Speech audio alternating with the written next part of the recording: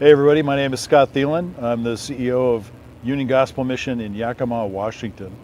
And we are continuing our all-day conversation with various folks in the community. And it's been a lot of fun. We've had people from all over the place, all walks of life. And it's awesome to be able to introduce Nick Hoover. Nick is here as somebody who's currently in one of our programs, in the Bridge program. Yes, sir. And he's doing really well. He's moving through this process.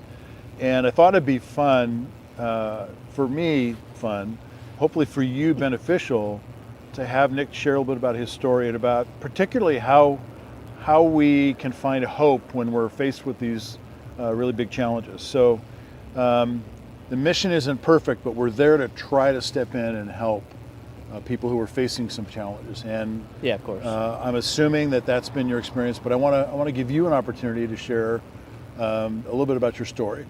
And I don't want to define what that is, so feel free to share whatever you'd like to share. Okay, yeah, so for me, unfortunately, I fell pretty hard into alcoholism about the beginning of COVID, 2019, all kind of hit. COVID. Yeah, and so it was kind of one of those weird, slow depression kind of parts of people's lives, and I just ended up resorting to abusing alcohol pretty hard. And throughout that, it was on and off, just kind of worsening myself. And then came around about 2023 of December 14th, I officially became homeless. Oh, wow. And it was just a slippery slope to the darkest points of my life type thing. And I figured out about the Union Gospel Mission through a friend. I got into the mission itself, and I was trying to look for maybe an Oxford House or some sort of program to kind of get into, to kind of clean up that alcoholism I was battling with. And at that point, I was in the Union Gospel Mission Adult Shelter side for about 3 months until Chris Romero, one of the freshly new case managers for our program side, came up to me and said, I've been kind of dabbling, like hearing that you kind of want to get sober and like we're here to help you with that journey. And I took him up on it. I didn't really quite know what it meant to be sober for quite a long time. And so in the year 2024, March 5th, I decided to take that leap and join a faith-based program. Yeah. That's awesome. Nick, when you were in the shelter, were you still drinking at that time? At first I wasn't, because I wanted to get into that Oxford House, but at the time you're just surrounded by, exactly. It's just not the funnest place, and you're not mentally really able to get yourself up yet. And so, I started immediately, probably within like 10 days of trying to be sober, just going back into the same habit, kind of insanity, doing the same thing, expecting a different result. And that's where I think Chris kind of saw me and was understanding that I wanted to try to change. And that's where he kind of picked me up and like, hey, we have a program if you don't know about it. And it's not a 30-day program. It's not, hey, we'll help you out for a minute. It's an extensive, long period portion of your life that we can hopefully track and try to get you back where you can be healthy and doing good again. And so it took about March 5th, like I said, that I got in 2024. And from there, it's just been a long journey, but it's been a good one, you know? Like, it's been a real fun adventure on the same time. A month in, you're just in discovery, kind of isolated, more or less, just getting yourself clean-minded and sober again. And then you have that long journey of new life, which is the 10-step Genesis process. And so it's kind of its own version of the 12-step. Kind of rough, right? There's some hard things you have to work through. Yeah, it's a lot of past trauma. It's a lot of just talking to somebody, some good mentors, and trying to understand why you resorted back to these bad habits. And it was good. Like, I'm glad I was able to get brought into that program. And yeah, it took about 8 months after Discovery, so a total of 9 months till I got into the Bridge program, where you're really able to take leadership on your own life, go back into work, go into other further things. Right. And January 2nd of this year, I got moved over to Bridge, which is the last portion of program, and I got hooked up with People for People, and they were interested that I wanted to go to school. Yeah. And from there, it took only a couple months. I got registered for Paratech, and then from there, it's just been smooth sailing, like really dedicating myself to further education, a good career path, like staying sober. And that is really cool. Yeah. Just talking to you, I don't know you very well. I just met you and getting a chance to hear your story. But you remind me of my son, who also went to Paratech. In fact, he went twice. And COVID, was hard for him too. But I just love that hunger, and that you, for some reason or somehow, because of your involvement with the mission, you were able to come to a point where you could see that potential. Right? Yeah. That's hope to me. That's like a new start. Oh, 100%. Which is so awesome.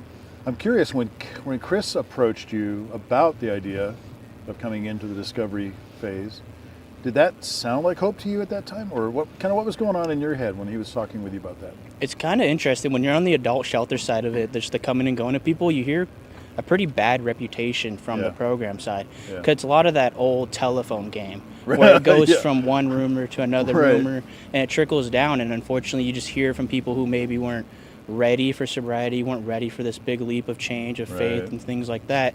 And so you just hear the worst until you talk to the people who run it. Okay. Until you hear from the individuals that are actually there in and out, And so at first it was more of just me having a one-on-one conversation with him, kind of breaking down like how my life kind of sucked at the point, and him saying like, no, we can, like, not just everybody there, but he himself was like, I can help you. This is what I'm here for. And so at first it was more of just kind of scared, anxious, like, what is this going to be? Right. And it took me till about like my first couple months out of Discovery to really look for that hope side of it, because that's when you start to really dig into maybe past traumas or events that led you to where you were. And so until then, you're not really thinking about how I got here, just more that you're there. Like, you're kind of just more depressed. Like, you don't know who to talk to or to go out for.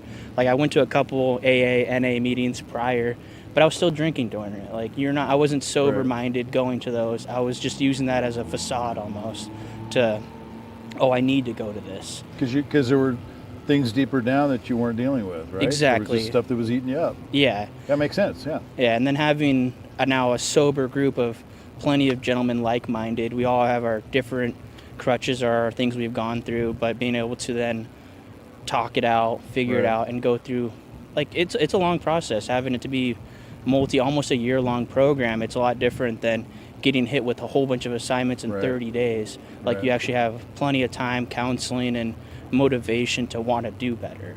And so, like, going back to how you said right then and there, if I had that hope, not yet, but it developed really quickly, and I've been able to explain people that was a big part of it. I appreciate you kind of mapping that out for me, because I think everybody's a little bit unique, right? And so I know Chris must have seen in you potential. Maybe at the time you didn't see potential because of where you were at. But I love that there is a way to come alongside someone and offer an opportunity that can eventually become a step of hope. Oh yeah. Right. Again, at the moment, maybe it's not obvious. Mm-hmm. And that's, I think it comes back to just having to take that leap, because at first you don't know what it's going to be like, and you at certain points in time you want to get sober, but doing it by yourself is gosh darn impossible. Yeah. Like, unless you have a really great support family or someone that can walk you on that journey, it takes one bad phone call or a missed text message to resort back to what you were doing prior, and then really being catered along in that discovery process of the program was a big, you could see just on Carla at the time and Chris, they were the two case managers, just how much they cared and bug you. Like, it's good, like good bugging, Yeah. But it was amazing, yeah. That also makes I think it should be, for someone like in that position, eventually beginning to realize that maybe they see something in me that I don't see. Right? Maybe that's where hope starts. Where where you begin to realize that they really think I can do this, or they really care about me, or maybe there's really hope here. Yeah. I mean, I can't relate to your story because that's not my story. I don't have that same experience, but I know that the New Life process is deep and difficult, but it's also super rewarding. And I'm so proud of the fact that you were able to hang in there and move through that. And where you are now isn't an accident. I mean, it's part of that hard work that you worked through to get to this point. Do you feel like you've got a good support system with the mission right now to continue to get you to move forward in the way you want to go? Honestly, yeah, it's one of those things that during your 10 steps of the program, it's building up people that aren't just at the mission, but people you can reach out to be accountability partners, a faith advisor, things like that, and not even that, just like a sponsor, someone that can be separated from the program. It's good that you have that program there, but with those individuals at the program, they teach you how to find others to support you, even when you're eventually not there. Like eventually, hopefully when I finish school and doing good, I'll be able to branch that gap of moving out and still be able to rely on the mission for assistance if I need it. Absolutely. But building that team outside of it, being able to have those difficult conversations at Celebrate Recovery with someone, being kind of vulnerable, like telling them the fact that you are in this program and the fact that you would like them to support you along this even after. Like they always say, you're going to be an addict even after you're done. Like you're going to still have those trials, and to separate what's healthy and what's not, there's countless people that I just only drank with, like I haven't talked to a couple of them in years. Super. Yeah. And so to separate yourself, like, I don't need to go to this bar, I don't need to do this, and you really get to understand that you were only doing that because of that addiction you were doing, or that alcoholism, or whatever it was, that they weren't friends. They weren't someone that you could call on a bad day and have just a conversation with, even if it's not about the bad day, but you'll just be real and talk with. And it comes back and forth with, I know I can reach out to Chris Romero like anytime I want, and he'll still be there. Awesome. But he's set me up with the tools, same with Emilio and Jason too. I know he moved over to higher up in the program, but right when I joined, he was still part of the New Life program. And be able to see these people who are doing really well helped out quite a lot. I love it. There's a difference between knowledge and wisdom. Knowledge is knowing facts, right? But wisdom is knowing how to apply those facts. And what I hear from you as you're sharing your story and some of this takeaway is that you've moved beyond just knowing stuff and you're really applying it. And that's freedom. I mean, that creates new opportunities for you. You're obviously smart, and I'm so excited for your future, what you're doing. But it doesn't mean it's easy. and so even when I talk about hope, it's not a feeling. It's a reality you have to work to pursue. Oh yeah. And I'm really grateful that you're there and you're doing it. I hope we can continue to be that kind of support that you need. And one of the things, we're a faith-based community, and so I don't know if you've had any experience in this before, but we're living out the gospel. We understand who Jesus is, and we invite everybody who comes into our program to see that. Yeah. How has that impacted you? Is that something that you felt like was awkward or was helpful? Oh, for me, it was actually extremely awkward. I've always related to going to church or faith or anything with that as almost a punishment. I grew up in a really addicted family. Like my mom was in and out of treatment center as well, and it was one of those things where if we ever went to church as a kid, it was right when my mom got out of sundown or something like that. It was more, she was sober at the time, but I was like, oh, she has to go to this. She's being punished for it. So I always kind of looked at it at that opposite side. Interesting. And going back to adult shelter, people made that joke after I joined, like, oh, did they give you a lobotomy? Like, what would they do to you? It was one of those extreme. I was like, no, it's not like that. It's not to the point. They want you to figure out your path with Christ and following Jesus, but it was never at the point where I felt forced or I had to get hit with the Bible to be part of the group. It was never a part of that, and it's just one of the things that I enjoyed along my process. Like, I've gone to church nearly every Sunday since I've joined. Amazing. Yeah. Just last Sunday, I got 2 of my classmates to go with me too, and it's one of those weird trade-offs. Like, you'd have think a couple years ago that would have never been part of the Sunday task, Right. And I've never felt forced about it. There's never been a thing where if I'm sick and if I don't go, I'm going to get in trouble or just anything of that sort. And it was interesting because, my journey with Christ and all along that has always been associated with either something poor or bad, and that has never been with the Union Gospel Mission. Yeah. It's always been, we are a faith-based program. We're not going to force you into anything. We're not going to make you question your sobriety for joining us and stuff like that. Like, it's more about, we run on these kind of certain rules. We would like you to participate, go along with it, but your sobriety and your well-being's always been the main focus of it. And I really took that to heart, because I used to go to, same with Chris Romero, I'd go to church with them every time, and it was kind of interesting. We would go to kids' church, like they would run that, and it was cool being not really familiar with it. So starting like the bottom floor and building it up. Yeah, it was. Love it. I enjoyed that, because I like, now when you go in, maybe they're talking about a part of the Bible and it's just kind of going over my head. And to literally build a foundation, even though I'm 30 with some of these youngsters and stuff, it didn't feel like I was being forced into it. It was fun. It was enjoyable, and it was a good way to start. I'm particularly, I mean, first of all, just the way that you describe that is exactly what I hope, because we want this to be a choice that the individuals are making, and it's authentic and it's not manipulated and all those things, because that matters, right? Yeah. Otherwise, we end up convincing people to believe something that they don't actually believe. That's not faith. And so I'm glad that you've had the opportunity to have those experiences and make your own decisions about that. I'm also glad that you've been open to that. I think it's really awesome. And the CR is another way in which our faith is expressed out there, and I'm glad that you've got that support system that's available. And I love hearing your story. As a leader, I can't be involved in everything, and so it's really cool to hear what it's like for someone like yourself. Thank you for sharing that. Oh yeah, of course. No, and I potentially still have another year and a half at the mission. I'm only 6 months into my education right now, and it's one of those things that I don't regret being there. It's one of those things that I enjoy, and it's fun to have this community. Unfortunately, I do miss out on it quite a bit. I believe the gentlemen all went to a camping trip these last couple days. You missed out on that one. And it's one of those things that everyone's like, "Oh, are you going?" I'm like, "Oh, I got school," and like, but that's good. That's a good excuse to have that going also. And so it's neat to see that while I've been there, they push for, hey, you can get a job right when you get into Bridge. But I did want to seek that further education, and to have them really support that. One, like why not go for it? And having people help me out with that too was a very fortunate event. And being able to pretty much only focus on school has been really nice. That's been a really cool thing.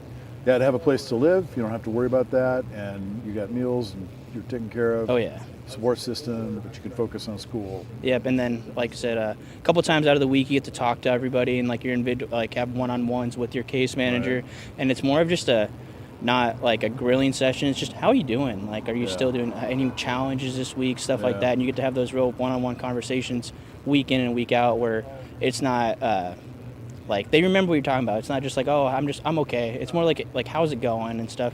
And sometimes it's an important conversation that you're struggling with, and sometimes you're just talking about sports or something. Right. And so it's nice. Yeah, just stuff. Yeah. Well, I really appreciate you coming down, and I know you've got a lot going on. You've got a class in the morning you got to get back to. Yep. So skipping the coffee tonight, hitting the sack. Yep. Thank you, Nick. Oh, yeah, of course. Appreciate it. Can I pray for you before you go? Yeah, of course, sir. That'd be okay? Yep. God, we are so grateful for the ways that you're at work in our lives, and we acknowledge that we don't always see it, but I'm just grateful for the things that you're doing in Nick's life, and it's not an accident, I believe, that you brought him to the mission. And I pray that as he continues to work on school and to continue to grow, that you would continue to surround him with people that are an encouragement to him. And God, that you would lay before him a vision of what you have in mind for his life. So I pray your blessing on him and encouragement. And that through this, God, that you would use him to be a blessing to somebody else. We're grateful. In Jesus' name we thank you. Amen. Amen. All right, man. Thanks. Appreciate the time.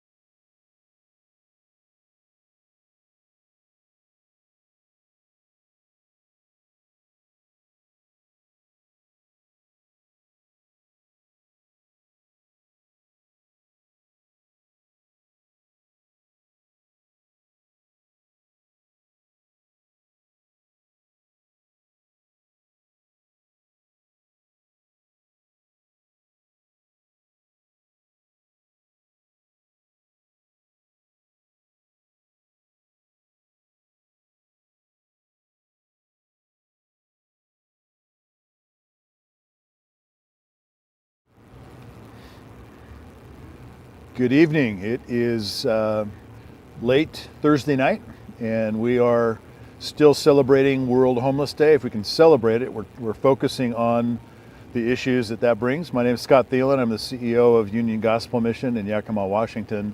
And we've had a really great day of conversations with folks in our community, service providers, law enforcement, staff, clients, just a wide variety of folks. And all of this is with the intention of having a more collaborative conversation as a community. The mission's been doing this work for a long time, since 1936, but we can't fix all of these problems alone. And so we're going to continue to be who we are and do what we do and live out our faith. But we want to be good collaborators with the community. And part of that involves, in our process of working with folks who are coming to the mission looking for help, is knowing how to partner with other people in the community. So I have with us tonight Jason Johnston. Jason is the Senior Director of Client Services at the mission. And his scope of responsibility really takes in a lot of stuff. As we think about what we do, it's always done in partnership in some form with the community. And so I'd hope tonight to have an opportunity for Jason to share a little bit about how that works, how we've structured our programs, and then also to talk a little bit about some of the changes that we've made recently in the shelter strategy. Sheltering is always an interesting work, and we want to continue to be good learners. And so there's been a lot of good learning and processing that's gone on there. I want to pick up before we jump in. So Jason, welcome. Thank you for sitting down and taking some time. Yeah, thanks for having me. There are two questions that came in from the live stream, and I want to hand these to you because they both are relevant to things that you're working with, and give you an opportunity to read these and answer them, because they're pretty straightforward, I think. Yeah. So a couple of questions here that came in. One is regarding Celebrate Recovery. Celebrate Recovery has become such a great partner in our recovery process at the mission, and for our folks that are in our long-term recovery program. Celebrate Recovery has been a great way for folks to connect to a local church and to be able to engage outside of the mission and with other people that are in a recovery process. And but this question is specifically about Celebrate Recovery. The question is Celebrate Recovery for people with addictions only? And in short, the answer to that is no. Celebrate Recovery really talks about the idea of hurts, habits, and hang-ups. And so that might be substance use disorder, that might be an alcohol struggle or a struggle with drugs. That also might be a struggle with pornography or struggle with eating. I know several people that are a part of Celebrate Recovery that really, for them, it's addressing issues of identity. And so Celebrate Recovery really is reaching a wide group of people that, the reality is we all probably have to some degree our hurts, habits, and hang-ups, and Celebrate Recovery is a place to go and just receive the help and resources in regards to that. But really grateful for Celebrate Recovery. We don't run Celebrate Recovery at the mission. We partner with local churches, and which has been really great. The second question, which actually came from one of our volunteers, asked this question specifically regarding our recovery programs. What would you like to do for your clients in recovery that you don't have the funds to do for right now? Is that like a blank check? Yeah, that's what I'm wondering. I want to ask him what we're thinking there. So there's a couple of things that come to mind. The first thing that comes to mind is it's really been on our radar for a couple of years now at the mission of really wanting to explore how can we either partner with or bring in some form of mental health services within the mission. We know that today the complexities of mental health, as that is so often paired with substance use disorder, is really a must for our folks that are going through recovery to have access to mental health services, and so that would be one thing, that to be able to have a mental health professional on staff as a part of what we do, or partnering with a mental health provider in the community that we could collaborate with. The other thing that has been a dream of mine for a long time is if I had that blank check, I would love to move our recovery program off of North First Street. As you can imagine, for someone who is in the process of recovery to be living right in the middle of lots of drug activity, lots of access to that, it just makes it that much harder. And to be able to move our program into another area of town where just some of those easy temptations are not quite as accessible, I think could help set our folks up even better for success than what they are right now. Yeah, that's great. That's good. I appreciate the questions. Those are good questions. And if we have other questions come in, we'll take time to respond to those also. but thanks for speaking to those. So in our work at the Mission on North First, you're leading a team of people who engage people out of the streets in outreach.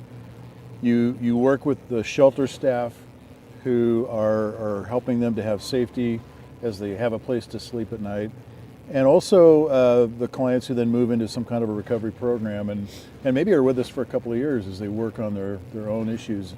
That's a pretty broad spectrum, and people in the community may not understand why we do it that way or how it works. Yeah. Before we talk about the shelter and changes to the shelter, can you just explain how this is designed, how this kind of system works? That's a big question, I think the easiest way to think about this is what we call our 5-space model, and our mission at YUGM is following Christ and helping people move from homelessness to wholeness, and you know, the interesting thing about our mission statement is something I've been thinking about a lot lately. Is you can't have a mission statement like that if there isn't the belief that transformation is possible. Right.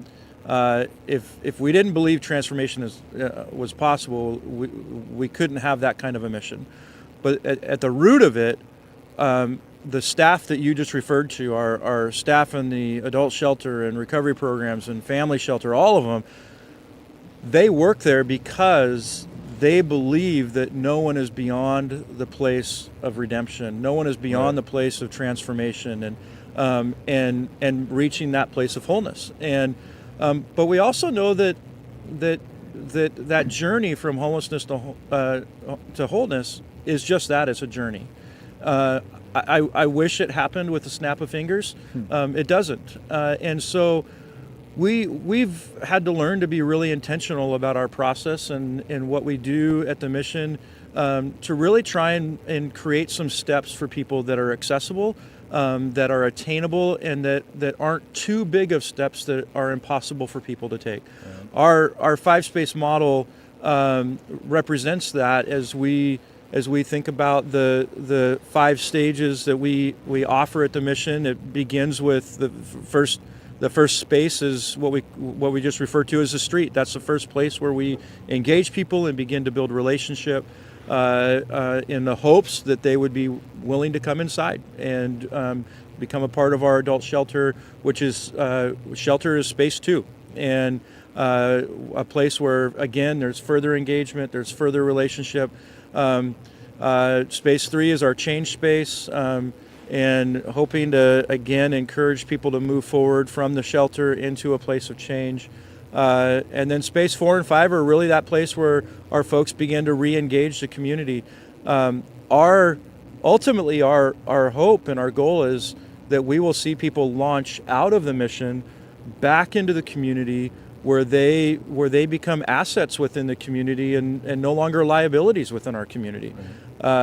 We had a work project on Monday as we were beginning to implement some of the recent changes in our adult shelter, and we had some clients that volunteered to help work and help move beds and move mats and all of that. And I was working alongside one of our clients, and we were just chatting, and I was asking him what his goals were and whatnot. And he was telling me that he's one of the folks that moved into a new program we launched this week, and he was telling me that he wants to get into this program, and he's got a couple steps, things he needs to do, but then he's going to be ready to start looking for housing, and that his goal is within the next 60 to 90 days he's going to leave here and he's never going to come back. And which is great, yeah. And I told him, I said, you know what's so interesting about that? We're a really, really bizarre business, because that's actually success for us. Right. Like, success for us is that you are launched back into the community and we don't ever see you again, unless you're coming back to volunteer or you come back and get a job there. Actually, if you come back as a client, that means something probably went wrong. And it was just fun to think about that a lot of places are, they need customers to keep coming back to be sustainable. We want to launch you out so you can reach that place of wholeness. It's like parenthood, right? Yeah. I mean, the objective of having kids isn't to keep them; it's to release them. Exactly. Yeah. That's really cool. Transformation is the objective, and I think you mentioned wholeness being sort of the outcome we're all looking for. We've worked at trying to define what that looks like, and we know that people can't get there all at once, right? So the journey, the process, is really important for the community to understand that this is a process. I actually think this is one of the greatest things about what we're doing, because there are other programs in the community that offer treatment, but what we are able to offer is a community where we get to live out our faith, but a community where these folks are experiencing acceptance and a place to belong, maybe for the first time. Yep. But a community that isn't a 30-day community, right? There's the potential for someone to really live in this space and work through some of the difficult things because they have a support system. It's not accidental. Yeah, one of the essential pieces for us really is that element of community and relationship.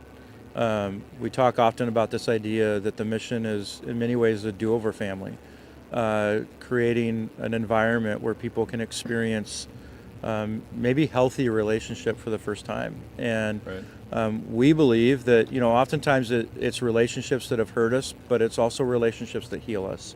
And so creating an environment where that kind of relationship can happen. And one of the gifts that we have, and especially in our recovery program at the mission, one of the gifts that we have is we have the gift of time. Our folks are with us. Our program is a long-term program. Our folks are with us for 12, 18, 24 months. And there's a lot of good work that can be done in that time. And earlier tonight, you were talking to Daryl Gill, who talked about just the realities of addiction, that it takes a year, 2, 3 years to really help the mind become healthy again, and to overcome some of the dysfunctions of the brain that happen because of addiction. And so we have that environment where we have that gift of time to be able to really come around people and engage with them. And that's special. That's a gift that not everybody can do that. I mean, we're able to offer this for free to these folks for an extended period of time because of the generosity of our donors. Right. It makes it possible for them to have a different kind of experience. Yeah. And for most of them, it's a transformational experience. Yeah. Right. Can you briefly describe how that recovery process flows? Because we have several phases that they have to work through. Yeah, so actually a couple of years ago, we made some adjustments to our recovery process to really create a phased process for recovery, recognizing that, again, as I mentioned earlier, trying to create some attainable steps that people can take. And so we have a 3-phased recovery program that begins with a phase that we call discovery.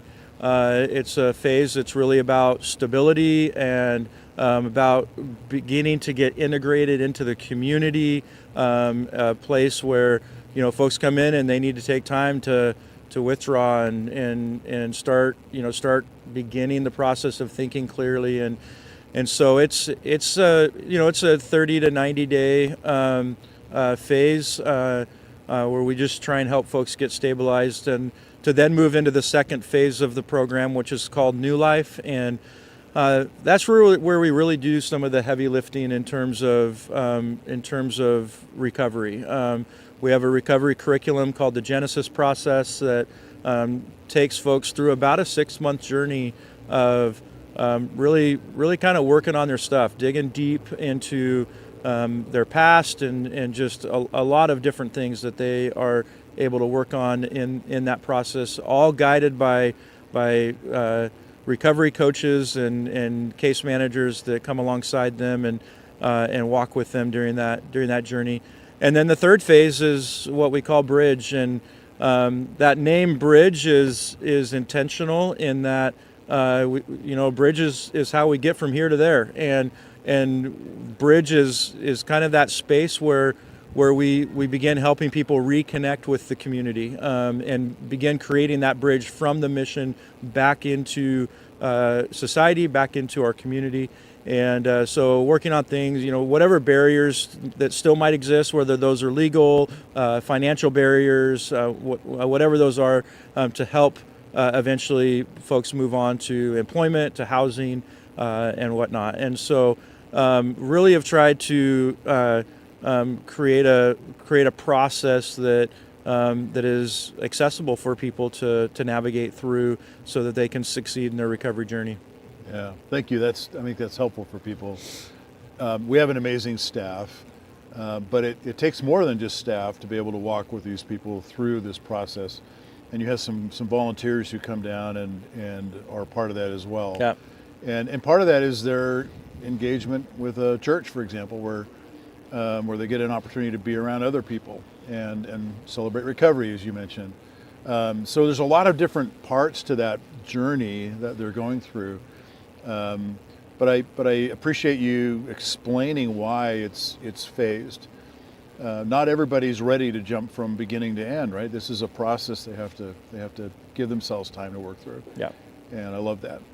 Recently, and maybe after 6 or 7 years of sort of learning, we've made some decisions to change how we do the same kinds of things in the shelter space. Those are changes that weren't easy to make, and we're still in the process of that. But you've made a similar decision to create some steps in the shelter space. Can you explain a little bit about how that works? Yeah, so for the last 6-7 years in our shelter space, we've been operating a low barrier emergency shelter. It really is just a place of refuge and yes, an emergency shelter for people to go to. There are minimal requirements, very minimal requirements for people to be able to come in. But it was becoming more and more clear that in order to help people move from homelessness to wholeness, that we needed to reevaluate some of our practices to, similar to what we did in our recovery program, to try and create a structure that change would be more accessible to folks and not quite the mountain that it looked like. And so we are in the process of launching what will ultimately be a 3-phased shelter process that will still operate a basic emergency shelter that folks can come to and receive the same services that we've been offering for years. But also offering, we just launched this week a new program called Reclaimed, and it is a space for folks who are really ready to begin taking steps, that are ready to maybe they don't need long-term recovery, but they've got other needs that they need to work through.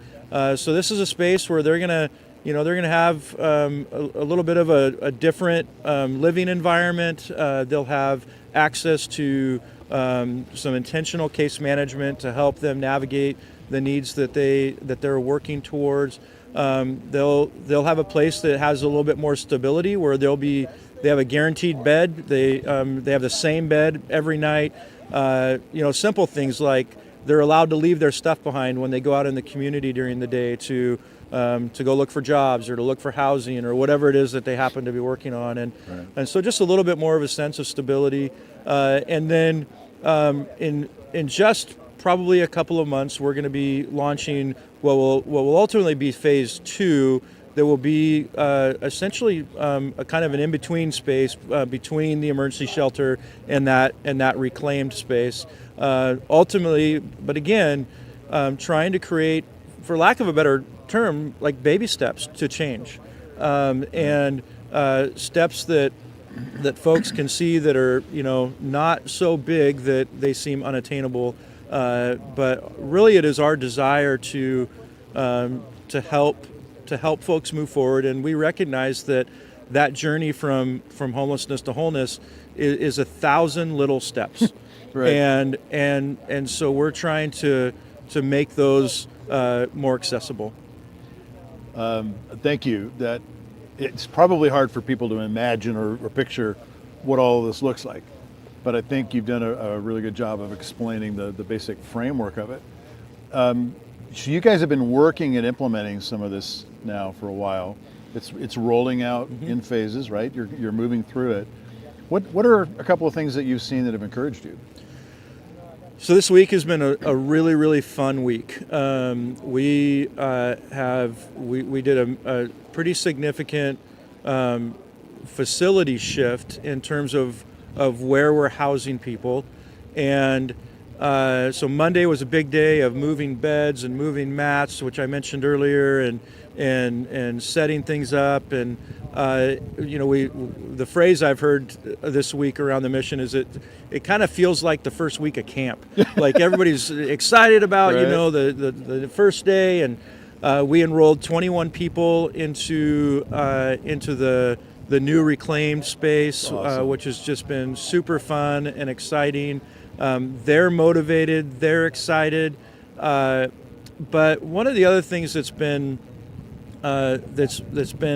interesting and has been good, and it might be hard to grasp this if you've not been on campus, if you've not seen this in action, but one of the things that this changes did is that the space that has always been just our day space has actually become both our day space and where we sleep at night.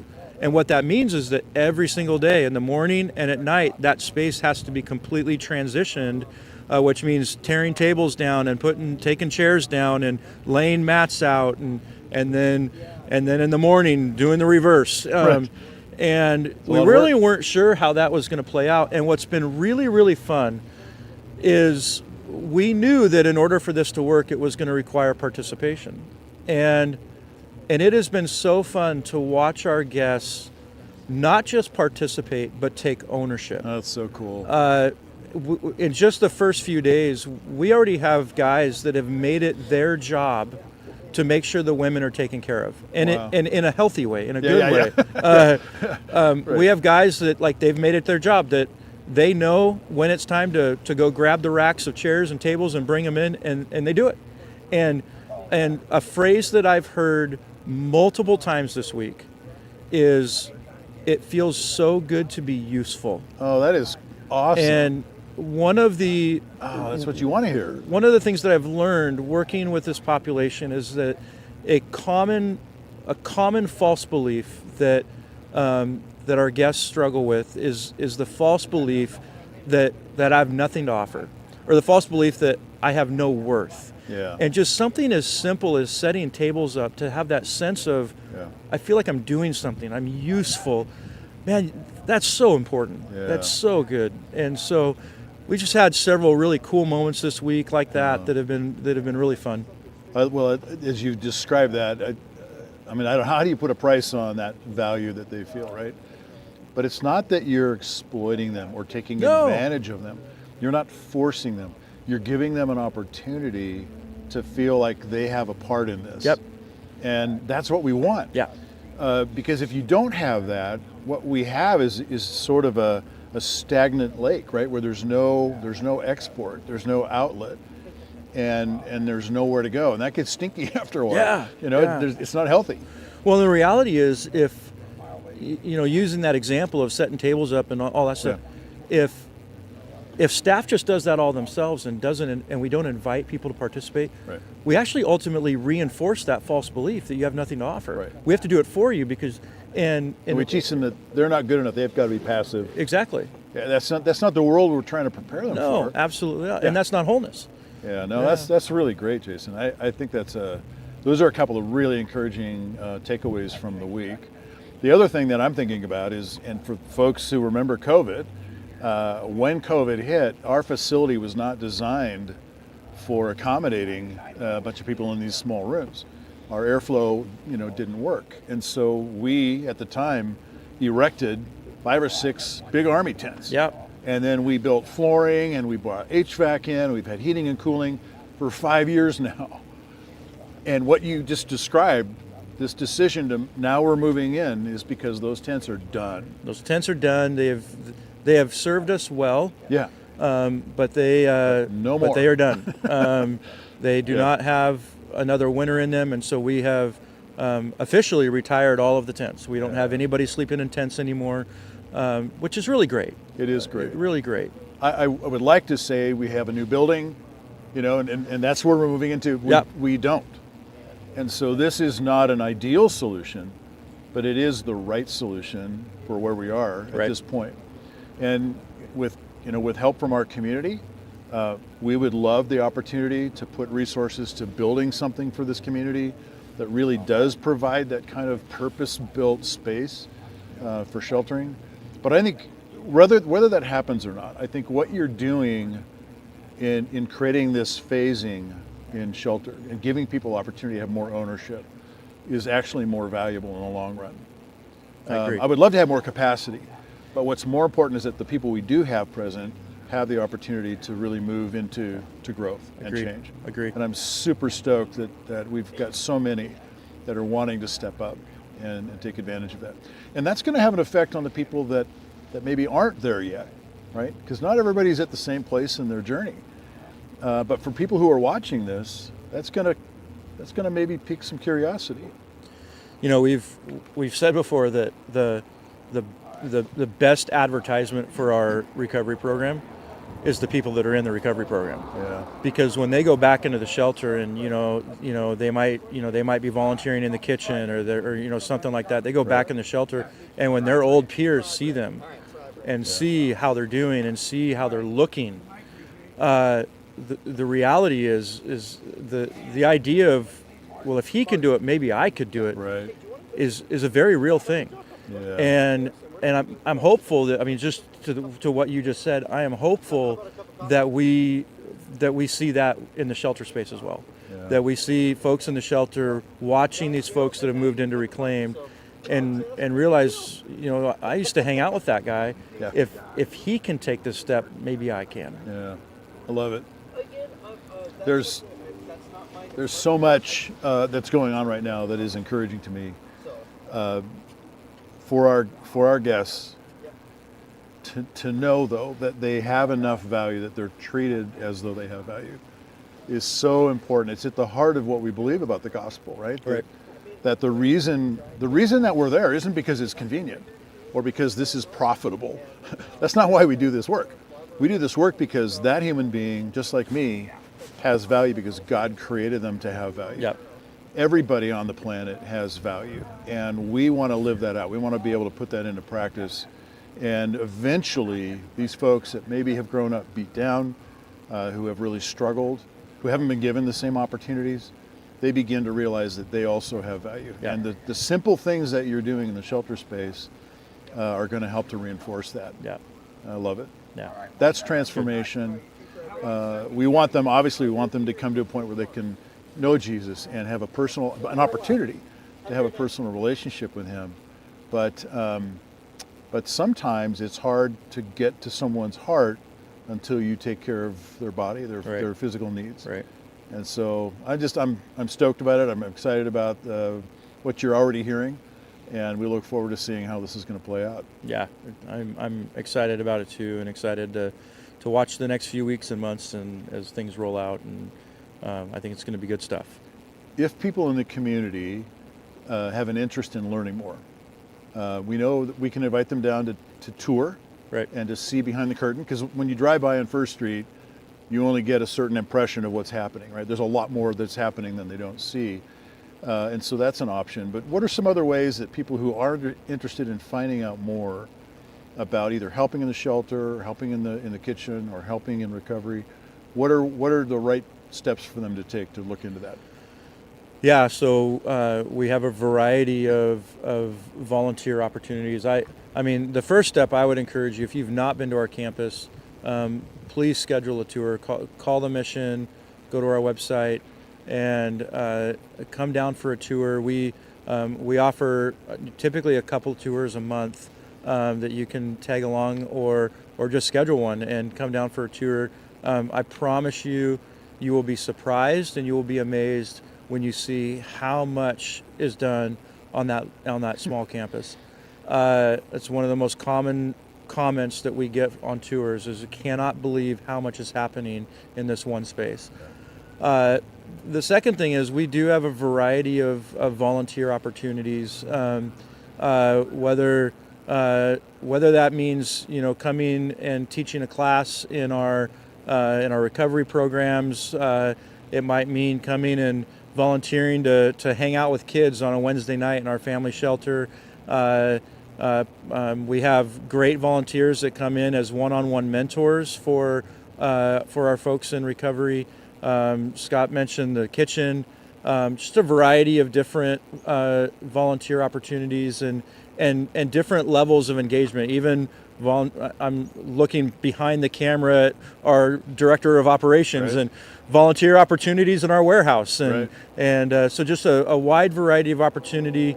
And just would encourage you to get involved. You can go to our website, and there's a volunteer link there where you can sign up to be a volunteer, and then look at just the list of opportunities that exist. And what I will tell you, from my own experience of working at the mission, I didn't know this when I went to work at the mission, but the mission really has been my program.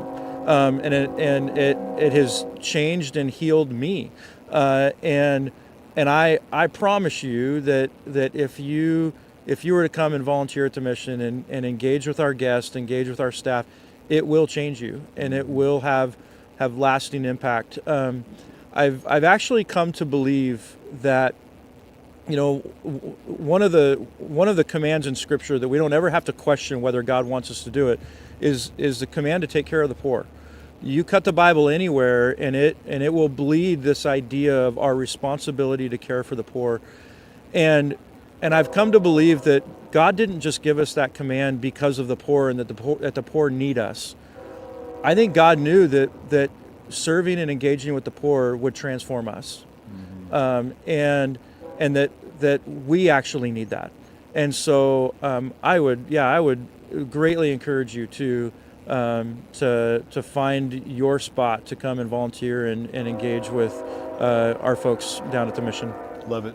Thank you, Jason. Thank you. Thanks for making time to come down. I know it's late, but I appreciate it. That's absolutely, absolutely. Thank you. We appreciate you being here. Thanks.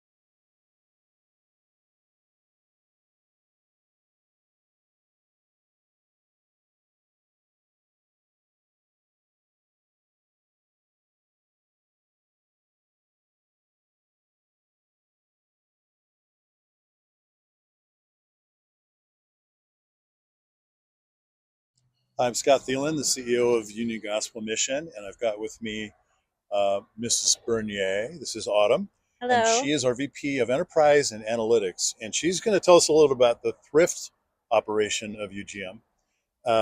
So one thing that people may not recognize is that thrift involves ministry also.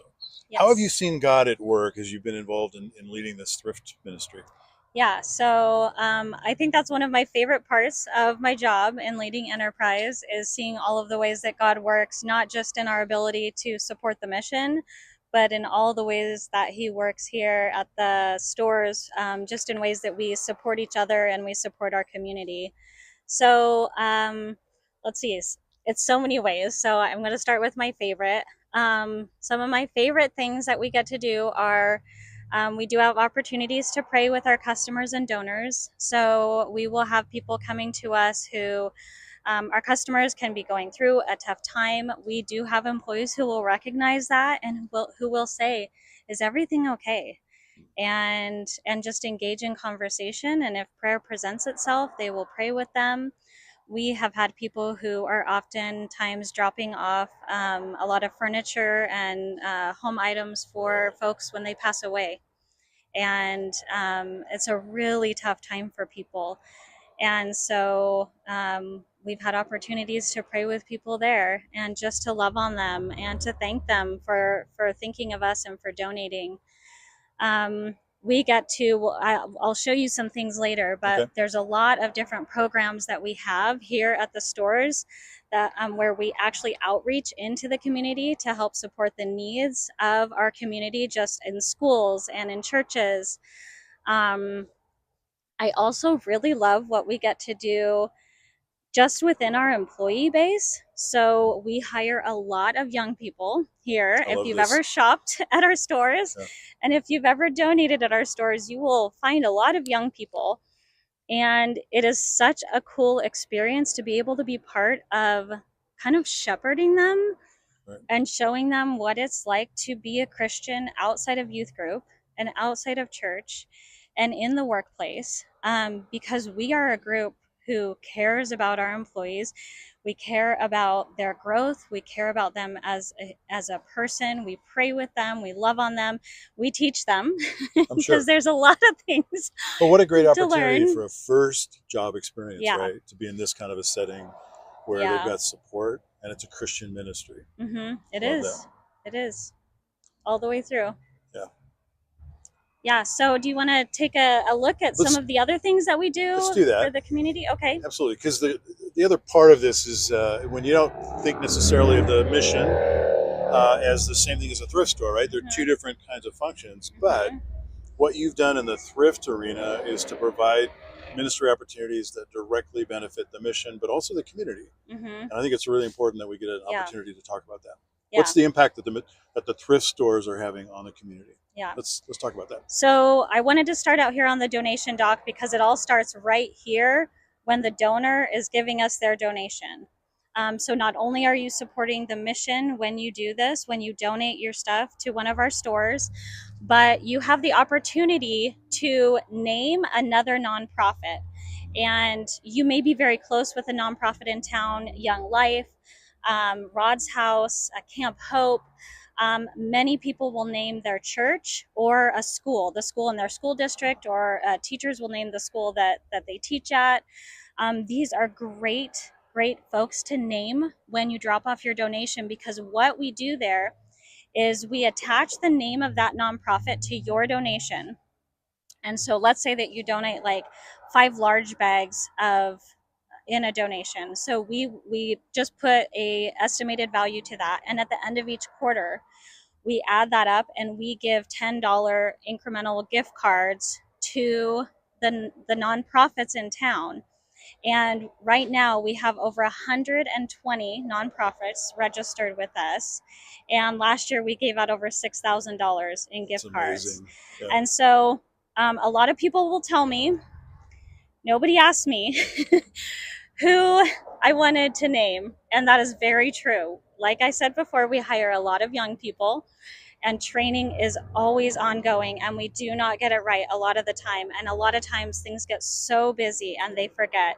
So I would just encourage everyone to make sure that when they're dropping off their donation, all they have to say is, I want my donation to benefit, and then name your nonprofit. Yeah. I know it really, for example, with churches, it gives them a tool, because they'll have folks who come who are in need, and they may not be in the practice of giving out cash, but they can offer some help in this form, and allow them to come to the thrift store and get some direct benefit. So the nice thing too is we do attach that to your name. So every time you donate, as long as you give us your phone number when you donate, we will always make sure that that donation gets credited towards the nonprofit that you've named. Excellent. Yeah. Yes. You want to show us some examples of this? Yeah, so let's see here. Let's go in and we'll take a look at where things start for us when your donation comes in. The very first thing that we do is we make sure that we fill all the needs of the mission. So that's our main campus facility where we have our adult shelter and our family shelter and our programs. And so come with me and I'll show you how we do that. So we do receive a lot of donations and it can get quite busy and quite hectic here. This is a very calm time right now. So this is a great time for us to go through. So as long as anytime food comes in or hygiene items, socks, underwear, anything that's just a typical item, that toilet paper, please bring toilet paper. That immediately goes into what we call our essentials. So we will typically fill up our essentials pretty quickly and these are at all of our stores. So we fill these up. You can see we've got toilet paper in here. We've got food that folks have dropped off. So these go, they can go down daily. We have trucks that are always servicing our stores. And so these immediately go down to the mission. They get sorted. They get taken to our pantry. They get taken to the medical clinic or they get put straight into use. So a lot of times we also get specific requests. So one of the things that we've been doing a lot lately is sending down a lot of towels and bed sheets. And because we've started one of our, a new shelter program where we have beds with sheets on them. And it was our first night last night, and someone came in to shelter and she had to be shown sort of what to do with the sheets on her bed because she told us it was the first time that she had ever slept on a bed that had sheets on it. Amazing. And that's the kind of stuff that makes us realize just how blessed we are and how important this work is. So anytime you have something and you want to make sure it gets used down at the main campus, all you have to do is drop it off at any store, whether it's food or hygiene items, and just say this is for main campus. If you put a note on it, that's even better because then we'll make sure that it gets in the right spot, especially if it's kind of busy at the moment. Right. And we will make sure that it gets in our essentials tote and it goes down to the main campus. So in addition to the things that people specifically tell us they want to donate to the main campus and the items that the campus is requesting, we also have these clothing orders that we're filling for our shelter folks. And we used to actually have a full clothing room down on campus. Right. But what we found was that it was really hard to keep all the right sizes in stock, and they never really knew what sizes they were going to need. This is actually so much better. And so we ended up basically having to have a mini store down on campus just so that we could have all the right sizes and all the right clothing. And so instead we decided to kind of bring that process back to the stores. Also, we didn't have the staff time. Right. And so we felt like this was also a really good way to tie the work that our workers here at the store are doing back to the work at the mission, because it creates a really meaningful experience to be able to just put these clothing orders together. Another reason is because our folks write like their name on the piece of paper. And they write their pant size and their shirt size and like something, sometimes a little bit about what they like, you know? And so we'll try to find that for them. Like Air Jordans. I'm looking for Air Jordans. Yeah. So we're like, of course. So that has actually worked really well. It was very difficult at first. It took us like a full week just to fill all the clothing orders because about 40 or 50 come in every week. And now we get them every Monday. And like I just went down there to check the table, and they've already processed all the orders for the week and sent them back to the mission. Right. So, and it's only Tuesday. But you So, think about these folks coming in off the street, they may have been outdoors for weeks and have not exactly. come in and changed their clothes, had a shower. Yep. They need a new start. And for us to be able to provide something like that Yeah. through the process that you've got going in Thrift here is just, it's awesome. Yeah. Yeah, absolutely. So I can take you down that way, and we Yeah, can let's do take a that. look at the area where we fill those clothing orders. So this is the area where we put those clothing orders together. So we have individual pieces of paper for each one of our folks in shelter who are in need of a new outfit. So 40 to 50 isn't everybody. Right. Not everyone needs a new outfit, but many do. Many do. So typically we have, like I said, 40 to 50 orders a week. And so we take those, and we have these bins that we're pulling from. And then if we can't find it in the bin, then we head out to the floor and we'll grab the things from the floor that are needed at the shelter. And then that gets put into its own little package with the person's name on it. And we found that makes them feel really special, Of course, when they yeah. come to pick it up, because it is something that's specifically made for them. And it has their name on it, which just putting someone's name on something has a lot of meaning to it. And I just love that the community may not know this, but the way in which you're able to provide these needs for these folks of the mission first Yeah. is sort of like our tithe, right? It's making sure that what we Mm-hmm. receive is honoring the people that we're here to serve. Mm-hmm. And I love that. And then we just found this tote, which just finished getting put together. If you want to come over here, I can show you.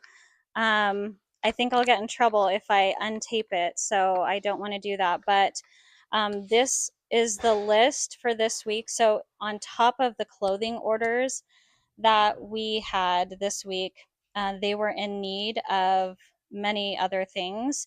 And this typically comes from mostly from our folks in program and from our family shelter. So we might get new families in each week, kids who need backpacks and things for school.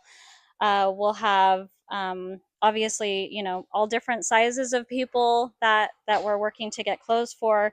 So we do special fill those. You can see we also had a need for a coffee maker, a crock pot, can opener. So we keep track of all that, and we put it in our tote. And this is 1 week's worth. And so we're going to send this back to the mission and get everyone taken care of.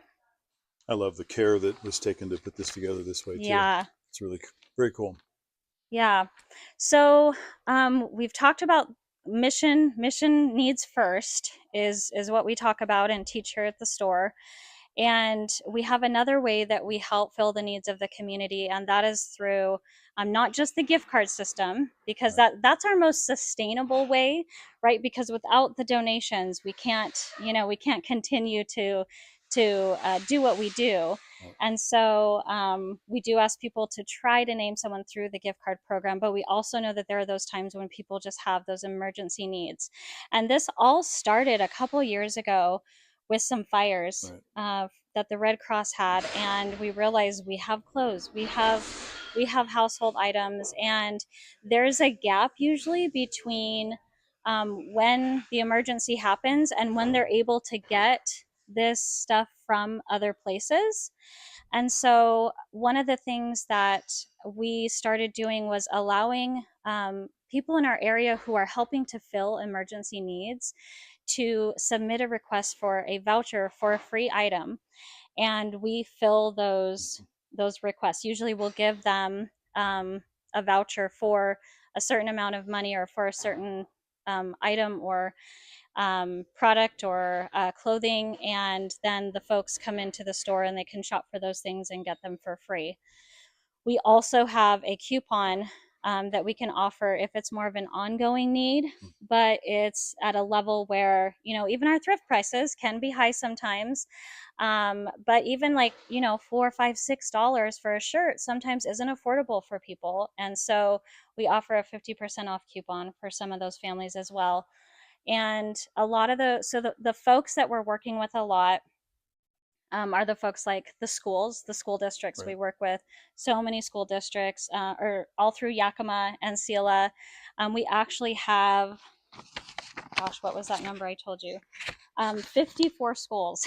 Wow. 54 schools that we're working with. And almost, what, 30 churches or more? It was 48 churches. Wow. Okay. Yeah, a lot. I didn't even know we had that many nonprofits in Yakima. The list is over 200 long. And yeah, the needs are high here. So Catholic Charities, Consistent Care, the Department of Corrections, Yakima Farm Workers Clinic, Rod's House, DSHS, and Trust. We work a lot with Trust and People for People, the YWCA, and then of course the school districts and churches. And those emergency needs, I don't think a lot of people think about. Like, to me, I'm like, okay, an emergency need, that sounds like a fire. You know, someone's house burns down. That is like, that happens sometimes. Those are the big events, but there's a lot more. More often, it is families fleeing domestic violence with nothing. Right. It is folks who are getting out of jail and have nothing. Folks that are just getting custody back of their children and they don't have anything for their kids. It's folks who are just graduating out of a detox program and they end up with nothing but, you know, maybe a little bit of clothes that they have on, right. Needing shoes. And we, like I said, we do a lot with the schools. And one of the reasons for that is there's a program called McKinney-Vento, and that is a program where schools can identify families who are essentially experiencing homelessness. And it may not be the type of homelessness that you think of when you think of the mission, because you're thinking of street homelessness a lot of times. Right. But the homelessness that we see in schools is often kids and moms and dads who are staying with family members or who are staying in their car. There's a lot of folks living in their car. Yep. And so we consider these emergency situations. And when the kiddos need clothes, and mom and dads a lot of time will need clothes for interviews, we consider that an emergency. If they have an interview and they need some nice clothes to wear to the interview, we'll make sure that they have the clothes for that. I mean, that's just so special to me. It gives me goosebumps to think about. Yes, such an amazing way that the mission's able to help give back into the community. Yeah. And last year, how much in terms of value did that contribute to? So this number really surprised me. I just had them pull this. So let's see here. Where did I put that number? Just emergency vouchers and this coupons. Is just emergency vouchers, not even the coupons. Oh. $41,591 in emergency vouchers were given out. Real needs that are being met. And that was since October 1st, 2024. Okay. So just a year. 1 year, yeah. Just a year, yeah. That's awesome. Yeah, so that's really special. And that's because of the generosity of our community and their investment by passing these things along. We're able to distribute these to needs in so many ways, not just clothing or goods, but literally giving the opportunity for people in need to come in and get what they need. Exactly. On their own. Exactly. To feel like they're able to do that. Yeah. That's great. So to me, you know, you can certainly give to the nonprofit that you feel passionate about, but if you are thinking, well, what can I do with the stuff that I have in my home? I want it to do the most good. You know, bringing it here, naming an organization, allowing us to use those donations to help fill needs in the community, and then of course the sales from our stores are what make the work that we do at the mission possible. Right. We're looking at about half of the funding for the mission being provided by the stores. And so without that support, we could not be doing what we're doing today. Right. There's absolutely no way. Yeah. And so, and I just want to emphasize again how important it is that the mission and the thrift stores are integrated. We share the same vision, and that's what we're working toward. Yeah. You might benefit us by just reminding everybody where the stores are and Yeah, how they operate. absolutely. So we're here at Summit Thrift on 56th and Summit View, right next to Safeway. And then our Mission Thrift store is located on 20th and Lincoln. And then we have Lighthouse Thrift, which is located at 1606 North First Street. So North First Street, nice big lighthouse sign. And then you will see a new building going up in Sela. So the mission is not building that building, but we did partner with the folks who own the two plazas in Sela, and they loved the idea of us leasing a store for them. So they are building a building that we will begin leasing sometime in February or March. And we're really excited to come to the Sela community with a thrift store. Mhm. And I think one thing that we've talked a little bit about that I want to make sure folks understand is that we provide services at the thrift stores through the things we do, like filling the clothing orders and giving out vouchers. However, we do not offer any services for our homeless community at the Right. stores. Yeah. And so having a store in your community doesn't mean you're bringing homelessness to the community. You're bringing support Exactly. for the programs, but we do not offer services in the stores And outside of vouchers. that's such an important distinction because we're not creating shelters in the various communities. But I just love that the thrift stores are able to be little outposts of the mission in terms of our relationship with the community, Hmm. and that they have easy access to be able to donate things, and it really Yeah, does make a difference. Love it. good. I love it too. Thanks That's for why what I'm you do. here. This is Autumn Bernier. Thank you. Bye bye.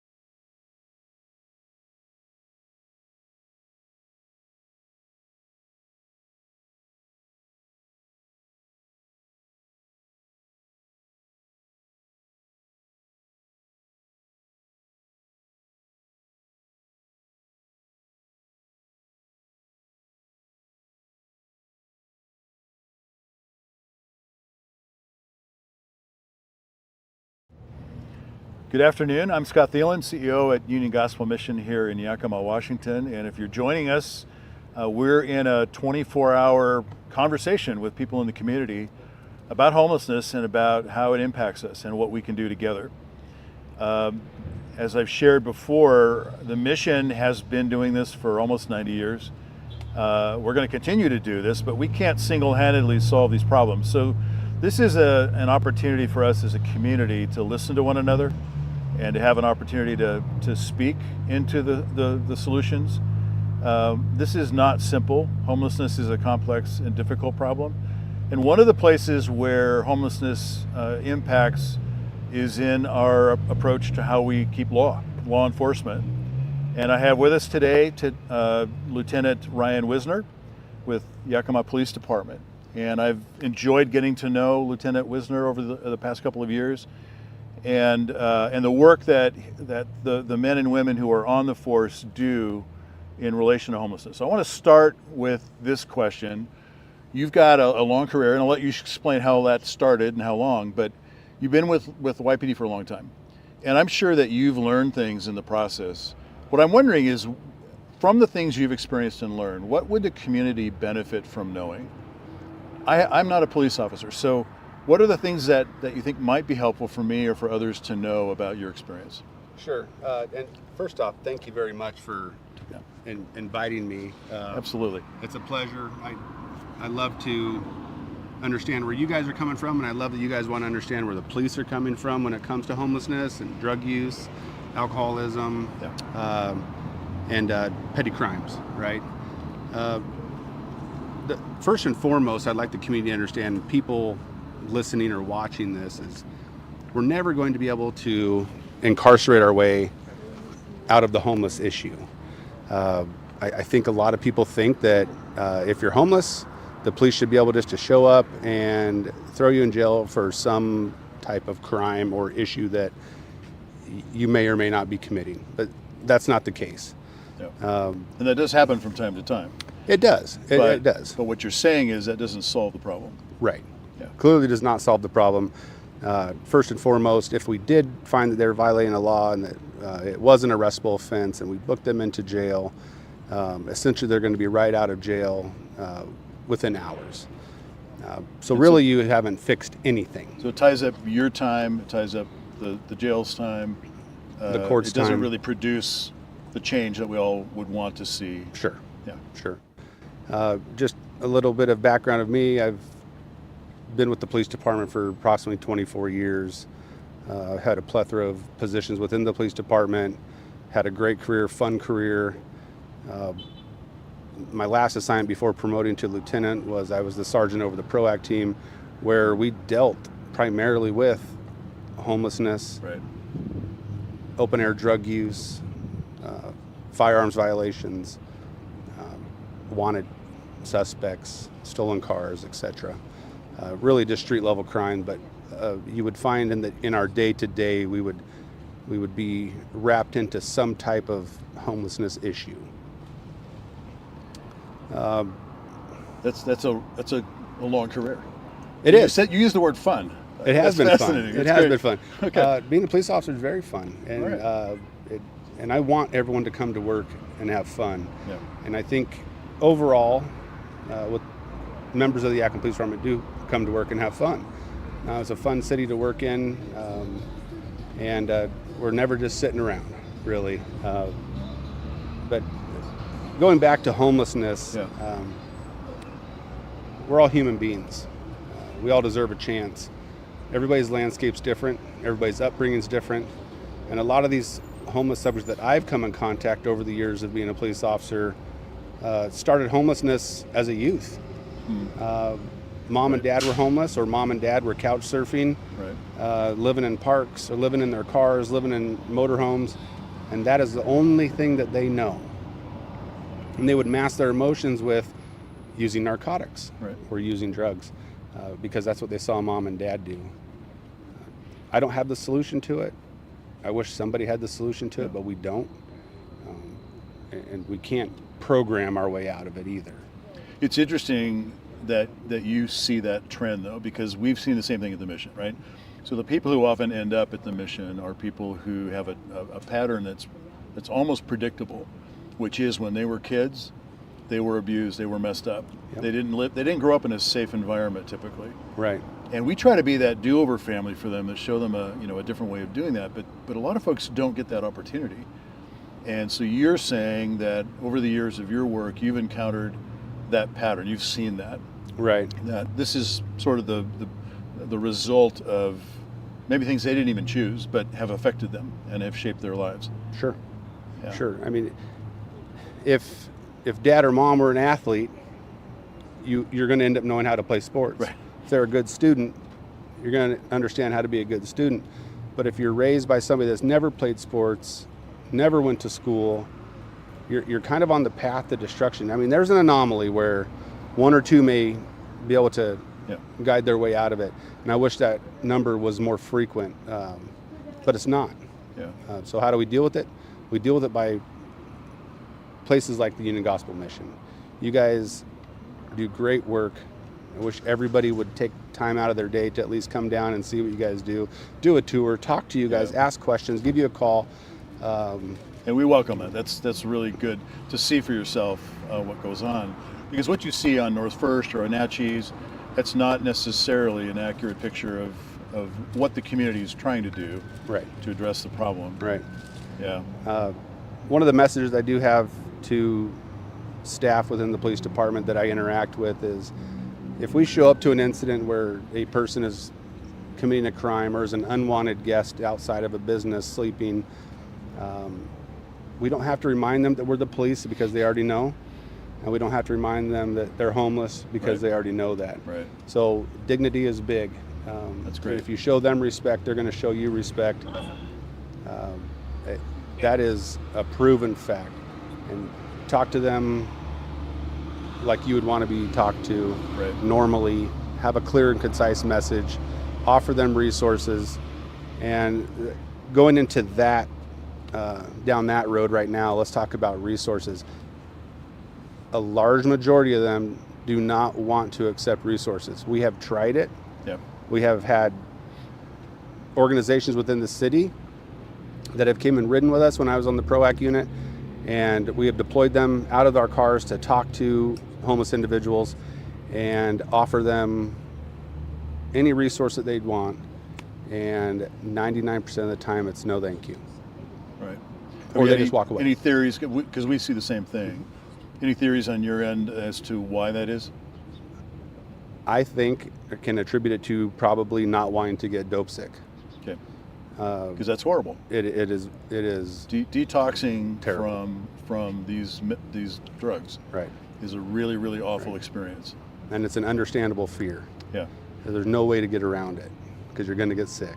Right. So if we do incarcerate somebody, we do offer them a path after incarceration, because a large majority of them are high on fentanyl, and that is what you're going to get sick from when you come down and aren't ingesting more fentanyl. And we let them know, hey, you're going to sober up while you're in jail. When you get out, you're going to be sober. That is your chance. Yes. To go to the mission. Yes. Reach out to Comprehensive. Right. A drug rehab facility of sorts. Anything. Yeah. Right. And so we have staff in the jail who are on average talking to 15 different people every week for this reason. Because what was happening previously is that they would get discharged maybe 2 in the morning or something, and all of the bad actors are waiting for them, and they have a really difficult choice. And we want to be more of a support, right, to those individuals, and I think that's the community's desire. But if you're that person and you feel alone, that's probably not gonna help. Right, right. You're getting out of jail, and you're outside the concrete walls, Right. and you're looking left and you're looking right, and the only thing you know is that your buddies are a few blocks away. Yeah, that's Where a else strong are you going to attraction, go? right? Absolutely. Right. What else do you do if the mission isn't waiting outside in the van and saying, "Hey, bud, hop in, let's go," Yeah. and they have to be willing to do that. You said something a couple of minutes ago that really caught my attention, because you described yourself, and as I've gotten to know you as an individual, I can see this, that you look at these individuals as having value, Absolutely. of having dignity. They're caught in a situation that's really difficult, and we certainly believe the same thing. We believe that every human being is created in God's image and needs to be treated with respect. The reality, though, is that I think people in our community just want the problem to go away, right? And may not stop to think about these individuals as human beings. I'm curious, when you and the others on the force encounter homeless individuals, what have you seen? What's their reaction to law enforcement? You know, what do you think is going on in their heads as they encounter law enforcement? It really depends on what they're doing at the time. Okay, that's fair. You know what I mean? If they're committing a crime and they know they're committing a crime, Okay. they're doing the best they can to try to hide any evidence of the crime that they're committing, or merely they're wanted and they'll just try to walk away if we can't identify them face to face, off of knowledge. Yeah. Some of them will stick around and chat with you if you want to chat, Okay. but we have to take the time as the police to sit and chat with them. Which isn't automatic. You guys are under pressure Right. for time. Yeah, there's other calls pending. You got supervisors that are saying, "Hey, you've been on that call long enough. You got 4 more stacked up in your beat. Why don't you go handle that?" Which we do want the sergeants to do that. I mean, that is one of their main job functions, is to keep the call screen down and keep guys being proactive and interactive, right? Yeah, it's not necessarily welcoming. If I have nothing else to convey about that, but then again, not everything is a police issue. Okay. Yeah. If people run up against a wall or don't have an answer, we in society have become accustomed to calling the police. And I'm not saying a business owner that's a little worried about the gentleman or gal that's sleeping outside their front door when they come to open the door in the morning, and I wouldn't expect anybody to have to interact with that person because you don't know. Right. So yes, call the police, but we can't be the crutch for everybody for every issue all the time, because we investigate crime. Right. That's fair. Yeah. It's also not convenient if somebody just wants the problem to go away, right? Right. And I think part of what we're learning as a community, and I'm going to presume here that I can speak for the community, but I feel like we want the problem to go away, but we're not exactly sure how to collaborate to make that happen. And I'm really proud of the effort that our community is engaged in, trying to have, and why we're doing these conversations too. I mean, Right. Trying to figure out how can we work together more effectively to actually help these individuals. And it is frustrating, to see something that you can't fix, particularly if it's affected you. I know when I talk to people who have lost a family member to overdose, for example, they're a lot more tender about the dilemma, but they're also wanting it to go away. Right. I'm not at a point where I have a solution to propose other than we need to work together. Right. And so I really appreciate the way that you're setting the tone in YPD. When YPD comes out to the mission, and we do have issues Sure. where people act out, Sure. and it's unsafe, and we need to have help appropriately. But we can't expect YPD to solve every homeless problem. Right. We're in that place where we're going to do what we can, and you're in a place where you're going to do what you can. But I really appreciate that you're trying to cast that culture downward of valuing these individuals as human beings. Right. We can't help them change unless we help them understand that they have value. Right. Right. Right. And so I just appreciate that from a law enforcement point of view that's your mindset. Right. Thank you for that. You betcha. And I do really respect the friendship we have with the Union Gospel Mission. Most of the Northeast sector officers know the staff at the Union Gospel Mission.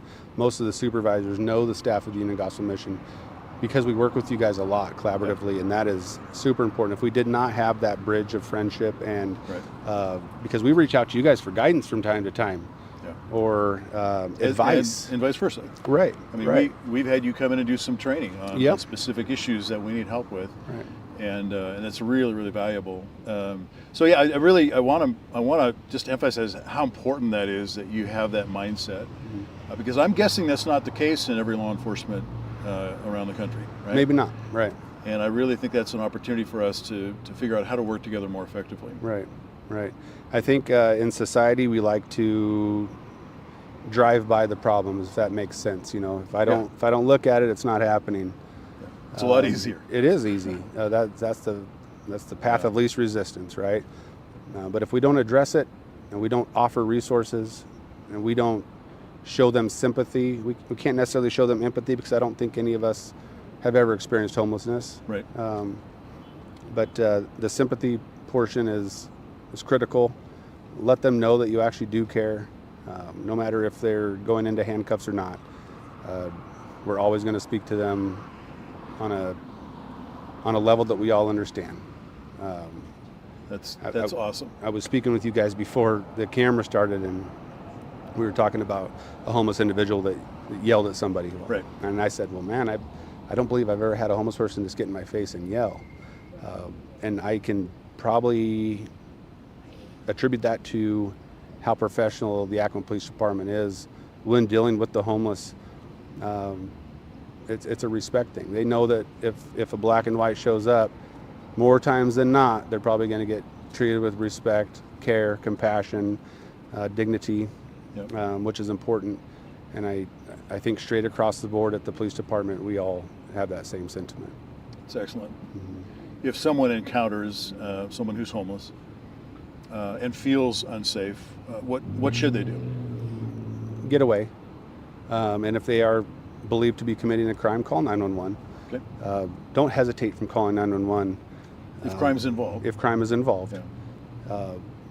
But more times than not, I mean, some of these individuals suffer from some type of mental illness, and maybe are talking to themselves or looking up in the sky and chatting with themselves. And that may not be the time that you want to stop and try to shake hands and befriend this person. Right. So really just use common sense. Okay. What are the hairs on the back of your neck telling you? Right. Is this a good time to have a conversation, or absolutely maybe not? right? Maybe not. And most of them may not want to talk because maybe they're embarrassed, or maybe they don't think that the person that's going to talk to them is going to really care. In a sense. But they recognize us. We recognize them. I'm talking about as the police. Yep. And if you've treated them well in the past, they remember that. They remember that forever. And you could interact with one today and show them respect. And 3 months down the road, you want to interact with that same individual. They're going to remember that officer was nice to me. Yeah, that's good. So yeah, that's good. That is important. For folks in the community who may or may not have a relationship with law enforcement, is there any advice you would give about what they can do to help Yakima be a safer place? It's a big question. It is a big question, and I don't know if I necessarily can answer that. Okay. Because everybody thinks differently. Everybody thinks differently about what they can use the police for. Everybody thinks differently what they can use the Union Gospel Mission for. Everybody thinks differently what they use comprehensive for, or their friends, their family, or church. Right. So it's not that simple. It isn't. That's a tough recipe to put together and come out with a positive product. That's fair. Yeah. That's fair. Well, again, I appreciate what you're doing. I appreciate particularly the mindset that you're trying to encourage in the force. It's obvious to me, from my point of view, that that's happening. I hope the community can catch that as well. Sure. And understand that that it's going to take collaboration on these issues to make this better.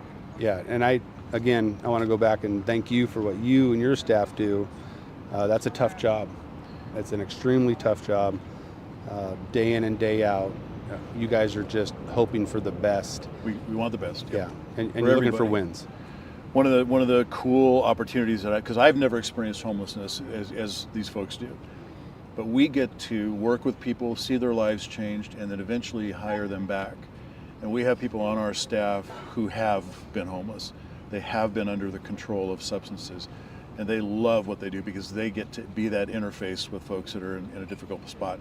They have the ability to talk about that in ways that I can't, and I'm humbled by that. Sure, and I hope you guys sometime throughout this 24-hour period have a chance to get a piece of this and tell the community, like when we sat down the other day and you explained to me this other hub, I'm just going to call it a hub for lack of a better descriptor, of what you're doing with transition of this. It's the people that want help. Right.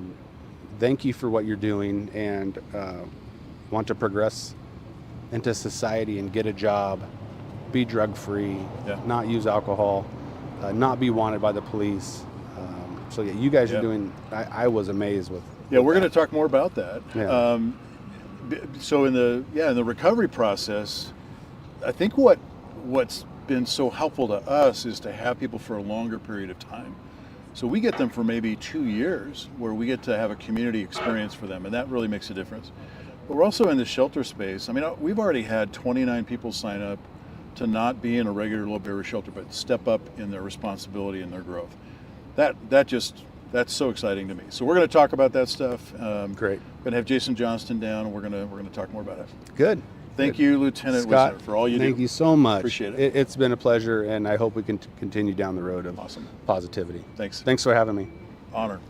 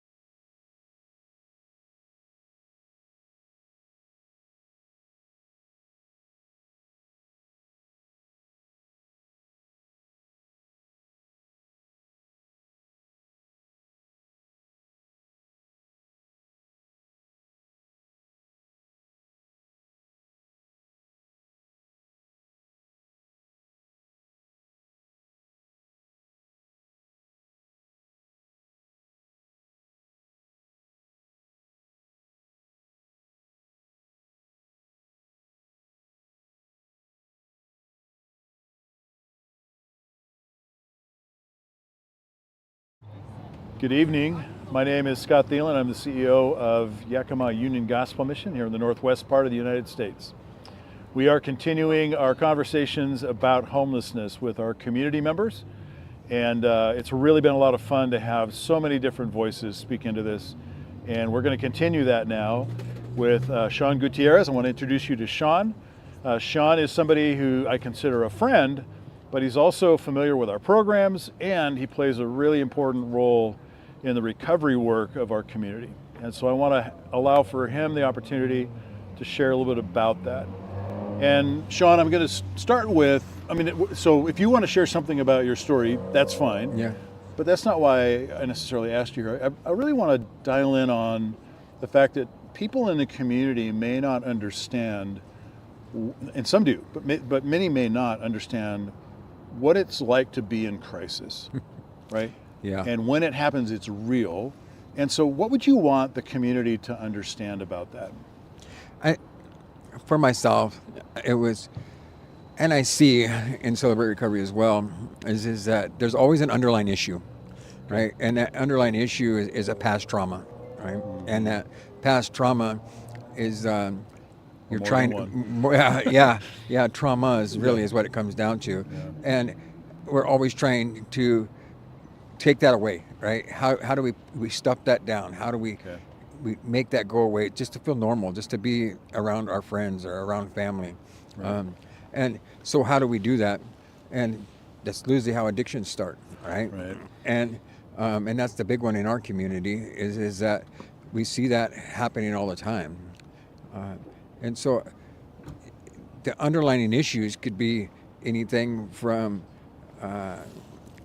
abuse, sexual, mental, emotional, Right, all kinds. all different types of abuse. Yeah. And those are the big ones we see. And then from another point is that we also see people that are just coming from a mental health issue, right? Yeah. And a lot of time it's drug induced, Right. and we see that here in this community Just a lot. almost guaranteed. Yeah, almost guaranteed. Yeah. Yeah, and so, and then in that community, the people just don't fit in, right? And then they feel like they're the outcast, Right. and it pushes them farther and farther down this hole that they just can't seem to pull themselves up out of. And when I talked to people the other day and they said, you work with people that that don't smell good, right? That don't really have good communication skills, don't really have any favor. And how do you do that? And my only answer to that is that we're supposed to love above all. Isn't that what Jesus did? He did, exactly. Right? Right? To meet people right where they were. Meet them right where they're at, right? Yeah. I mean, we're so divided in this world right now, at least in this Western culture, right? And Right. from politics to what you drive to, it don't matter what it is. And we're not called to be divided. We're called to join each other, right? And to come alongside each other. And then how do we find this common goal of helping people, right? And building them up, investing into their lives. And that's what I found at the Union Gospel Mission. He said I don't have to mention my story, but I will. I found myself at the mission after going through treatment 19 times, and Just say that again. 19. 19 times. Wow. Yeah, and graduated each one successfully, but I could never get more than 60, 90 days, sometimes a year, and I'd be right back off again, right? And finally losing my home, losing everything, divorce papers, and I find myself at the New Life program. And I remember. yeah, I remember. right? And that was the only program I never did finish ever in treatment, right? And but in that, I took away so much more that taught me how to really be a productive person in society, and how to conduct myself, how to seek God, how to have moral compass, right? And that's helpful. And and I think that talking about a moral compass, I think that's really where a lot of people are going wrong, right? Is they lost what is moral anymore. You turn on social media, you turn on the news, you hear about it all the time, right? And there's just no sense of whatever your morals are, whatever you want, whatever makes you feel good, right? And the reality is that ain't gonna work. And we're called to be like Christ, right? And we're made in His image, and we're supposed to be image bearers. And so what does that look like? And by the way, just let me stop you for a moment and just say, first of all, how awesome it is the way that God has worked in your life. Thank you. I love it. And I know that when you were talking earlier about trauma, that was your story. Oh yeah. You grew up with that. That's I why grew up with it. You went to treatment 19 times. Yeah. Because you were a mess, right? Oh yeah. Yeah, I was a mess. And that's not putting you down. That's just the trauma had control of you, and you couldn't escape that. I couldn't. And I'm just so grateful that you're a fighter. Oh yeah. And you didn't give up. Yeah. And you kept fighting for what you knew you could reach. Yeah. And God made that possible. I think that's so cool. Yeah. So you know what crisis is. I do. I mean, I've lived it, and for me, I was always wanting to be better and better myself, and be a better husband, be a better father, be a better employee, and I just couldn't.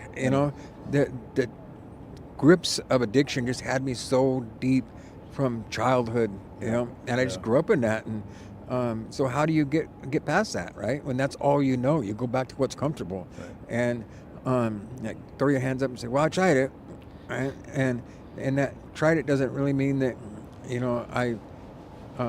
doesn't lead to a better future. It doesn't. It doesn't. I mean, we have to pick up our cross daily, right? And sometimes that cross ain't that heavy, and sometimes you need 10 guys to help you carry that cross. Yeah. And so it was really the people that come around me in the community that probably was wondering, like, what's wrong with you, right? Right? And started showing me a way. Yeah. And I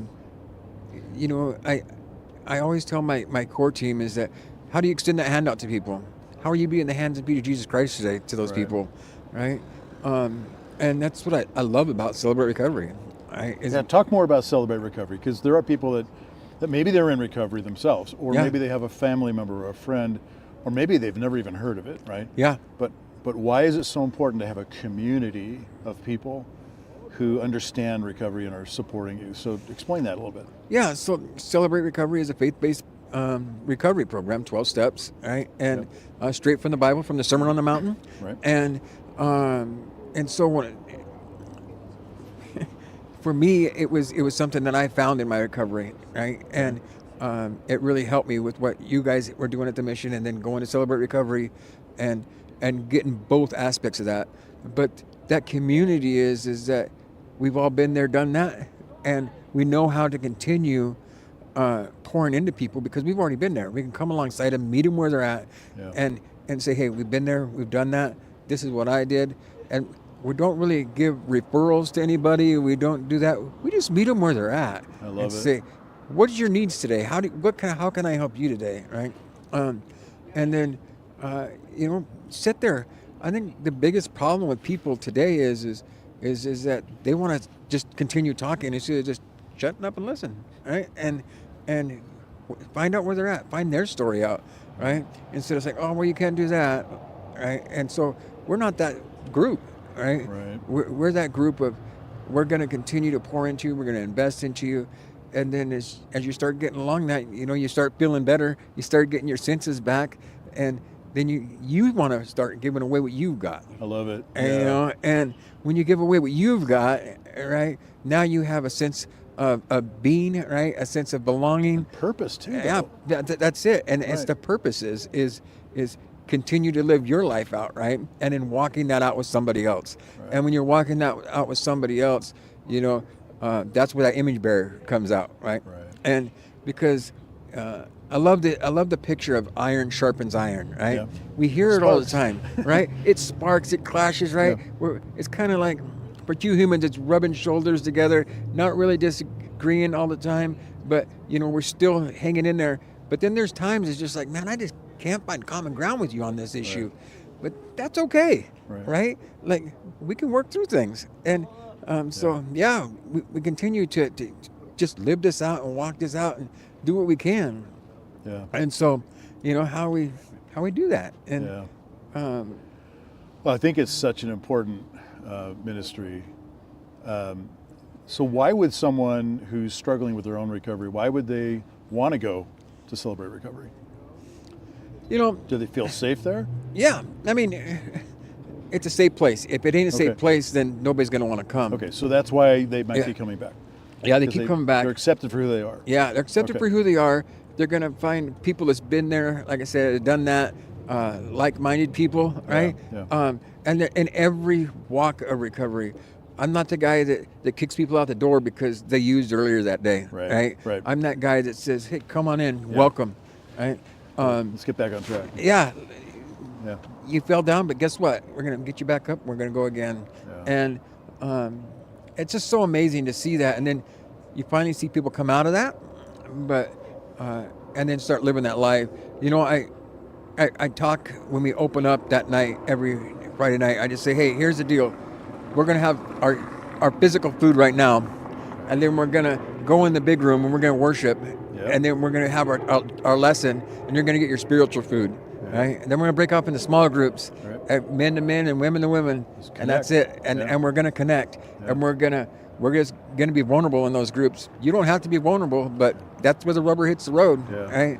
And just say, hey, this is what I'm struggling with. And you're going to find out that in that circle, there's other people that struggle with the same things, right? Or have in the past, right? And there are groups like this all around the country, right? All around the world. The world, not just the country, it's the world, right? Yeah, it's the largest faith-based group in the world. Okay. Well, for someone who's experiencing crisis, or somebody who knows a person experiencing crisis, this is the opportunity for them to find out more about how to connect in Yakima, right? Yeah. And there are at least 2-3 different opportunities. So when does Celebrate Recovery meet, and where does it meet? Can you summarize that? Yeah. So Tuesday nights out at Heights Foursquare Church out in Terrace Heights, 6 o'clock. Okay. And then ours is on Friday night now. Okay. At 5:45 at Westside Church. Okay. And then there's another one that's at Foursquare Church. Right, on 40th. On 40th. And is it on hold at the moment, or? No, it's growing. Okay, it's going. Yeah, and it's going through some leadership changes. Yeah, okay. Right? But yeah, it's cool. Another option. And they're at 6 o'clock. Okay. And so there's 3 opportunities. going to be another opportunity here, real quick, with another mutual friend of ours. Okay. And so it'll be cool. I'll be glad to announce that for him. Yeah, when yeah. it's I'm ready. looking forward to that. So we're keeping it as a mystery right now. Yeah, right. Yeah. But so people may not know that I had to kick you out of the program. Yeah. The mission. Yeah. And that was painful because yeah. we love you, and you knew that we loved you. Yeah. Exactly. But it wasn't going to work. And you've been clean and sober now for how long? 9 years. I love it. Yeah. Congratulations. Thank you. And that does not mean that it's in your rearview mirror. I mean, you've got to deal with this every day. Every day. Get up and make Yeah. choices. And Sean, you're doing it. Yeah. I love that. Yeah. I used to always tell people I'm the only one clean and sober in my family, and that ain't true anymore. That's so My cool. twin brother just got out of prison on the 30th of last month. Really? And he's living in a clean and sober house, going to Celebrate Recovery. Not always doing what I'd like him to do, but he's doing the deal. Right. And my son got out and the 24th of last month, and That's awesome.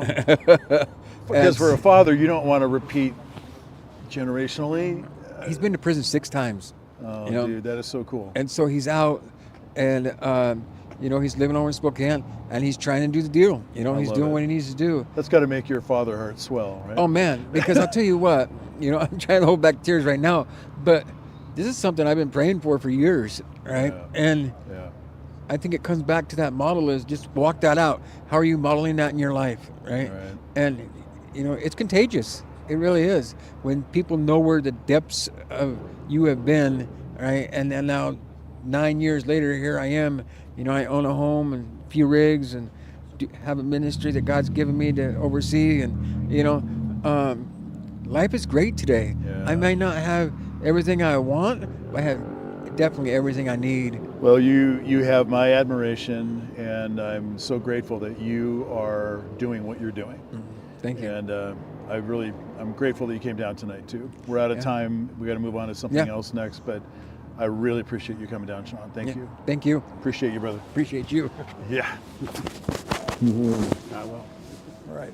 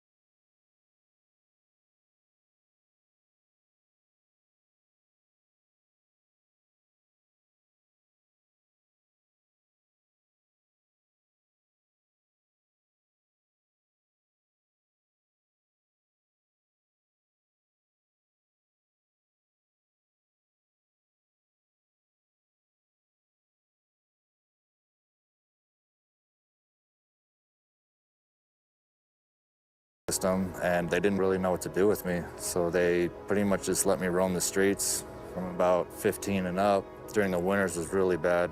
I remember this one time it was -8 out, and I was out just jacket and jeans, and I almost froze to death. I came in here, my pants were like cardboard. I was really sick, and I got in here, and a guy named Dean Whistler helped me get in here, and he saved my life that day.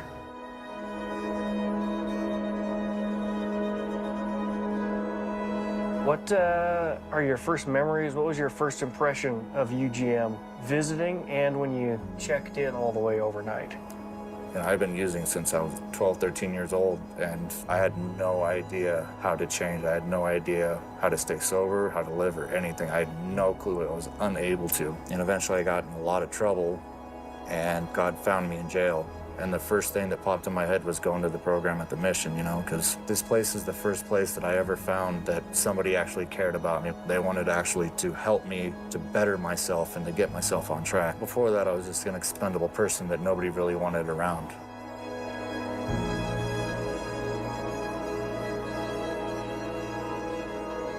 What do you remember about your time here, having meals in the dining room, working in the kitchen? What was that experience like for you? The meals were a gift from God because, when you're out on the streets and you're starving, you get pretty hungry and you get pretty irritated and depressed and lonely. And when you come in here and you eat some food, it makes you feel a little bit better. I used to do the chores in the kitchen, and all those skills that I learned, I actually got a job at Perkins right there over on Division during my program stay, and it helped me get through and save up money to actually get my own place once I graduated program.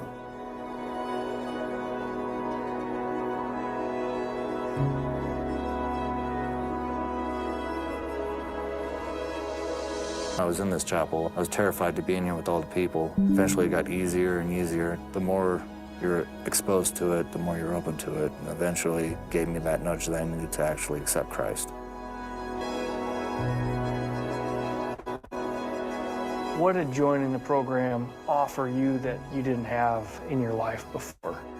All I did from being a teenager to the point where I joined the program was just do drugs and survive. That's all I did, and that's all I knew how to do. Nobody taught me anything. So I had to, pretty much like a little kid, get carried through all these recovery issues, all these life skills. The mission pretty much taught me how to live, and at a certain point, they taught me how to love. This was the first place that I was shown unconditional love. The way the staff treated me, it was a huge factor. When you're used to be treated like garbage all your life and disposable, and all of a sudden somebody's freaking out on the staff, yelling at them, and they respond with love and understanding instead of, you know, you get out or we're calling the cops. You know, it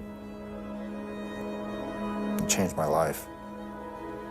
You know, if some of those people were still around, I would like them to see where I'm at today and how they actually affected my life.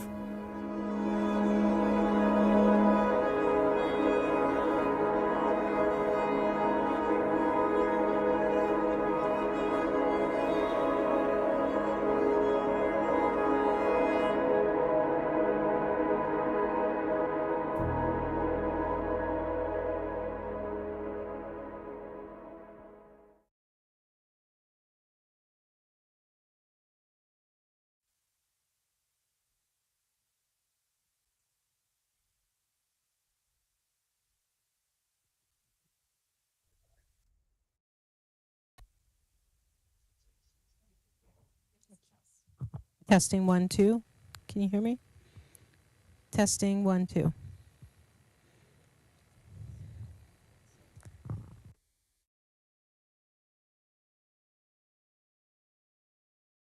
One, two. Can you hear me now? I hear it. I hear it now. Video? Your video? Great. Hey, Tom. Hey, Kim, how you doing? Hey, I'm good. How are you? Doing well. I have been kind of jumping in and being able to kind of see you on the corner. You've talked to some really wonderful people today. I have. I've really loved having these conversations today. That's great. Yeah. And you look pretty cozy up there in Seattle, so that's awesome. Pretty much my propane tank went dead, though, so I'm a little chilly. But otherwise, it's way better than January. I bet. And we don't have rain forecast until 11 a.m. So I'm going to Yay. pray for 1 more hour. Hold off for an hour, and then you'll finish up all 24. That'll be great. It's October. If I get through 24 hours without rain in Seattle in Yeah. October, I'm doing well. That's great. That's great. How are good. you doing? Are you getting tired? Oh yeah, definitely. So got a few more conversations, and then we'll have a couple-hour break before we start hitting the morning and kind of the final stretch. So it should be good. Yeah. Yeah, I scheduled myself a nap after this, so good deal. Yeah. Hopefully, I won't put you to sleep though, so that'll be all right. You won't. Good. What are some of the things you've been hearing from your guests? We've talked a lot about community and how that, our belief is that homelessness is about a lack of relationships. Yeah. And I've had a lot of people really agree with that. And they're saying it in their own way, but that as we're working with people, we can be that relationship. And then just that we have to set people up in great communities so that when they leave here, they're in community somewhere, because that's how they can stay healthy. So hearing that over and over. Yeah, exactly. And has there been, I think, a willingness, because you've had some really, I think, significant nonprofit leaders then that have also been part of the conversation. Is there willingness or places to partner or connect or do some of those things? Yeah, definitely. And, I've been here for just over 2 years, and I'm still figuring out the city. So I'm needing now to get more involved at the county level, I think. So I've made some good connections recently that'll help me there.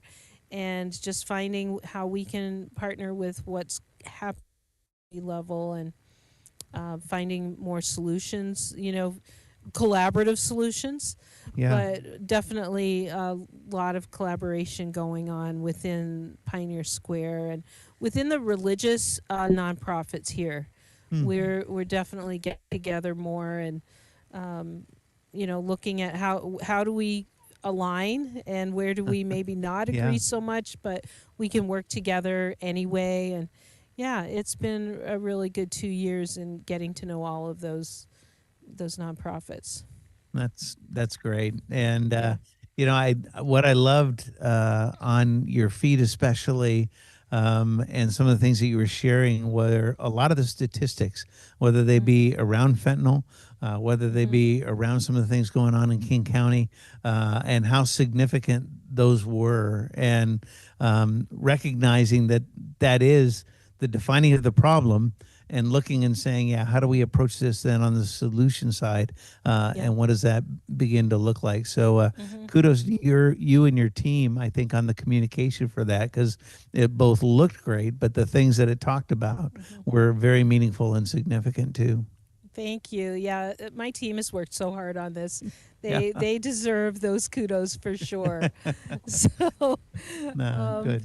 yeah. We've talked a lot about fentanyl tonight, and just realizing. So I've had some issues right here on our street this week. There's probably been 4 or 5 people that have been arrested with where it's taken multiple police to take them down. My goodness. Yeah. And I really think that whatever's out there right now, the drug supply has got some nasty stuff in it. Yeah, and it's just really sad to see that. But I'm hoping that as they are getting arrested, that they're going to get some help. But it's fentanyl, and it's in everything. So I just think it's so important to educate people and wake them up. Yeah. Yeah. Yeah. Because it's no longer just addiction or overcoming addiction. This is a life and death thing, that because of the level of fentanyl and what it does in such small quantities, that ultimately it kills. And people that are choosing then to use that, it's more than a drug. It's really a life sentence that really takes their life. And I think that's the message, and you're doing that well. That really needs to be communicated, to say, we don't want to help you after the fact, because with this, there really is no after the fact. Yeah. Yeah, we have a very short time when somebody becomes addicted to help them find recovery, or like you said, it's a death sentence, and it's affecting so many families. And I don't think people talk about it. There's some shame there. When their kid or their husband or whoever, wife, is addicted, you don't talk about it, but there are a lot of them out there that must be just hurting so much. Yeah, and because of the cost and easy access, and especially where you're in Seattle, as we've looked at some of the documentaries talking about it coming down easily now from Canada, you're one of the entry points for that, and it's probably very, very easy to access, and then very easy to use at very low cost. Oh, totally. You can get some for $1 here. Yeah. And I guess the high quality stuff is $5. I heard that tonight. Right. And wow. and actually quite often it's given away because, you're going to give a sample, right? Right. And once you get that person addicted, you've got a customer. So that's what we're seeing here. And seeing it in the other drug supply, like somebody might be thinking that they're just going to smoke some weed. And they die of a fentanyl overdose. Yeah. Had no idea it's in there. So Yes. Yep.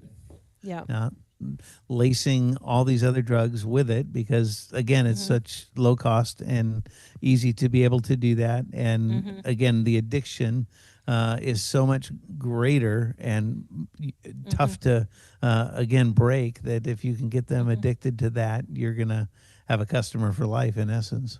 Yeah, exactly. Well, and I think we saw in Robert Marbut's documentary how that they'll be processing fentanyl one day, and on the same table the next day they're doing cocaine or Yeah. weed or whatever, and it's in there, Yes. so it's in everything. And I'm even cautious now if I sit at a picnic table or whatever, because you Yeah. just don't know Uh-huh. where it is. So that documentary really taught me a lot Yeah. about it and woke me up about it. Yeah. Good. So Good. go Go ahead. ahead. Nope. Go ahead, Kim. What are I wanted to ask you, what are you seeing across the country at other missions that people are doing some really cool things that you're seeing turn the tide? Yeah, I think you know part of these conversations, especially, I think a lot of that has to do with really the commitment to people around relationship, and there's been a lot of common conversation. I think that way, as people have been talking about how do we really create that sense of connection and community.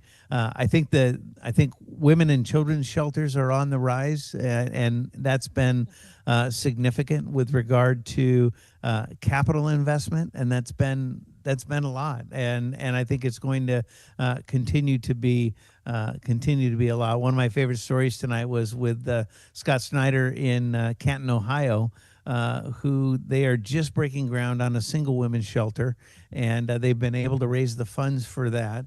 And they were sitting in Canton in 35-degree weather, had gotten a little fire started, and two single women came up and said, "Hey, can we warm ourselves by your fire?"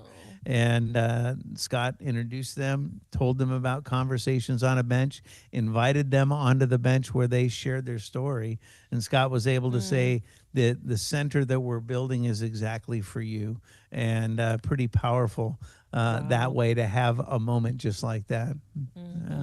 I think another one is what Danita's doing in Knoxville, in the Knoxville Area Rescue Mission, around respite care and also hospice. And with the aging of the population of those experiencing homelessness, and the fact that often life on the streets shortens life by as much as a decade, that what we're going to begin to see, I think, is more of our missions and ministries begin to look at how do we help people, especially people that are alone with no relationship and poor health, navigate end of life, and be able to say there's a place for you here, and we want you to be here, and you will be loved, and we would love to share the love of Christ and the gospel of Christ with you as you look at your eternity. And I think we're going to see more of that coming too.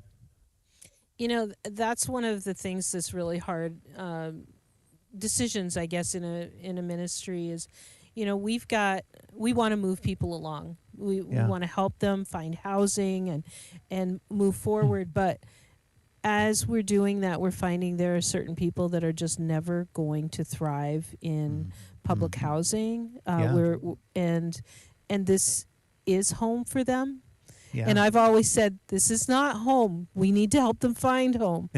But but there are a few that there's nowhere that we found that is appropriate for them, that they're going to thrive like they're thriving here. And what do we do with that? Yeah. And so far, we just let them be part of the team, and be part of the family. That's a hard thing. Yeah.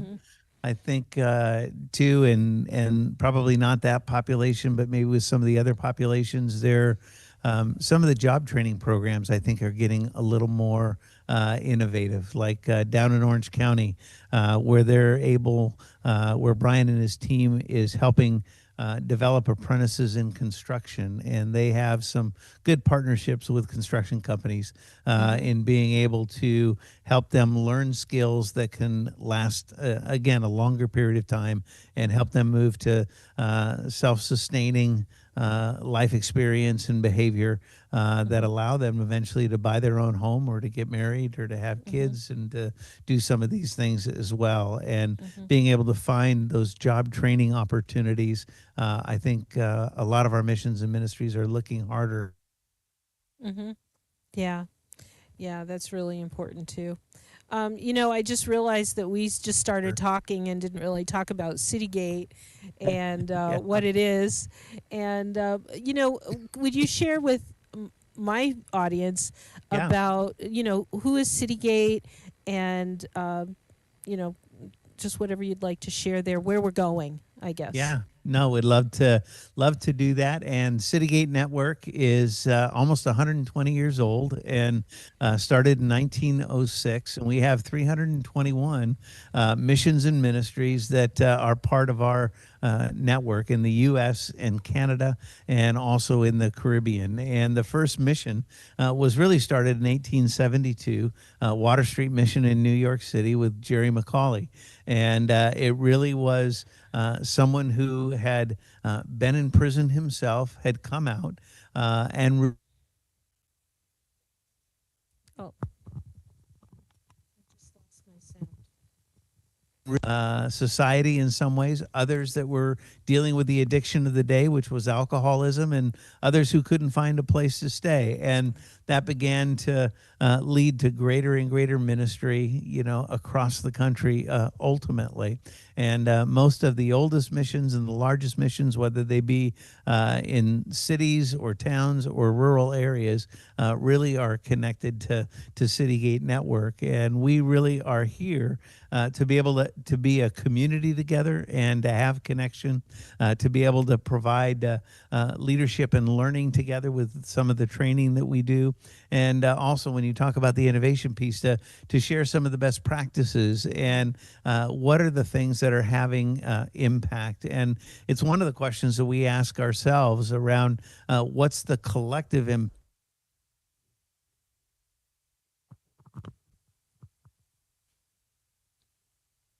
to 1 million people annually.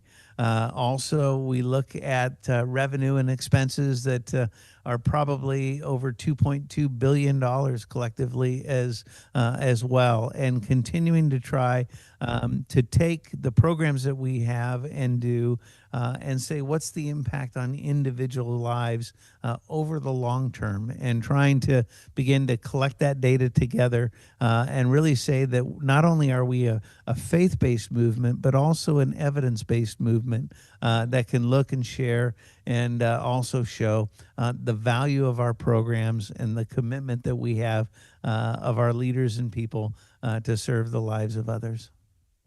That's great. I was talking to somebody recently, and we said that one data point that we should figure out is how many years collectively we have in Citygate. Yeah. I can't even imagine what that might be. Right. So, Yeah, exactly. I'm sure it's huge. Yeah. yeah, Yeah. yeah. I was also thinking, Tom, about the Flourish thing that we're working Yes. on. Do you Yeah. want to talk about that? And Yeah. I think a lot of what we've talked about here today is about what does it look like to flourish. And Yeah. in Seattle, it's people really are so much about, well, let's just let people be and put them in housing, and that's enough. And Yeah. I think that's not flourishing. It Yeah. is not. It's certainly not dignity. And Mhm. so I would love it if you would explain that and talk about where we're going with our outcomes. Yeah, and so in fact, coming up at 7 a.m. or 7:15 this morning at Pacific time, we'll have Kate Long live in an interview. And Kate spoke at our annual conference this year. She's a professor, researcher at Harvard, and she's going to be talking about flourishing. I'm going to be asking her some really specific questions around that and what in the research, the global research she's doing in flourishing, how does that apply into our context and apply to those experiencing homelessness? We really have as our mission statement, equipping ministries to help people move from suffering to flourishing through the gospel. That's our mission statement. And looking and saying, is that more than a hope, can it really be a reality? Can we help people with their physical and emotional well-being? Can we help them to move into a place of material sustainability? Can we help them with regard to their spirituality and finding faith for themselves? And there's really kind of 5 or 6 specific areas as they've identified their flourishing scale globally that actually do, I think, connect with what we're trying to do with the missions and ministries of Citygate Network. And it's really, again, not saying be warmed and be filled. It's not saying, oh, here's 3 hots and a cot, right? It really is saying we want to help you to be able to move forward in your life in a way that is sustainable, self-sustainable, and you can look and find joy and peace and happiness in the midst of that. I love that, and I see that every day at the Yeah. mission, and I think every staff person at the missions across the country see it, and it's Yes. just putting tangible measurements on it. Yeah. Right? Yeah. Exactly.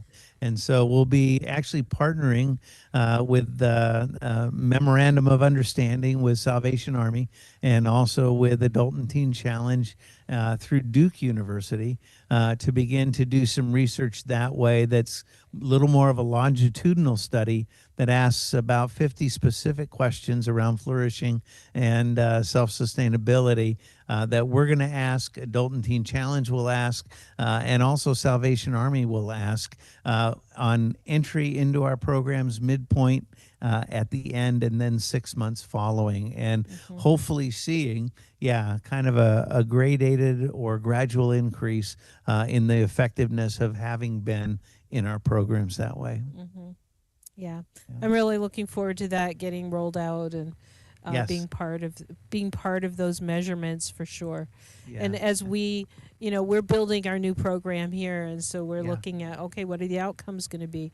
What do we, we can't just put a bunch of classes on the docket and Yeah. say that once they finish them, we're good. It's Right. like, what outcomes do we want for each section? And then let's back that up. What do we need to teach to get there? What do we need to Yes. do in our case management and so on? So that's really going to help us as we build that out. Yeah, So, great yeah. process, exactly the right steps. So Yeah. great to hear that, Kim. Wonderful. Yeah. So I'm excited to go to Baltimore at the end of the month. Yes. Do you want to tell people about the Innovations Labs? Would love to do that. So one of the other initiatives that we're working on is what we call Innovation and Impact Labs. And it really is looking and identifying several places around the country that really have missions that are kind of models or are centers of excellence in some of the ways that they do things. And again, it's being able to provide other missions opportunities to come and spend 3 or 4 days and just learn and listen, and then create space for dreaming, for creativity, and for innovation to say, are any of the things as you listen either transferable or do they spur thought onto ways that you can kind of move or advance the impact of your own mission in some way. And so Baltimore is going to kind of be that innovation and impact lab in being able to create that space for learning, for growth, and for kind of ideation around what might be next, or being able to help our missions kind of look differently at how they do what they do. I'm really excited about that. I've been to Baltimore helping out Mission. Yes. And they've got a beautiful new women's facility there. Yes. And I just love some of what they do, especially with their partnership with Johns Hopkins Hospital. Yes.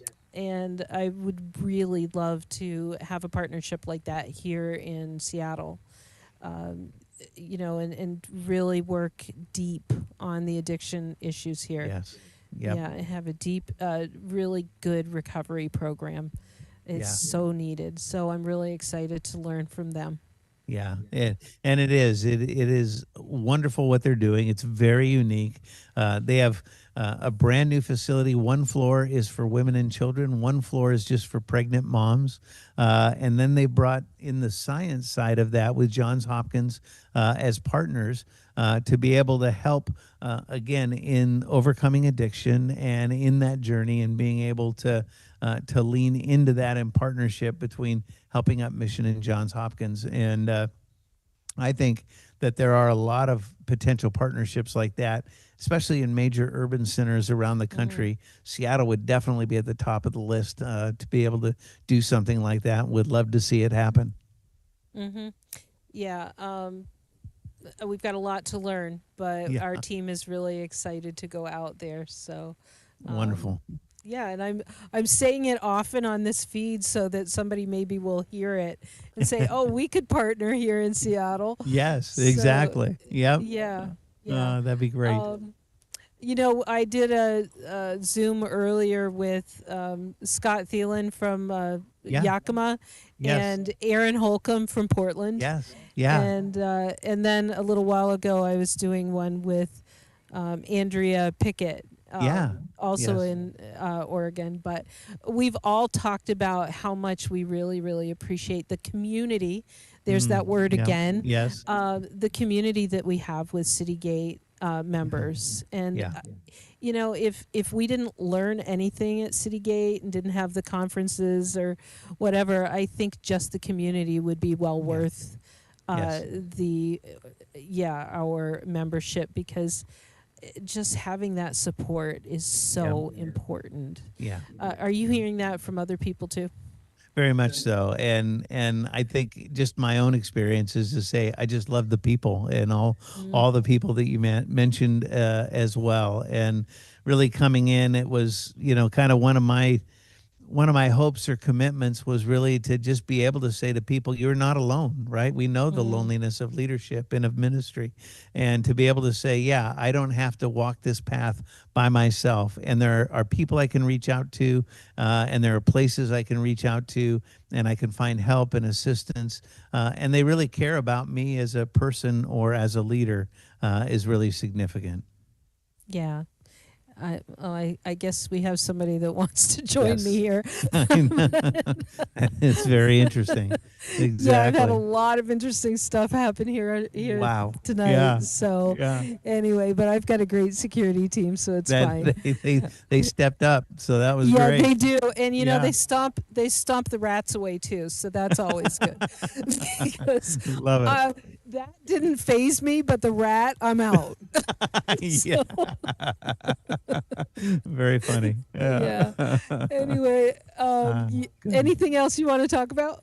No, that's great. It's been really Okay. good. I just appreciate you, Kim, and everything you do in Citygate Network, and letting your folks know how important your leadership and influence is, especially as we're launching a whole new accreditation process. And really am grateful for that and how you've helped form that and how you're going to help us implement it. And that's really, really significant, and can't wait to be together in Baltimore in a couple weeks. Thank you. Yeah. The accreditation just means a whole lot to me, but I feel like I've had to back away the last few weeks. I've had so much on my plate, but I'm really, really glad that we're redoing that whole process and rolling it out. And I Yes. think it's going to really be just help us to realize who the people are, the missions that are doing really great work in every area. Yeah. And it's going to raise the bar for all of us. Yeah, absolutely. Yeah. And just like the people that we work with in our missions, if we expect more, they're Yeah. going to rise to that. Yes. And Yeah. I think that's what accreditation is going to do too. Yeah, exactly. Yeah. Yeah. And it'll make a difference in the lives of the people we serve, which is really wonderful too. Exactly. Yeah. That's what it's all about. Yeah. Hey, Yeah. good. Well, thank you, Tom. I really Yeah. appreciate you and Yeah. your leadership and your team for putting this all together. Yeah. And I know that there were other missions involved too, but I was just talking to some of our volunteers about Yeah. the, the site that you guys put together for Yeah. us, and all of the, the ads and the press releases and all the things. Yep. And you guys just rocked that. So thank Nah, you. great Your team. is. Yep. Yep. Yep. Love 'em. We're only here on this call because of all of our teams. So Exactly. Exactly. Hey, good. well, thank you. Yep. Good to be together, and blessings as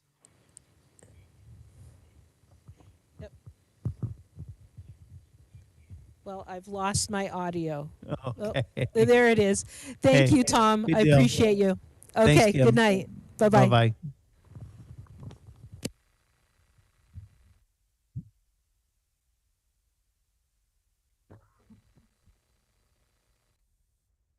Crazy. They had a line bike. Did you see that?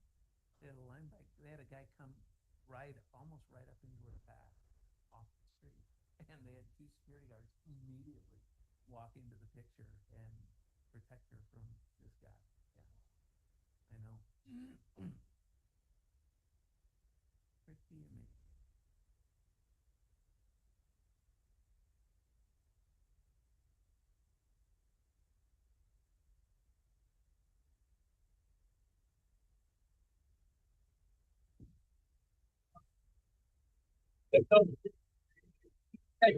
Okay. Hey, Steven, can you hear me? I can hear you, Tom. How are you? Hey, doing well, thanks. Great. You sleepy yet? Oh yeah. How about you? Yeah. We had some B-roll. That was the worst thing for me. I should have just stayed here and stayed at it. So I know people are soldiering through the night, and that's been cool to see. Yeah. Everybody's feeds all around, and everybody handle it their own way. It's really special. It has been. It's been great, and really been great to have these conversations. And with 70 of our missions kind of being online throughout the day, we've been able to, from Mission Control here in Fresno, to kind of have live look-ins and be able to see the. Oh, I think I lost Tom.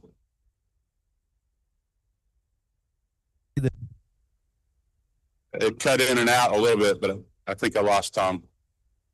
Can you hear me now? Yep, I can hear you now. Well, now I cannot. Okay, how about now, Stephen? Yep, I can now. All right, good deal. Good Okay. deal. Well, Good. we've been having a good day so far. We're more than Yeah. halfway, so that's Yeah, great. It is. And what kind of conversations have you been having? Well, it's been, it's also, we had, I'm not sure if you saw the buzz around our governor mandating Oklahoma Highway Patrol doing sweeps in the city of Tulsa just a few weeks back. Yeah. And that really rocked the boat for all things, as you can imagine, related to our work, for better and for worse. It wasn't done with any notice or in a dignifying way. So it sparked frustration, conversation, silver linings. We're going to make lemonade out of lemons and all that. So that's been some of it. There's others that are, frustrated with a lack of resources.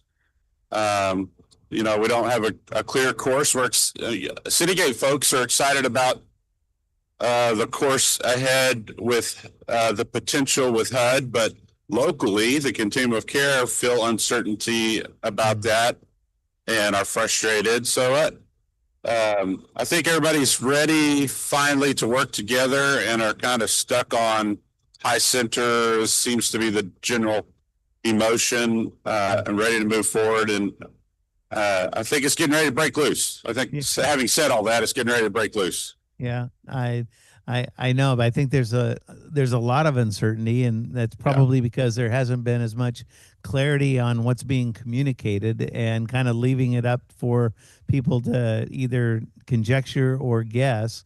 And that isn't helpful. But I think they know things are going to change and potentially go a different direction. And I think you're right on in saying that there is more of an openness to partner together in whatever that future looks like. And I think that's been a good step so far. Yeah, and we had already committed to re-engaging. You know, we all had our reasons, and a lot of us stepped away and from continuums over principle. And all I really heard as a result of that, when Dad retired and I stepped into the CEO role, is it didn't make any points for us really in their arena. It really just hurt their feelings, and rightfully so. And so I've been working towards building those bridges and rebuilding those relationships. And that's been special because those are my friends, and they're doing the best they know to do. And we all just need to work together going forward. Yeah, very, very much so. And I think it's the trying not to posture or position or power up. And really say, how do we put people over our policies? And ultimately share compassion in what it is to do. Yeah. So watching some of the other lives, question for you. Yeah. We heard some feedback at CEO Summit about resource cutbacks and general downturns in development revenue. And that's been a topic I've heard on a few that I've been able to jump on. Of course, I was interviewing most of the day, but the ones that I was listening to during the night here, is that still trending in that direction? Is it still kind of a scary situation for a lot of missions? Yeah, I think there is. There's still the challenge of raising funds and looking and recognizing that what we do is a lot more around private philanthropy and certainly not around government funding. And excuse me, the result of that is really, the need for people to continue to give with generosity, to be able to partner with churches, to be able to partner with businesses, but especially those that are Christ followers and have a vision for what we do, and knowing how significant that is. And major donors are still stepping in. That's been an encouraging thing. Good. In wanting to help and support that way. But a lot around the annual fund and monthly donors has been a lot more challenging. Yeah. I've seen that trend, but just not quite as acute, I would say, here. The middle class are suffering with just the uncertainties of the economy. I guess we all know that. Yeah, for sure. And I think that again, what we do and how we take steps of faith forward with new programming or capital campaigns and different things like that probably requires greater prayer, discernment, and decision making maybe than it has in a while.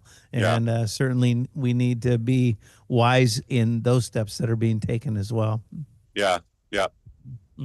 After we did the switching subjects a little, I'm all over the place here. I'm probably going to be that way all the rest of the day.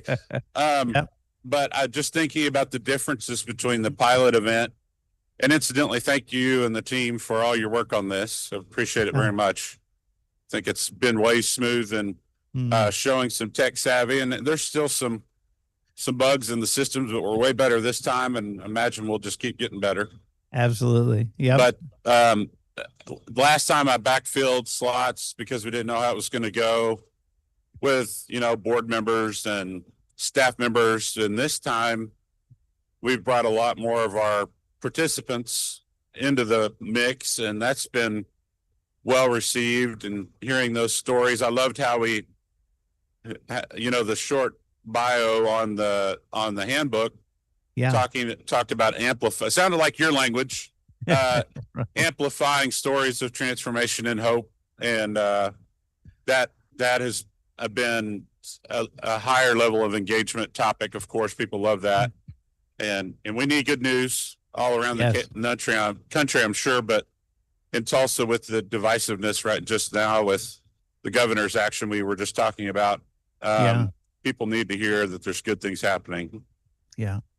Very much so. And, I think that that's one of the unique things that we really have to offer, Stephen, is these stories of transformation, of saying God is able to change hearts and change lives and change futures significantly. And that we've been called to be part of that transformation process and do that out of a faith commitment that really leads people into a greater faith walk with Christ as well. And being able to share those stories, because people do love good news. They do love to see those stories, and they do, give then when you have a proven track record, especially like you and your dad with John 3:16 mission. That's a long-term commitment, and many people look and say, "Yeah, we want to invest in those that do have that kind of a track record." And just kudos to you for that perseverance and persistence, but also for being able to see God at work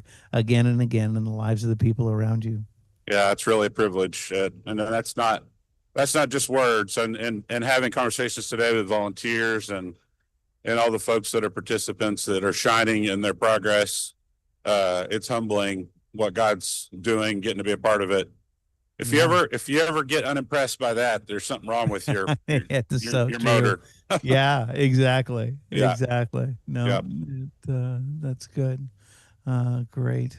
So what are you looking at as far as folks coming in throughout the morning and some of the other conversations you're going to have? Yeah, I've got 2 breaks today. 2 directors are going to fill in for an hour each. So that's nice. Okay. That's different this year. Yeah. But they're, Craig's leadership material just released yesterday, I guess. Talked about building leaders, and we very much ascribe to that here. It's been our model, and we have wonderful other leaders that do a wonderful job describing, and they'll be interviewing people in their own programs that they know their stories better than I do. So for me to sit here and interview them just doesn't feel right. And so that'll be nice. That's happening. But we're starting about 6. We're back to back the whole rest of the day.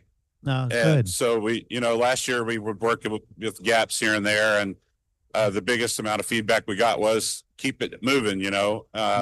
We want to be on the stream, but don't bore us. And so, right. So that's going to be hopping when the sun starts to come up. So how about you? Do you get a break?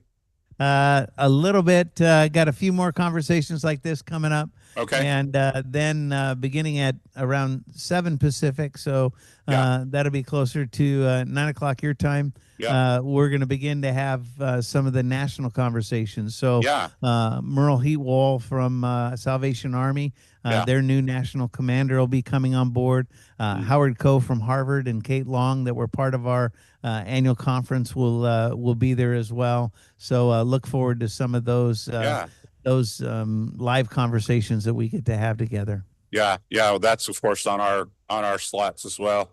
And Ed at the end, right? I'm looking forward to that. Yeah, that's going to be good. And so glad that he was willing to step up and be able to share and talk a little bit about the gospel as both proclamation and demonstration. So it should be good. I'm sure it always is with him. So well, I appreciate you and your leadership, Tom. And I don't get to hang out with you as much as I'd like, but maybe one of these days that'll happen. But it's such a blessing to just, and it is for my constituents here too, to see, hey, you guys are the crazy people in town, and there's other people like you in every other town. Right. And they're seeing that like we get to see at conference and other events. A special kind of crazy.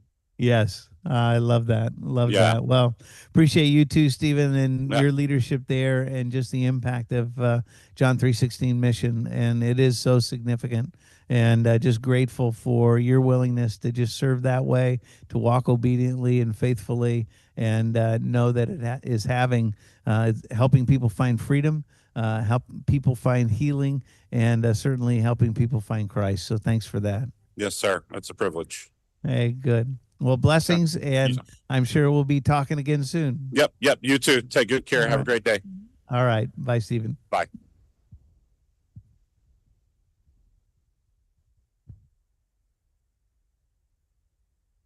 Everybody, that was Tom DeVry from our National City Gate office. He's the leader of the group that organizes all the missions around the nation. So when we talk about all the missions that are doing this event across the nation,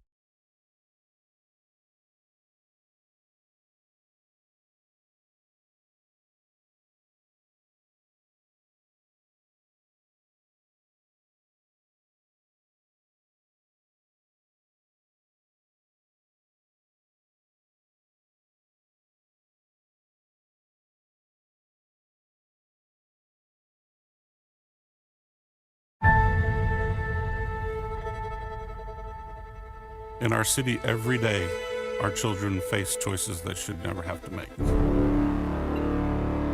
I really don't know how I feel to have a mother. I really don't.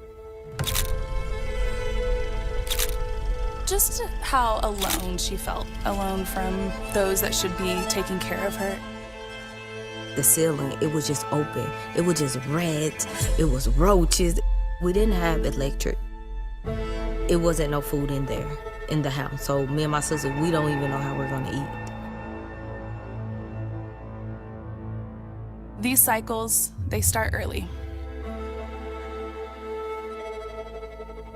That's when my auntie just really decided, you know what, we're just gonna get full custody. My auntie, they used to just whoop us. I just decided, I just said, I'm leaving. I wasn't happy with myself. I wasn't happy with the lifestyle that I was making. I just felt lost. I was just looking for love. That's when I had met a guy, and he was like, well, you can just move in with me. And I was like, okay. We stayed together for like 5 years. It was a lot of abuse. And I thought that right there was love. Your family called and said your mother passed away. They found her in a field. I felt dark. I felt like a cloud was just, everywhere I went, I just felt heavy. What we see a lot of times when they're hitting rock bottom is very often, it's always darkest right before the light. My sister had told me, she said, hey, God needs your attention. Well, if God want my attention, he just gonna have to tell me. She came in, it was really cold outside. I remember her really being bundled up in this like puffy jacket, but she was so desperate for change and something different in her life. I felt love for the first time. I felt like I can be myself. And no one was going to reject me. No one going to put me to the side. No one going to shame me. She was willing to face and have hard conversations just to try to fight for another day and to make this change that she knew she wanted.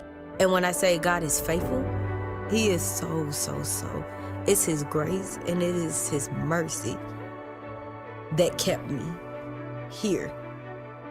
It felt like all the barrier, all the weight, everything just released. I know who I am. I'm not who they say that I am. I'm who God says I am.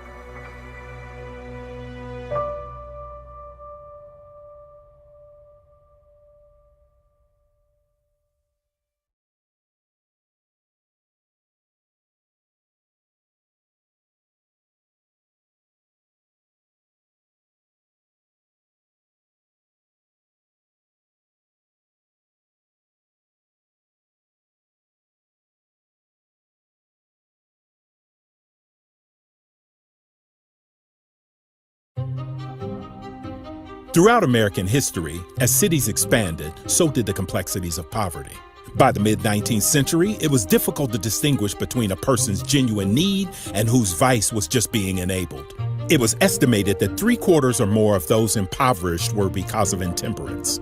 Solving poverty required a considerable amount of relationship. Many Christian societies would form, and eventually America's first gospel rescue mission was established in New York City in 1872. The needs of the poor were met, and the gospel was preached daily, which would help provide the moral values needed to lift a person out of their plight. Dozens of missions sprang up throughout the U.S., creating a new genre of ministry. In 1906, the International Union of Gospel Missions came into existence, establishing connection and accountability. In 1924, Peter Quartel, founder of the Dayton Rescue Mission and representative of the YUGM, visited Cincinnati. He was surprised to discover that there was no gospel mission in a city of 500,000 people. He called upon a number of Christian leaders in the city, including James N. Gamble of Procter & Gamble, who would serve as the board's first president. Gamble financed the building, and on August 4th of 1924, City Gospel Mission opened the doors for its first service with 29 people in attendance. The mission would hold services every night of the year and would serve the poor throughout the city, including hundreds of children. Superintendents would step in and out, giving years of service to the community. But in 1942, the board struggled to find a good fit after several false starts. That same year, a Miss Marguerite Kahn was hired for office work, and it was quickly realized that nobody could run the mission like her. The board voted to make her the next executive director, and for a woman, that was very unheard of at the time. And I'm telling you, when they elected me superintendent of that mission, even the IUGM, they would have nothing to do with me because I was a woman. I had no business in mission work. Now they'd hire a man and his wife would help out. That was okay, but a woman, never. And I had letters from a lot of those men telling me that they never thought I could do it. I don't think there are very many women that would go through what I went through with. It wasn't her goal, but Marguerite was pioneering women's rights in a world dominated by white men. It even took decades for the IUGM to officially acknowledge her as superintendent. But she stayed the course simply because of her love for Jesus and the poor she served. In 1943, City Gospel Mission acquired a Presbyterian church on Elm Street. It was a traditional mission which in those days included a small apartment above the chapel where the minister and his family could live. Marguerite moved in and immediately made changes. The day that I went in there with the keys, I opened that door and I thought, oh my goodness, what have I got myself into? It was back on Vine Street. Anybody come in wanted a meal, and Reverend Linville would sit with his feet on the desk all day. He'd go down his pocket and pull out a quarter, hand it to him, and he'd quote them a little bit of scripture. If they wanted a bottle of wine or whatever, didn't make any difference to him. He got rid of it. The very first thing I did, I said, no more money. I bought a roll of bologna and a loaf of bread, and that's what I gave him. Well, the first thing you know, I had a meal program. Okay, so you actually started that. Before you, they didn't really serve meals there. No, they just gave everybody quarters. Just gave everybody quarters, told them to go on meals. Throughout America, most drugs were still being explored medicinally. And while opium was legal and popular, nothing was as widely distributed as alcohol. Segregation had a firm grasp on the nation, and redlining forced minorities into isolated communities, creating cities within cities. Unfortunately, segregation permeated the churches as well. So in those days, the mission predominantly served middle-aged white drunks, men who were generally skilled but couldn't hold down their jobs because of the bottle. Marguerite kept the chapel doors open 24/7 for the public. The men would make repairs to the church, sleep in the pews, and get up early to find work. The mission continued to serve children as well. They held summer camps and a Sunday Bible school that grew to 400 children in attendance. In 1944, Marguerite started the Women's Auxiliary of City Gospel Mission. They were an important group of women, influential and well-connected with the local churches. Their first goal was simple, to raise money for a China set that could serve 100 people. From there, the initiatives would quickly grow, helping the mission to scale over the coming years. After World War II, America began to change dramatically. Amazingly, the West End of Cincinnati was a thriving hub for African Americans. The community provided everything Black families migrating from the South could want. But in the 50s, I-75 was cut through the West End, destroying Black economic development, an act that displaced 10,000 Black families. Through the 60s, the civil rights movement would fight for equality in the courts. The Vietnam War brought back heroin-addicted soldiers, and drugs would be experimented with in ways never before seen throughout America. Federal drug laws would lead to an imbalance of incarcerated minorities, what we define today as the new Jim Crow laws. Welfare changed, providing incentives that would arguably break families apart. And mental health was becoming deinstitutionalized, which would introduce a new demographic into the homeless population. The definition of poverty was changing rapidly. Missions around the nation were now running drug and alcohol recovery programs. Marguerite worked hard to raise funds for a new building that could house transient men. The building was completed in 1971, but unfortunately, Marguerite began experiencing health issues that same year. She hired a new director who began to pressure her to move out of the apartment above the chapel. After 30 years of service, Marguerite would retire. The 70s and 80s would be a challenging time for the mission. The neighborhood around the campus declined and became dangerous. Internally, the mission would also decline. At 81 years old, Marguerite was invited back to visit her beloved mission. Everything was wrong. It was the dirtiest. He did nothing, absolutely nothing. The place, the papers were scattered, everything was moved around. All the files was out in the hall. The doors were locked, and he took out all those benches. Yeah, we have a picture of that. I wondered about that. The church pews, now we have folding chairs. My heart was just broken. I said, you know what I do? The first thing I do, I unlock these doors. That's the worst thing in this world for a mission, is to lock it up. It just broke my heart. Board members would ask why African Americans weren't engaged with any of the programs. The blacks just aren't interested, the director would reply, but the reality was that racism had permeated the mission's programming. In 1989, a period of 6 days had gone by and no one had seen the superintendent. A member of the board decided to check on the apartment above the chapel. There he found the executive director passed out on a recliner. Beer cans were piled to the windowsills and mountains of liquor bottles were discovered in the attic. The mission had officially reached its lowest point. In 1992, the board would hire Ed Perrine, who had experience working at missions in LA and Chicago. Ed worked hard to help the mission rise out of the mire, but the staff he inherited were ultimately thieving, lazy, and dirty.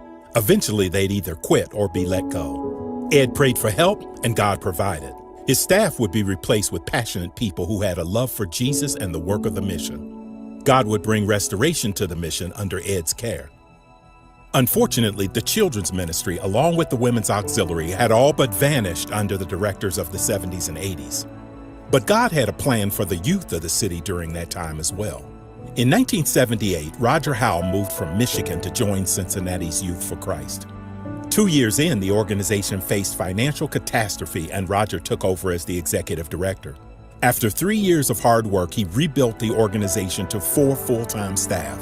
His work caught the attention of city leaders, and Roger was asked to take on another struggling nonprofit for youth. In '92, Roger would merge the 2 programs and name the organization City Cure. Through those years, ministry leaders would become acquainted with each other and additional mergers would take place.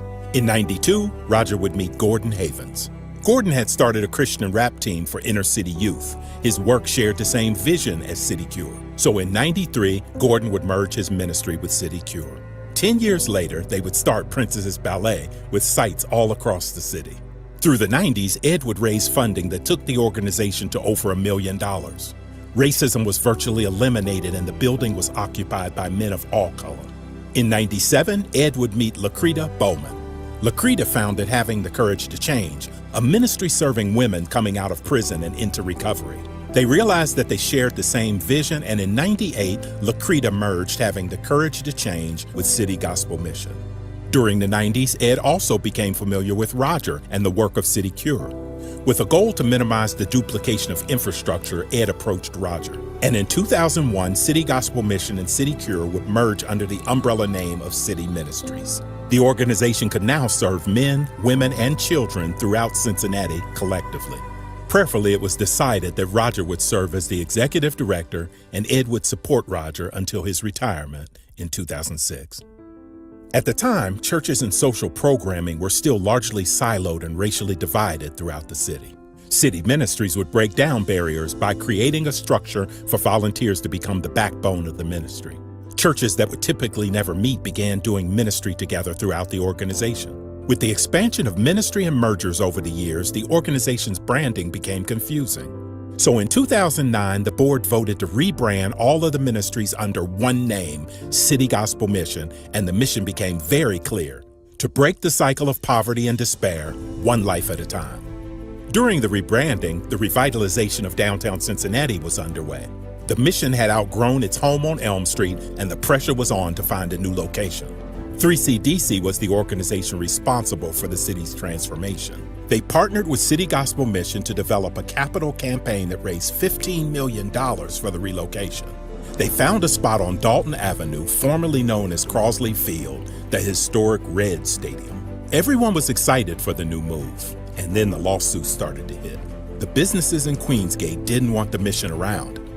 Roger and the leadership team worked with passion and humility to educate the city, and after 5 years of fighting lawsuits and zoning permits, they didn't just win the case, they won the heart of the city. State and local dignitaries, along with members of the entire community, showed up for the ribbon-cutting ceremony. The facilities that were built were world-class, and for the cherry on top, they won the favor of the businesses next door. During the move to Dalton Avenue, Jobs Plus and Hope House Ministries would merge with City Gospel Mission. In 2017, the organization had reached 100 employees.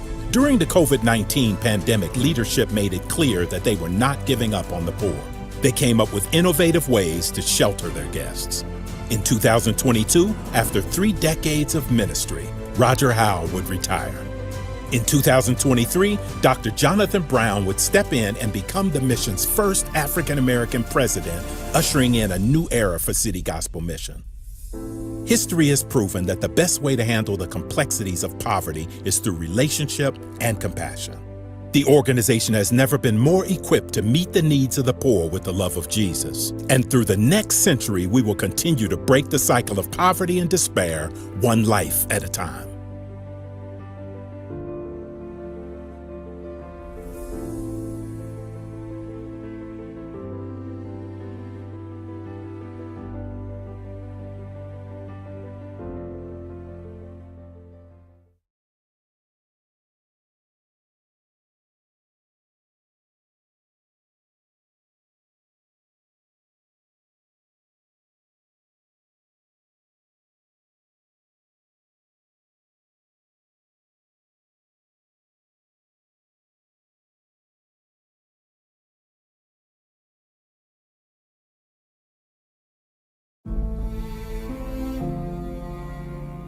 When I had depression, it was a very lonely stage in my life. I started to not recognize myself. I started being alone every day, not going to work, not paying bills. I didn't answer calls. I didn't talk to family or friends. It's a hurtful feeling to where it grabs you in the chest and it just continues to grab you because you have no relief. It's a suffocation. I grew up in Edgewood on the east end of Pittsburgh. It was a good Christian home. I grew up going to Sunday school and vacation Bible school. When I was in high school, I started to drink and smoke weed on the weekends. And I realized that sometimes I didn't have control over it. And I started going to 12-step meetings in 1981. The minute I walked from Hazelwood to Northside, it was that exact time I came to the Northside when I had nowhere to go. I was like, I'm homeless. And the only reason I'm homeless is because I walked away from everything that I had, because I just couldn't take it anymore. In the summer of 1999, I was living a good life in Hawaii. I was married, happily married, and I was diagnosed with colon cancer out of the blue. I had a tumor the size of a golf ball in my descending colon. I've had cancer in my colon, my lungs, breasts, and I've had 5 different surgeries, and I've been prescribed a lot of opiates. The path to homelessness is different for different people. And we know that since COVID has happened, that there's been an increase in those who are dealing with depression, those who are dealing with mental health issues. And then you have those that enter into homelessness because of addiction, with the opioid crisis, which continues to set records of deaths in our county. Many people are being impacted by that crisis. And a lot of them, they entered into that addiction by getting a prescription from a doctor. They find themselves in this situation, and next thing you know, they're addicted. And we kind of hit it off, and I ended up doing a drug that I said I'd never do. I got to a point in my life where I wanted to jump off a bridge at a point in my life during my homelessness. I didn't want to deal with it no more. I didn't. It sucked. Life sucked. Like, I couldn't do anything. I couldn't work. I didn't have anything. I was just to the point where I'm just at this bridge, and I'm just like, just take one step at a time and you could be there. We started getting arrested, possession. I started overdosing. I had family members not talking to me. It got to the point where death was a comfortable thought to me, because I did not want to keep living this way, but I was stuck. So one of the things that Light of Life does is that, first of all, we want to hear someone's story. We want to talk to them. We want them to know that they have a safe place that cares about them. And then we want to come alongside them and refer them to places that can help them. For many of them, part of that depression has left them feeling isolated and feeling like they don't have any options. And what we want them to know is that there's a whole community that is waiting to help them and come alongside them. I ended up getting arrested a few times. I ended up going to jail, which I was horrified. And then I realized that I needed to change my life desperately. Light of Life, the moment I walked through that door, it was quite an adventure. I walked in that door, didn't know, have directions. I didn't have a sense of security. I didn't have any hope. I didn't have anything but the clothes on my back. And I gave them my name, and they said, "We know who you are. We were just waiting for you."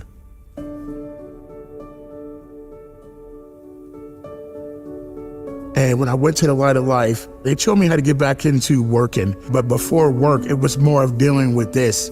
This was like the first 6 months right here. It was the first 6 months of dealing with who Nate was and how can we help him. And when I got in, it helped me get closer to God. One of the exciting things I love about Light of Life is seeing the change that a person has once they come into our doors. One of the things that our alumni like to do is to look at their picture when they first came into our doors, and you can see in their eyes the darkness in their eyes, the weight of the world on their shoulders. And then just after a few months of being in the program, you see the light come back. You see their sparkle back in their eye. There's hope there again. And what you're seeing is the difference between hopelessness and hope. When a person has hope, life lights up again, and that's what Light of Life is here for, is to help people have hope again, to realize that they can love again, that life is not over, that their history is not their destiny, that the things that they've experienced in the past does not have to be their future, and there can be a new beginning if they would just dare to take that step and start again.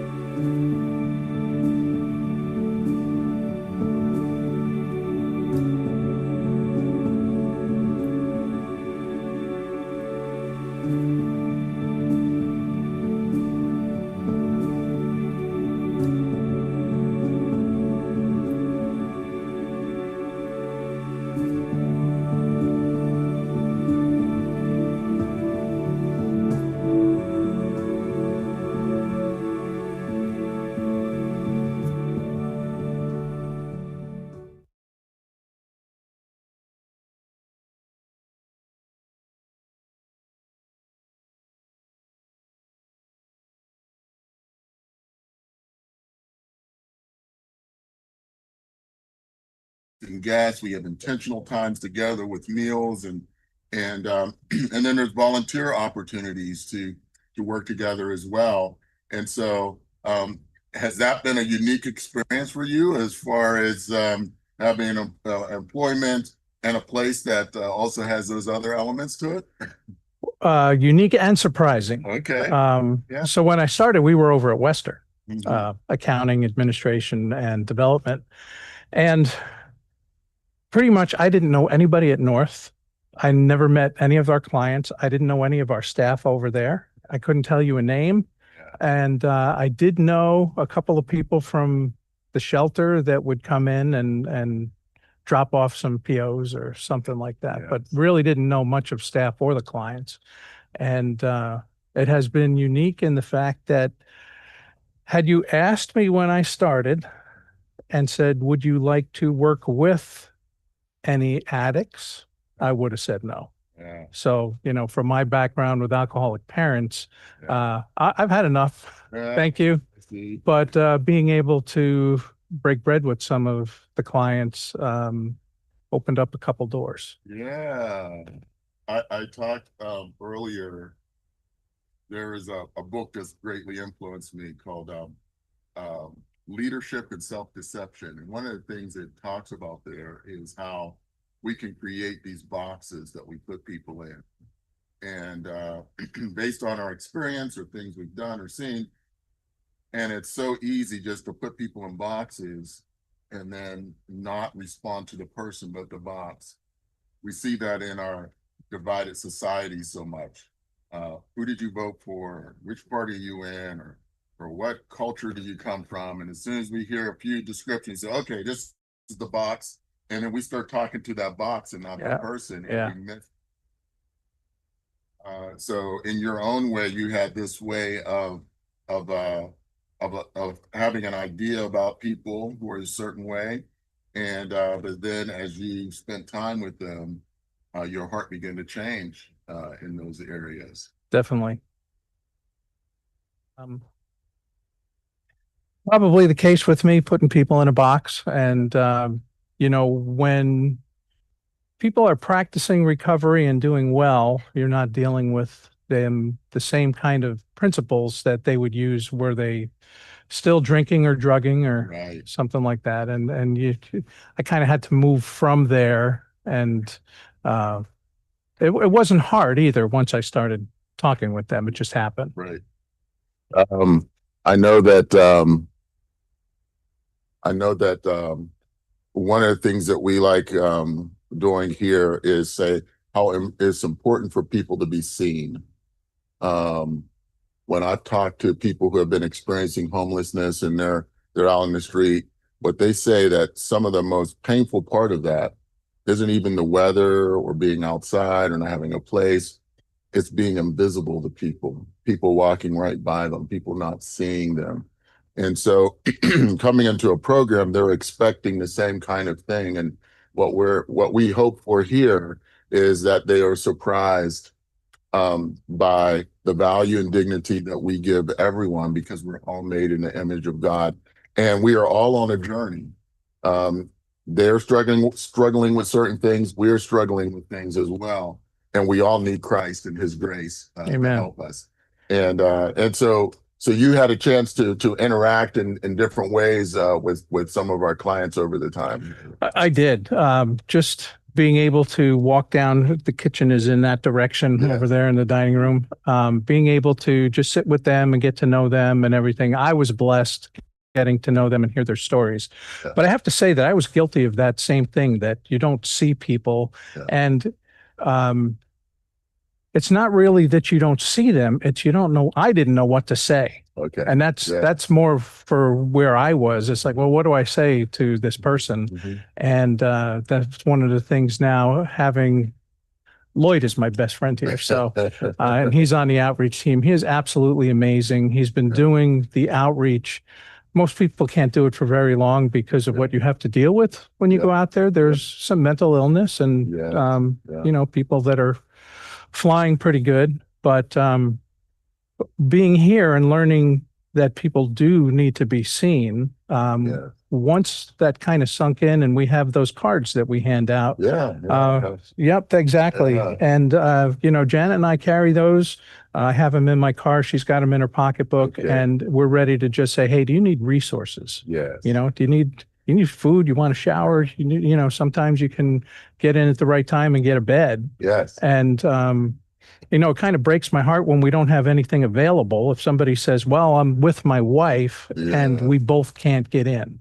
So those are the kind of things that, you know, maybe more resources can help that. But, you know, we're doing the best with what we have. We know that. That is a challenge. Families, having housing for families who need shelter.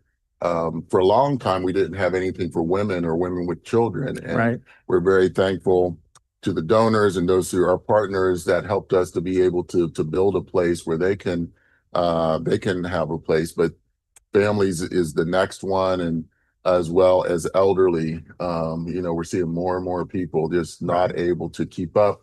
The card you're talking about, I didn't have one of these earlier when we were out here and we brought this up. This is the one I was saying. It says, why did somebody hand you this card? Because they care about you. And there are resources on here. And so one of the things we try to encourage people is, if you're going to give somebody something, you know, connect it to a resource. And people will take this, wrap it around, put as we say in Western Pennsylvania, a gum band, wrap it around a water bottle or a granola bar, hand it to the person. And, you know, it might be later on that night, they're in their tent and they look at it and they know that here, there are all these resources here at Light of Life that they can get. They can call. There's phone numbers directly to the places where they need. And I know our time is running out already. But is there anything else on your mind that, like when you think about the one of the things we like ending with is a vision for the future, and like, what is our hope when people come to us, when people maybe they feel like they don't have any hope in the condition that they're in. Sometimes finance is the same way. They can have so much debt and they just say, you know what, I can't even do anything about this, and they give up. Is there a message that you like sharing, or is there a thought that you like sharing for people who might find themselves thinking like that? So, yeah, the first thing that comes to mind is when you say finances, I don't view our success as our bottom line. Yeah. So that's something that we've kind of talked about, where our success is really based on how people are able to live after they leave here. Yeah. What happens when they get here as far as hope. I know this is a fantastic team. Yeah. I love everybody that I work with, and I love the clients. So there is hope. It's not a hope. Yes. There is hope. Yes. And, Jesus is our hope. That's right. And I know that everybody here, from the time they walk in at the shelter, whether they're going to be there for just a meal or they live there temporarily, some make a transition over here, everybody along the way is going to give them the love of Christ. Yes. And Yeah. that's what makes this place different than a lot of others. There are some out there that are the same, and I love that. But yeah, and another kind of hope that I have is when we talk about the financial literacy class, there's nothing out there that's specifically for those that have been homeless. Yeah. You can talk a lot about all the principles and the math.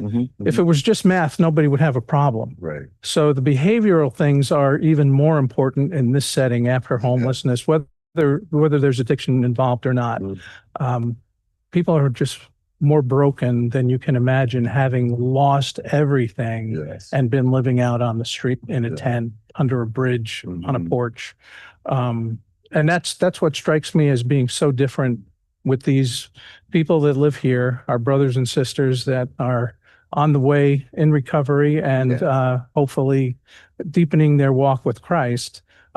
We talk about a lot of the behavior and the spiritual things. And our first class is, you are not the same person you were 2 years ago or 5 years ago. Yes. There is hope. We go through all the verses. So you are a child of God, a blood-bought child of God. Yes. You are a citizen of heaven. You are the body of Christ, individually and corporately. There's a bunch of things we go through. Yeah. And they don't need that now. They've got their needs taken care of.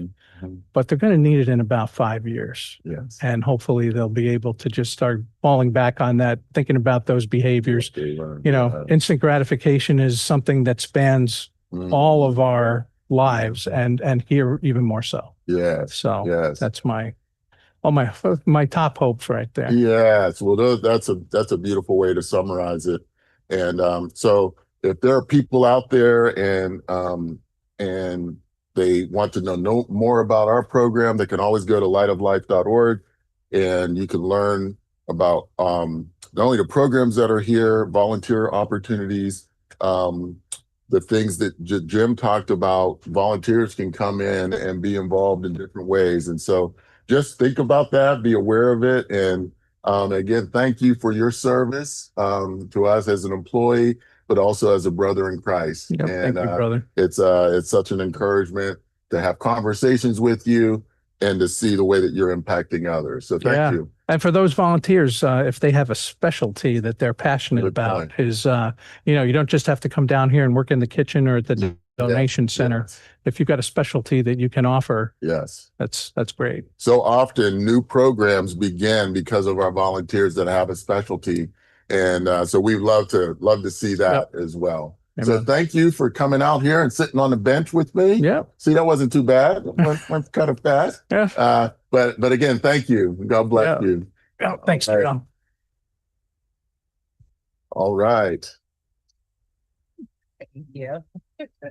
Yeah. Right. I think I'm only gonna be 15 minutes. So, 15 minutes. Yeah. Okay. And then we're going to try to. And are the locking arms, are they around? Is there? Yeah.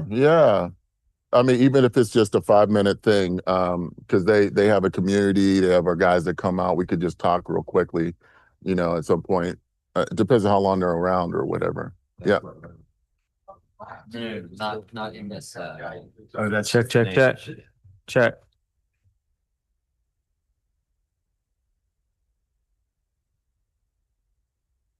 Yeah. All right. Right. All right. Here we are. Yeah, here we are.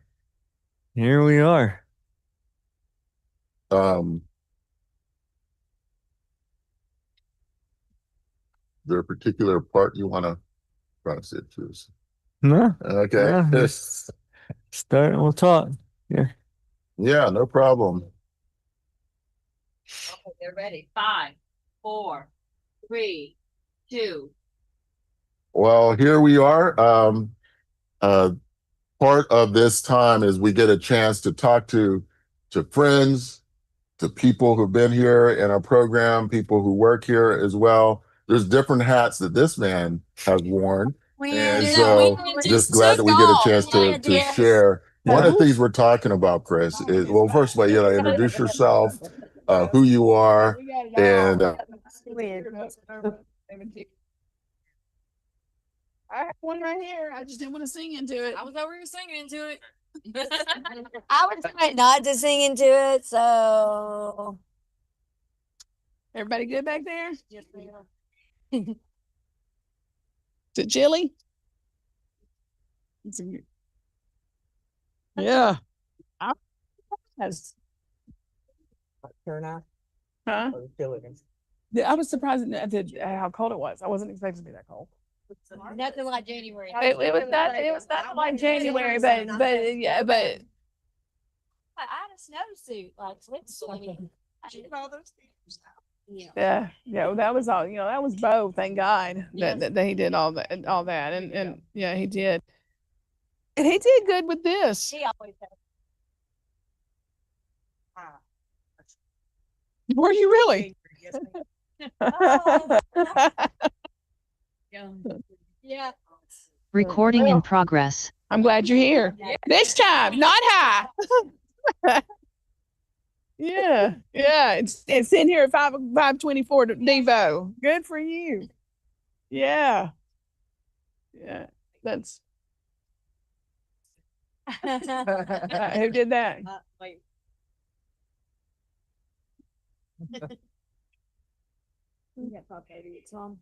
I know 5:30 with John, but I think we're fine. We don't have to skedaddle, but yeah, I was just gonna grab these.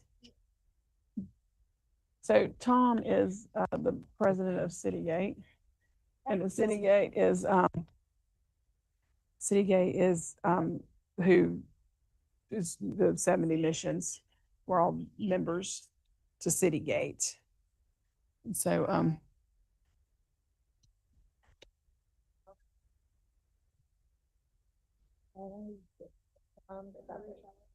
huh? Tom's microphone. It's Tom's microphone. What? Tom's microphone. Tom's microphone? Didn't you say Tom at 5:30? So we see the microphone. No. Tom is He's on. gonna be on Yes, TV. he's on TV. Yeah, no. Yeah, no, he comes. Which so far I think we've had two successful conversations. The rest have not been successful. Oh. Well, no, I'm talking about the live, the live. Yeah, no, we had a lot on the bench, and those were all those were, I think, the first. There was some delays in the first little bit, but They have how many? 70 something missions. that are doing the conversations across. So in the middle, Oh, wow. Yeah, so in the middle of the night, we talked to Fresno, we talked to Dallas, we talked to Houston. Those were the three I think I talked to overnight.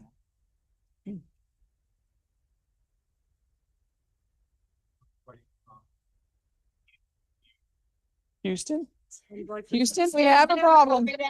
Houston, Come in, Houston. Houston has no problems today.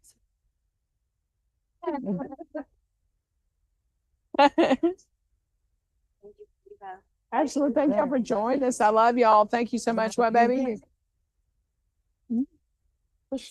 Yeah, y'all fine. I don't mind. Yeah, no, we do. Candace, Rodney, Emma, and the police officer. Oh, I'm so sorry. That's my bad. I love y'all so much. So much. Absolutely. I love y'all. I know I stuttered a lot, but I missed. No, you did good. No, you did good. I appreciate y'all coming out here and share. Hey, I want a sweatshirt. What do I want to do? She would want me. She would want me to do that. $25 at the third floor desk. What do I gotta do? $25 at the third floor desk. Yep, this one. That's I got on in here because it's the shirt we're supposed to wear today. Do we move you think well, we need to move the cones so the kids can park? Yeah, what? So that when the kids can load. Move Yeah, this already? yellow. I mean, I guess. Hey, what are we doing? She's over here. Do you need to work? Going to work. Hanging. You good, baby?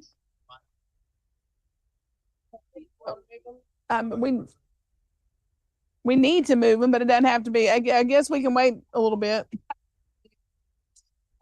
Okay. Oh. Do you want me to leave the pillows on the ground, or do you want to pick them up? I guess we go ahead and pick them. Yeah. I tried to jump on the national feed because we're all working. Everybody was trying to get on there.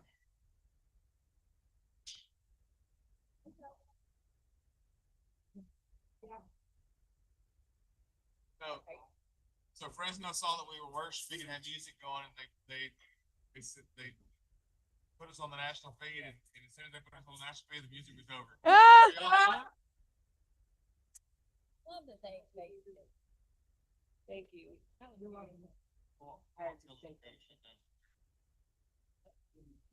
Won't tell them what? There's Tom. Do you need anything? Will you make sure that that's doing what it's supposed to do on the other side?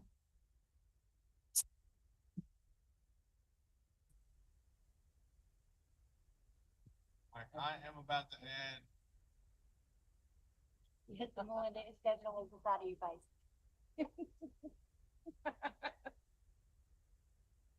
You mean to move it around here?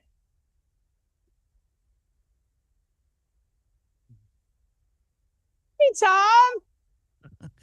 How you doing, Melinda? Oh, I can't hear you. No, test Hold one, on, two. let him fix it.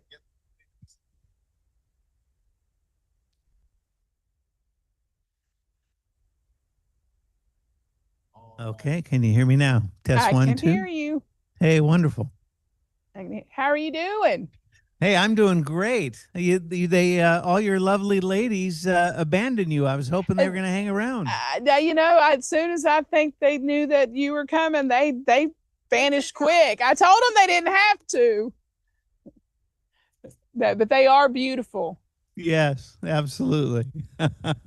That's great. Was loving the worship as well. Yeah, it was a sweet time. We're just having I told them I was going to have devotion at 5 by myself or with them. They could join me. So a handful decided to join me. That's wonderful. Very encouraging for sure. How's the time gone for you so far? It's gone good. I'm ready for 2:00. But you and me both. I know you are. I know Yes. as much as y'all put into this, but it's been good. How's it going across the country? It's been going really, really wonderful. In fact, better than I anticipated or our team did as well. I think everything from the experience, and it's been so cool to be able to see all 70 sites and also the communities that they're in. And we got to have some live look-ins to be able to kind of drop into the conversations and see what those sounded like and looked like. And they've all been wonderful. And it's been really a huge blessing, from the stories of transformation of, what programs and people have experienced at the missions and ministries, to elected officials and to nonprofit leaders. And really, I think the sense of camaraderie and connection and community, and wanting to reach out and help those experiencing homelessness and addiction and mental health challenges seems to be even stronger and growing stronger and growing together. And that's been a wonderful thing. I agree. I know for here, a lot of the conversations that we've had have been beautiful. We've had the Foundry. Yes. Micah came and Micah, sat. yeah. Yeah, and we had a great conversation. we've had several other nonprofits that came and joined us to share what they do to play, to help and do their part to help others, and some pastors, and just it's been that part's been good, and the redeeming stories are just so encouraging and beautiful. Good. Any surprises that you've had in your conversations today? No.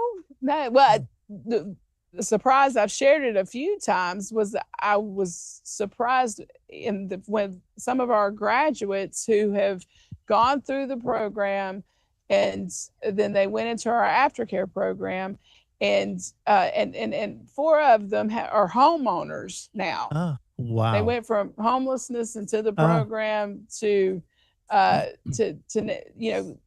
the process, and now they own their own homes. I didn't expect, out of 6 or 7 that I talked to, 4 of them being homeowners. That's wonderful. Me. Yeah. How exciting to see that, and really encouraging and affirming.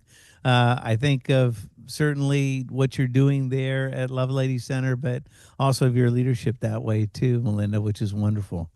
Oh, well, thank you. And I appreciate Citygate and how they help and contribute. And I love being a member to Citygate, and knowing that there's 70 missions doing this right now.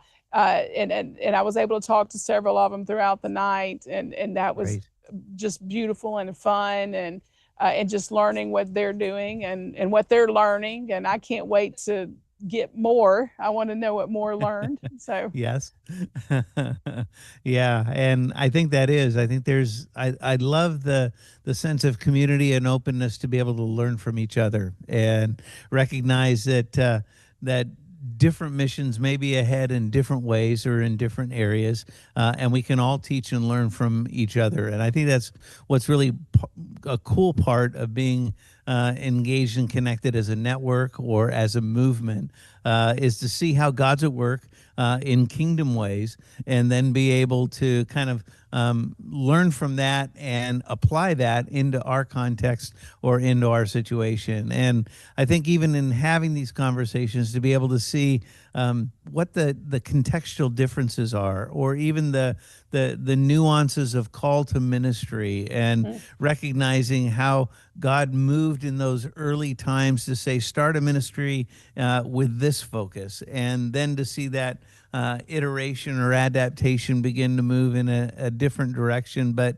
it's because of the way the Spirit was leading, or the needs were in that community or among the people there. And I just love the fact that none of our missions are the same, and they're all different, and they all have a sense of a different calling, yet the same as far as transformation and redemption, and being able to lead people to God and helping them break free from the things that hold them back. Yeah, just the love of Jesus is a perfect picture of His love and provision, and that's beautiful. Have you seen? Has there been anything you've been surprised at as you've talked to other missions? Let's see. So one of the, I was surprised when I was talking to Kim Cook up in Seattle at Bread of Life.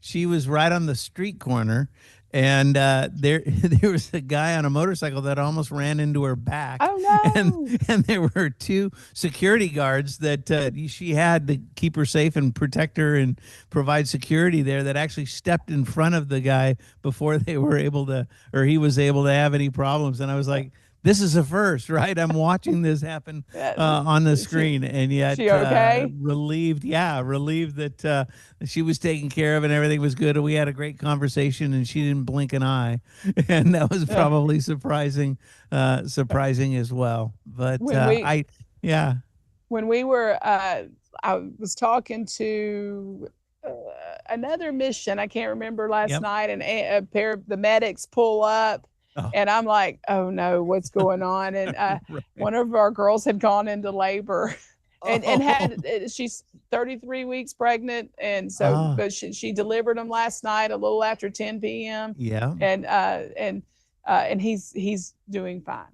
Ah, wonderful, wonderful. Yeah, not what you expect exactly, and No. everything that way. That's good. I've also, I think one of the pleasant and enjoyable surprises is being able to talk to some folks that might be in more of our urban ministries, like him in Seattle, or like Daniel Buller, who's in Hastings, Nebraska, and they have 3 sites, in central Nebraska, rural area, and they're just getting ready to break ground on their 4th site, Oh, wow. and to look and say, this is not where you would expect growth or multiplication, and yet, as Daniel talked about the need, it was certainly great there, and to see them, being blessed by God and obedient to God's leading that way, it was another great surprise, just to have that conversation with Daniel too. Yeah, and I've noticed a lot of the missions are growing, and I Yeah. wish we didn't need to. Yeah. Uh, Yes. but we do, and as long as the Lord provides, we're going to keep doing what He's called us to do. Exactly, and that is walking by faith and walking by obedience in that. Another story I've shared a little bit just happened a few hours ago when I was talking to Scott Snyder's, who's in Canton, Ohio, and again, not a really large ministry, been around maybe 30 or 40 years, a men's shelter the whole time, and they are just launching a brand new single women's shelter up there. And so they were gathered up, and Scott was there, and he was in his jacket, and he said, "Yeah, Tom, it's about 35 degrees, and we got a little fire going to keep us warm." And he said about an hour or two ago, 2 single women walked up, saw our fire, and said, "Hey, can we just warm ourselves by your fire?" And he said they were exactly what we're building our shelter for. And he had them sit on the bench with him and share their stories. And he was able to, again, with his live stream, say, this is why we're doing what we're doing. And it was just a great illustration of an affirmation of what was happening. Confirmation for sure. Yeah, exactly. Exactly.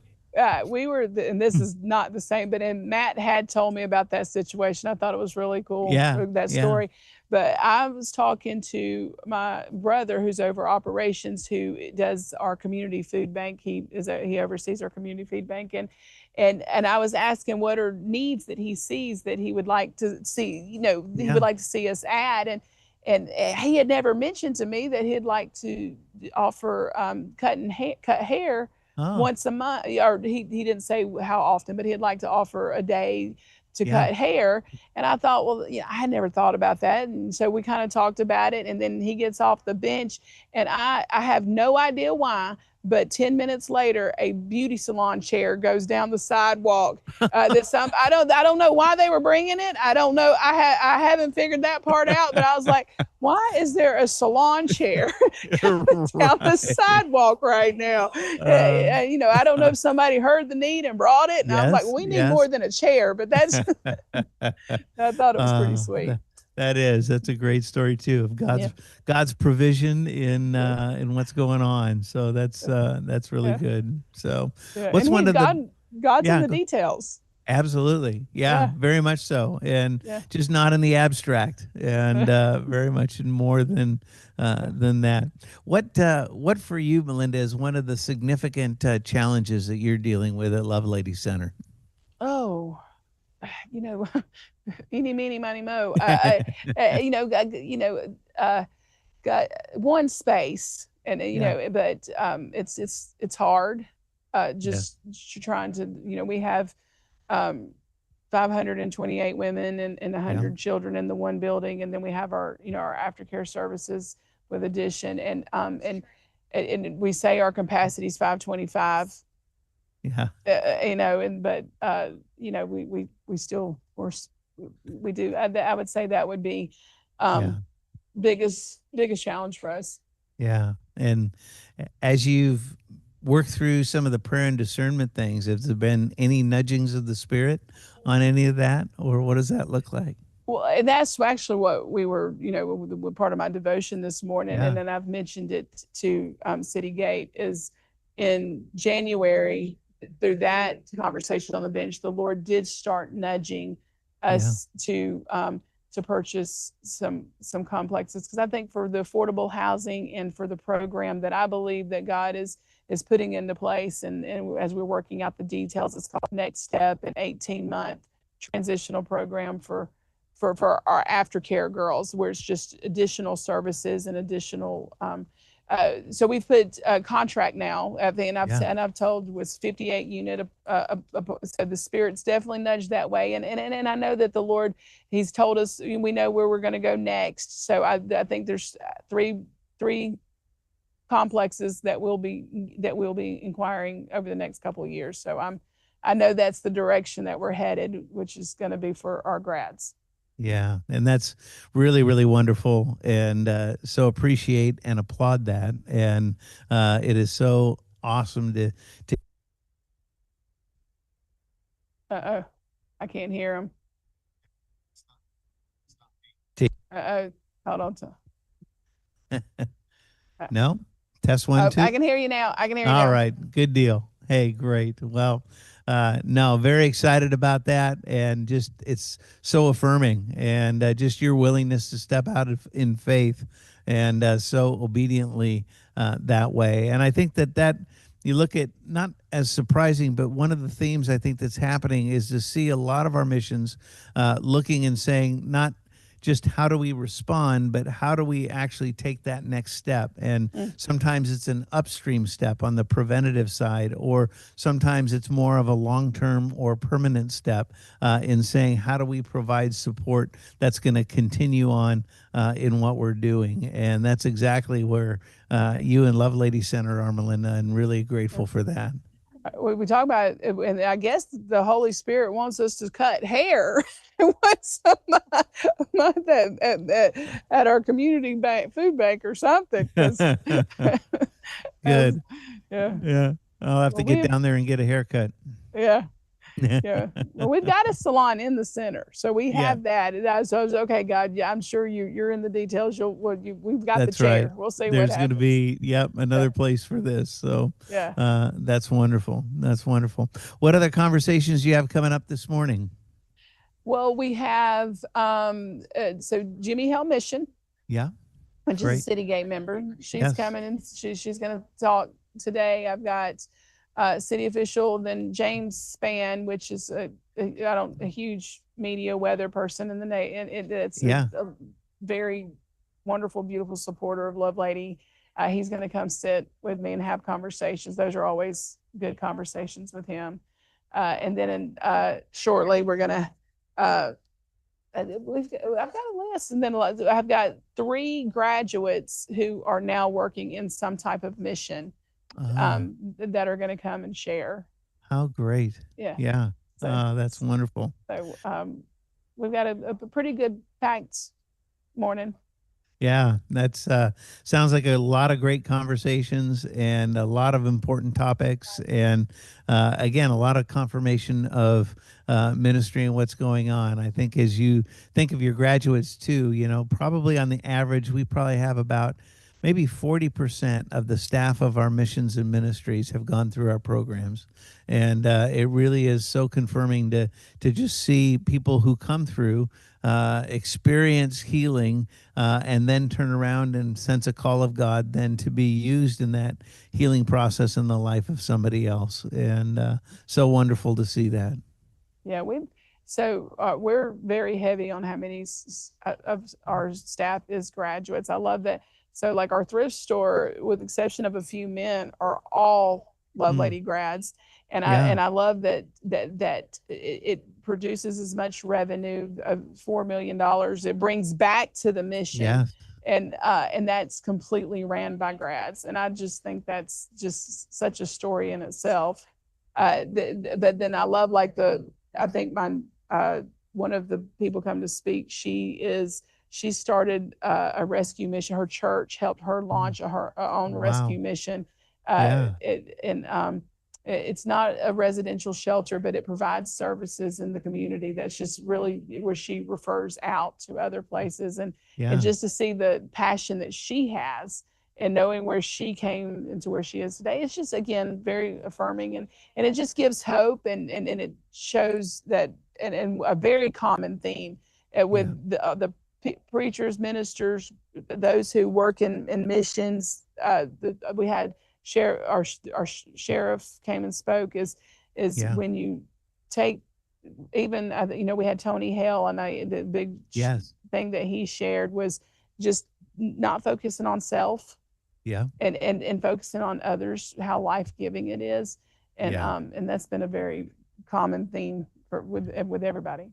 That's great. That's great. And really powerful conversations that way, to be able to focus. I mean, to help and recognize for a lot of folks, it is the struggle of how do I get out of the circumstances, the situation that I'm in. And oftentimes is taking that focus off ourselves and being able to put it on other people and help other people that can flip the switch and make the change happen, to be able to do that. And yeah, that's a powerful word, and really appreciate that. I've enjoyed the national feeds. Those have been helpful. Yeah, And they've been giving. Yeah, So, wonderful. Good. Well, we're going to have Merle Heatwole is the new national commander for the Salvation Army, and so he's going to be up, I think, around 7. Let's see, it'd be your Central Time, so it would be 9 a.m. Your time in a live interview, and then Dr. Howard Koh and Kate Long from Harvard will also be live following that as well, and then we'll have Ed Stetzer to close us out. So some really good conversations that are still to come, that are actually going to be live conversations that we're looking forward to. Okay, good deal. I'm looking forward to all the conversations, whether it be on the national feed, on the bench, Yes. and I'm looking forward to 2:00. Join you in that. Join you in Yes. that. So, hey, good. Well, so great to connect, and so appreciate you, Melinda, and certainly the growing friendship and partnership and all that you're doing down there at Love Lady Center. I know it is so significant and touching so many lives, and really pray God's ongoing blessing over you and your team there. Well, thank you so much. And again, thank you for City Gate and what y'all do. Just amazing, unbelievable. I love the relationship and all that y'all do. Thank you so much. Good. Hey, great. Have a good rest of your morning. Yeah, you too. Thank you. All right. Thanks so much. Bye-bye. Bye-bye.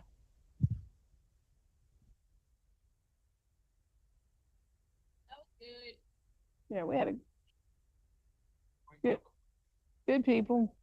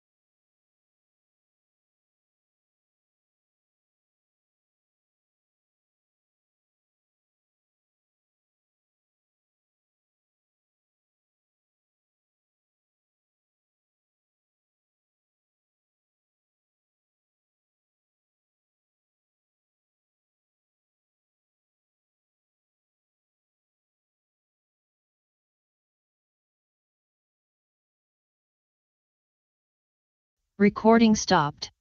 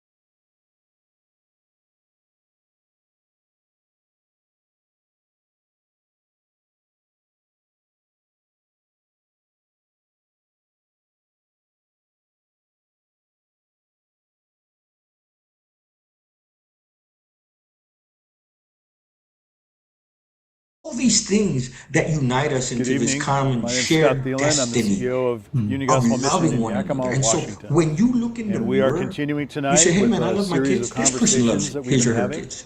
Hey, I want a better future for my family, so do they. But and how more we as a importantly than that, community need to be better educated and how we can collaborate more effectively. One of the key parts of that kind of solution in the community is knowing how to really help address the needs people have physically and mentally. And I have with me the honor to introduce Dr. Christy Trickett, who is the Senior Director of our Care Center Ministries at the Mission. And Christy gets the opportunity to see things that we will never see because of her role as a physician. And I just asked her tonight to come and to share about maybe some stories about how these needs of mental and physical health end up being addressed as we care for people.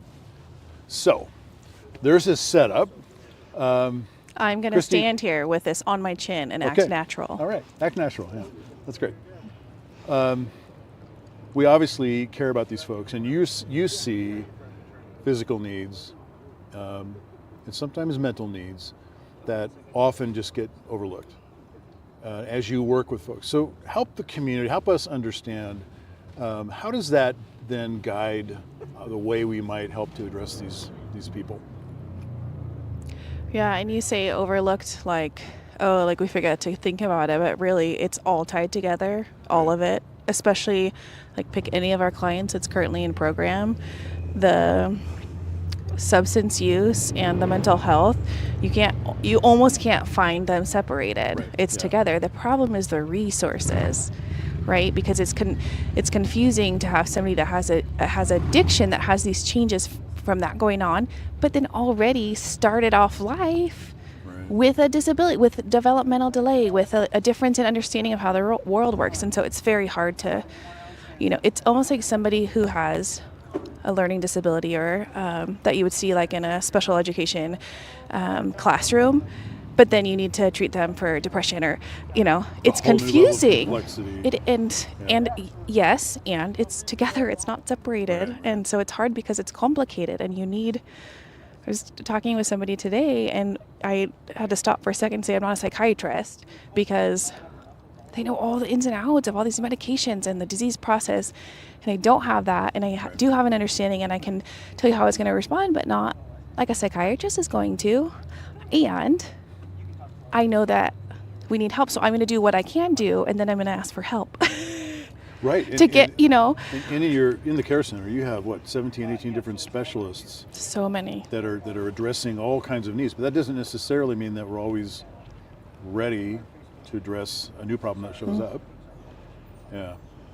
And it might be good just to stop for a minute and explain to people how the care center operates, because it's not just another branch of multi-care or something.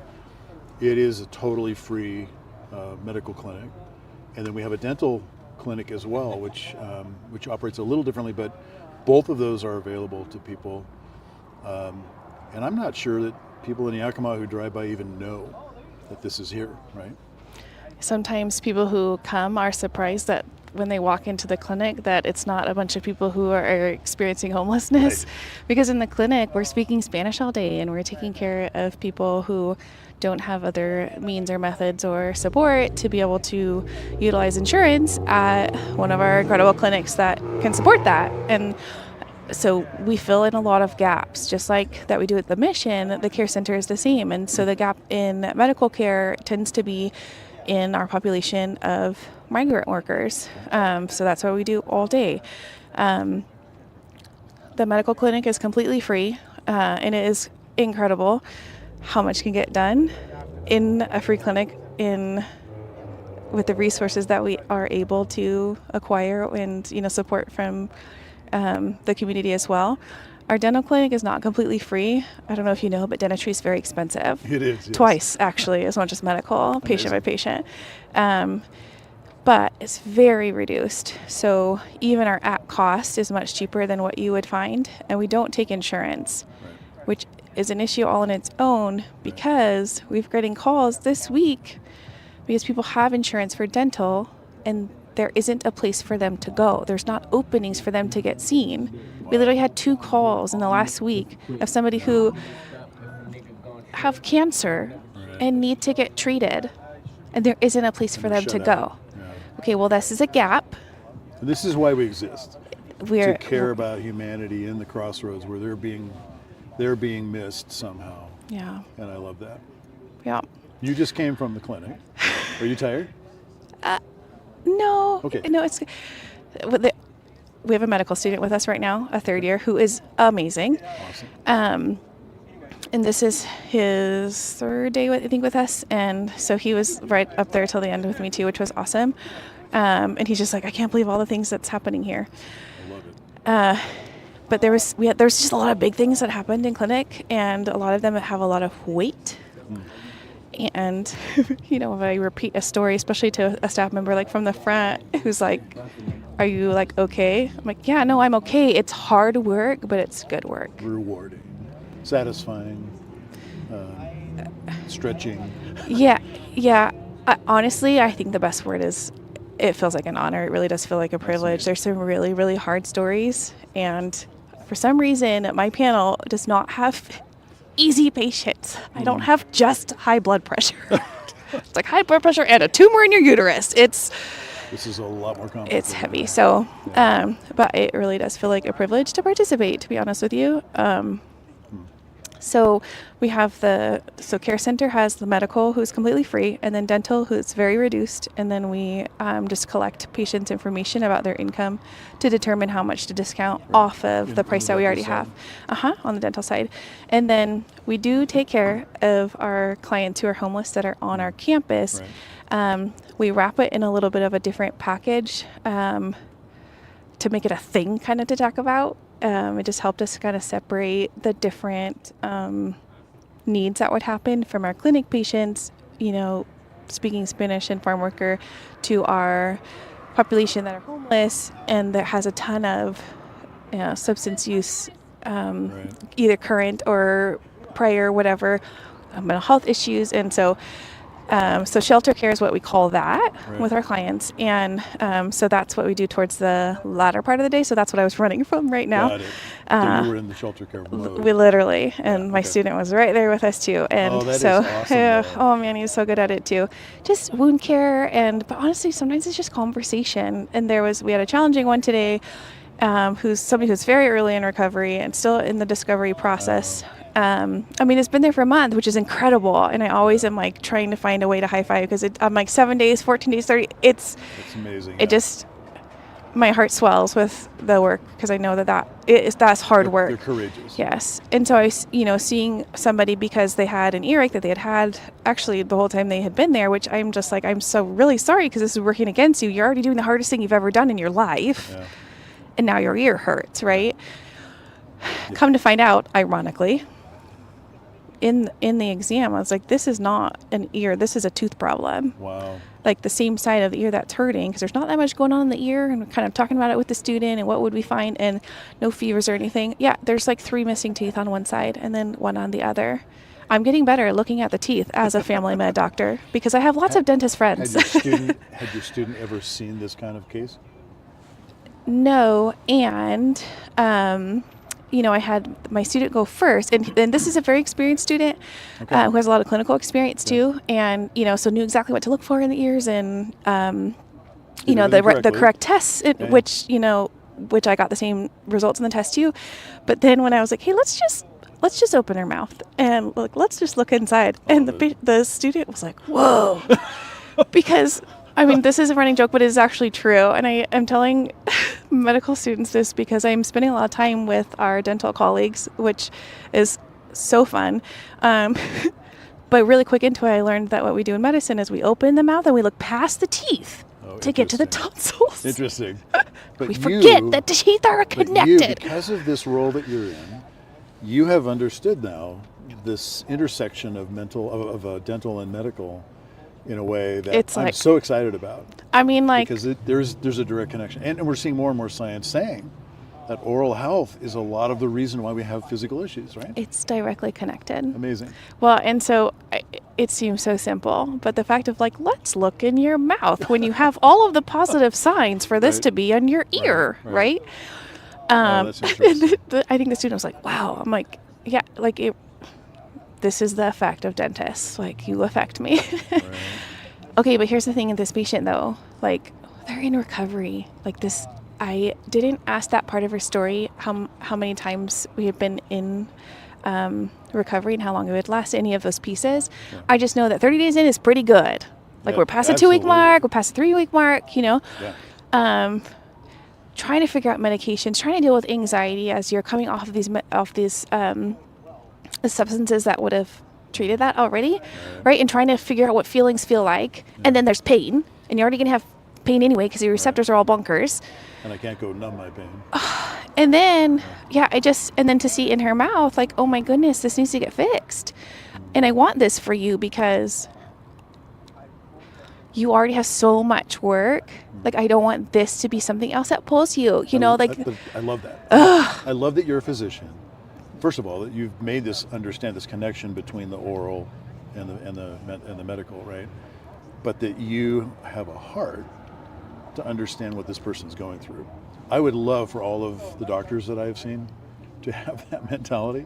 Often it's just not the way it is. They've got their job to do and they do it well.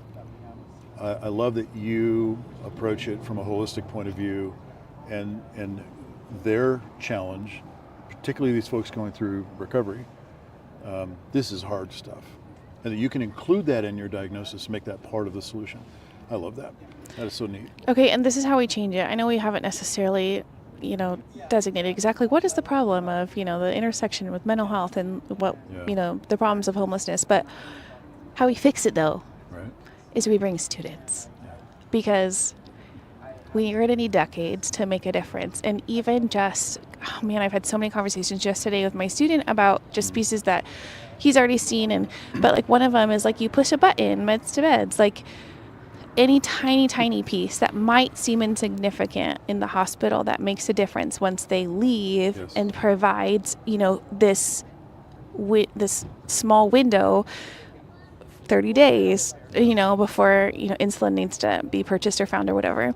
But it's the same thing in this situation, because in medicine, it's just like in police work, maybe, I guess. I haven't been a police officer, but there's ways that we tend to think about people, and we tend to put them into boxes. Yeah. And there's a natural tendency, in everyday life for that. Sense, Yeah.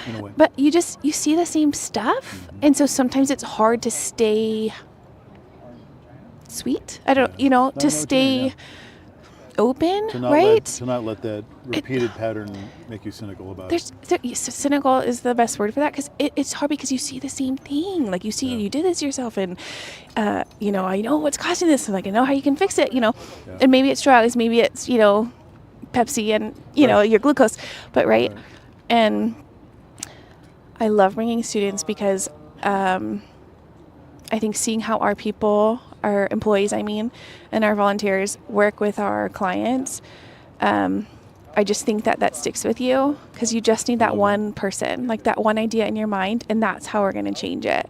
Because just seeing that this person that you've seen 20 times have all these abscesses, and maybe they have meth cardiomyopathy and they're 25, and maybe they can't literally walk to leave against medical advice, but they find it, there's all of these things, right? That you're like, okay, that's ridiculous. You're doing this to yourself. Okay, yes, and that is somebody's. It's somebody's son. It's somebody's brother, and you see that when you come here.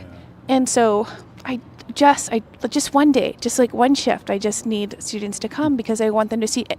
And and maybe it won't. Maybe that doesn't show up for another 10 or 15 years in their life or whatever. But seeing the patient that we saw today and being like, hey, let's open your mouth. You can have whatever judgments about whatever you've been using and why your mouth is the way it is.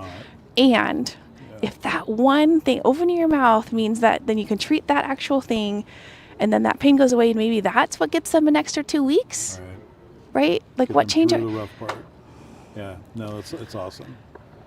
One student at a time. But this person is still in process, and part of what we know is that they need a support system to see them through it. Folks in our work as a mission don't necessarily have all of this support in place internally to just do this on their own, like an outpatient, right? They need some support.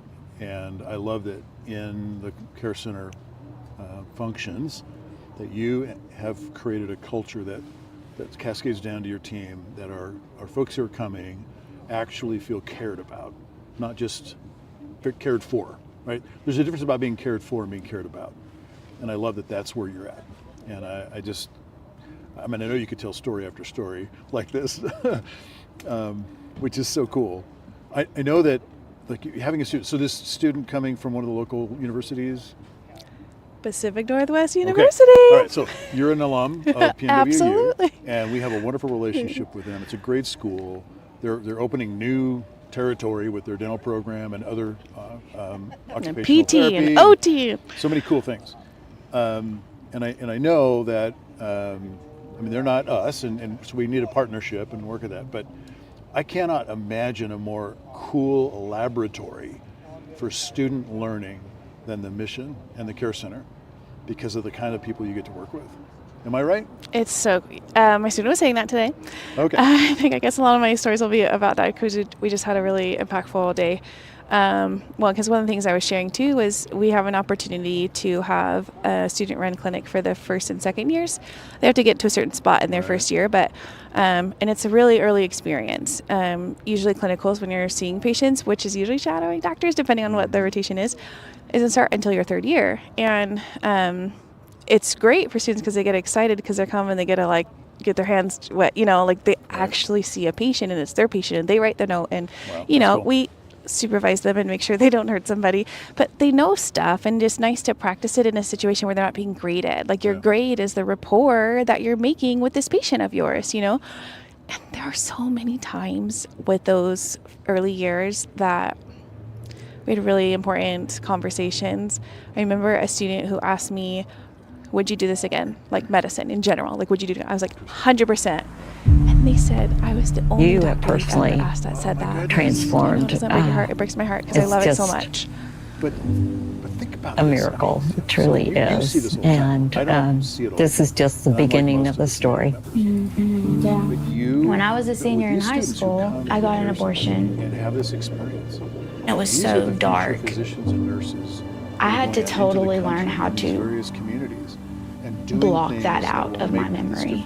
And if they get that touch, that is where the drugs, pills, and the heroin started. It's that UGM is a special place. Years later, my drug use has cost me not only my 4-year-old what I love son, about that student, because like, of the shame I had, it cost me my whole family. I've been there. We've all been there. All of us going through medicine. And I bet you done was the same way. It's just a lot of work, and so sometimes it's like, why did I do this? And it's stressful. And I alluded to I just felt like the reason I that we wrote too far gone. Essay in the beginning, to get into med school. One of the things that you do is this paper of like, why do you want to go into med school? Like, why do you want to be a doctor? And you're trying to like stand out and have like this good intro and all of these pieces, but it's like the heart of like, not going to be in your resume or in a letter of recommendation or something. But why is it that you have decided that like this very long, very expensive, very challenging journey is one that you're going to go on? And UGM does that. Like it reminds you of literally the letter that you wrote. And we were talking about that today, and the student is like in his 3rd year. So he's been doing this for a while already. And like he was like, this is just like, and I was like, I tell people that all the time. When I heard that you were because here, there's just so much in our system that's hard. Medicine's hard, like dentistry's hard. Like mental health, like, inside it's hard. the walls of Serenity, I felt we're broken and messy instant love. But it's hard work. I got to rest. But it's good work. I love it. I wasn't used to that. That the people who end up getting an opportunity to hear you, I didn't know if there was a God, but I started talking. And I said, Lord, just show me something.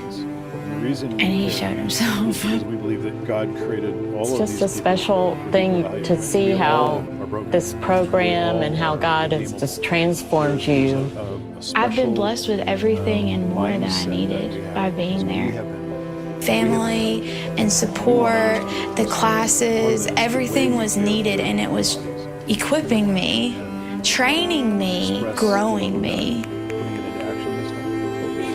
It's really cool to watch when you're saying this way. It just makes me think about our staff. I learned so much from our staff that are doing.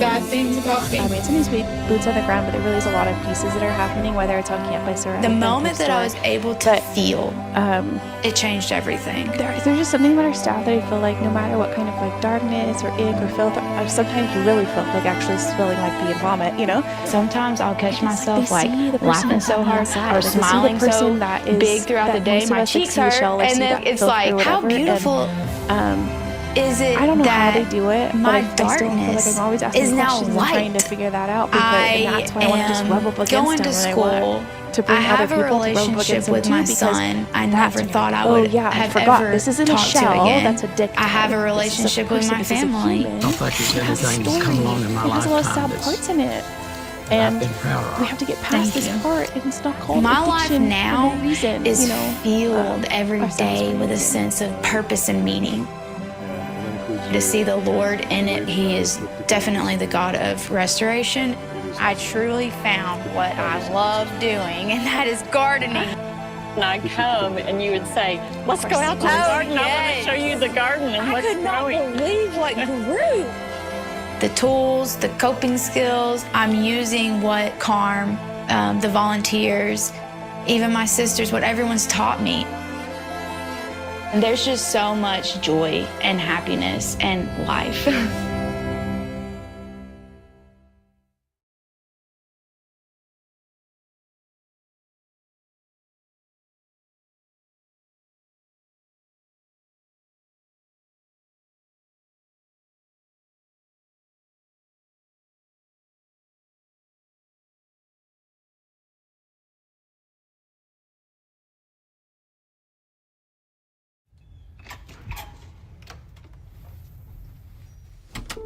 You feel this for any of your kids. You just want them to succeed and do well. So it's hard to watch them struggle with different things. It kind of goes with my intellectual disability that I kind of worry about the future and then the fear of the unknown and put that as my anxiety, and I slowly went downhill.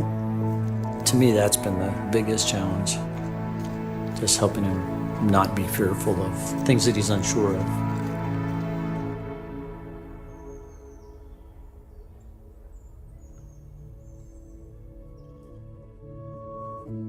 We brought Sam home in August of 2007. We were told from the beginning that Sam was very shy and quiet, so that's kind of what our expectation level was, and that lasted about 5 minutes. We didn't know the extent of what his disability would be like. He did have some medical issues that we took care of over the years as well, but I just remembered to get him the services he needed, I really had to fight for him. He got speech therapy, occupational therapy. He had a full IEP by the time he was like in 2nd grade. We got involved with Tree of Life when they started the Still Waters program for the special needs children.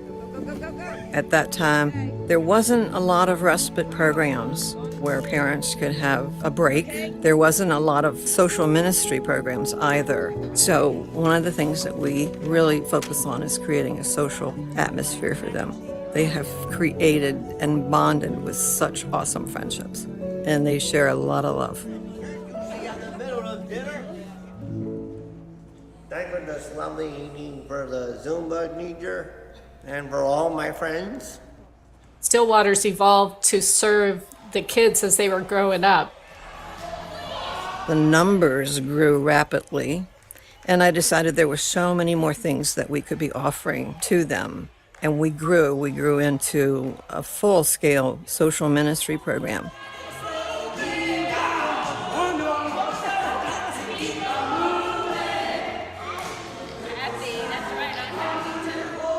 We're trying to match up all the needs, and there are a lot.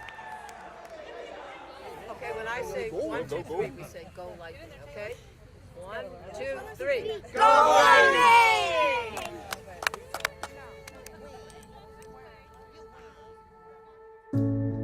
After high school and through COVID was difficult for Sam.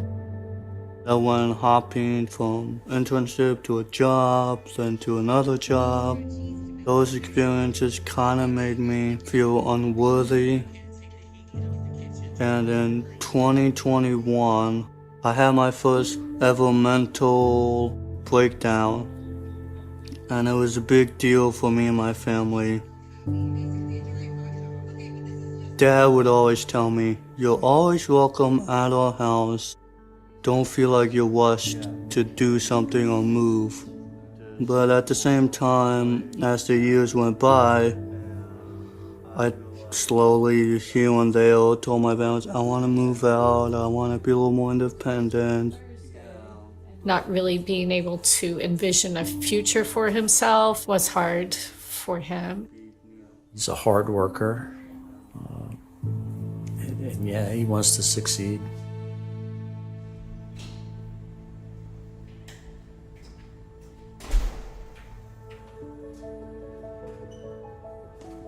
With the Simply Be job, I feel like I have my purpose again. They've given him the amount of responsibility that he's capable of, and it's just given him such self-confidence. It actually complemented my strengths and helped my weaknesses. He feels important and a part of the team, and it's been so good for him. And that's how they fit me. What I like at Simply Be, we help each other out. And co-workers become friends, and it all kind of wraps around.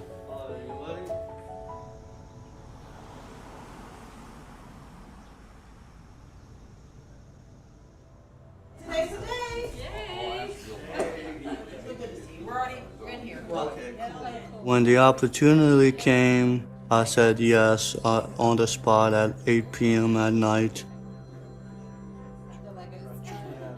Sam was ready. He was excited. As soon as we mentioned it to him, he was Yeah. packed. Like, he was already packed and Yeah, stuff. But then the biggest thing was, we're gonna need a truck. It's like, well, we'll just make multiple trips. You know, we can overcome that.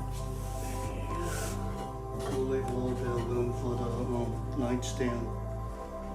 it's amazing that the house that's been provided for them is such an affordable rent, and we know that they just want to give Sam and Mitchell this opportunity. I've been looking at apartments online ever since I was 13 or 14, I think. So I'm glad I finally have this. The best way to put it is it's very surreal.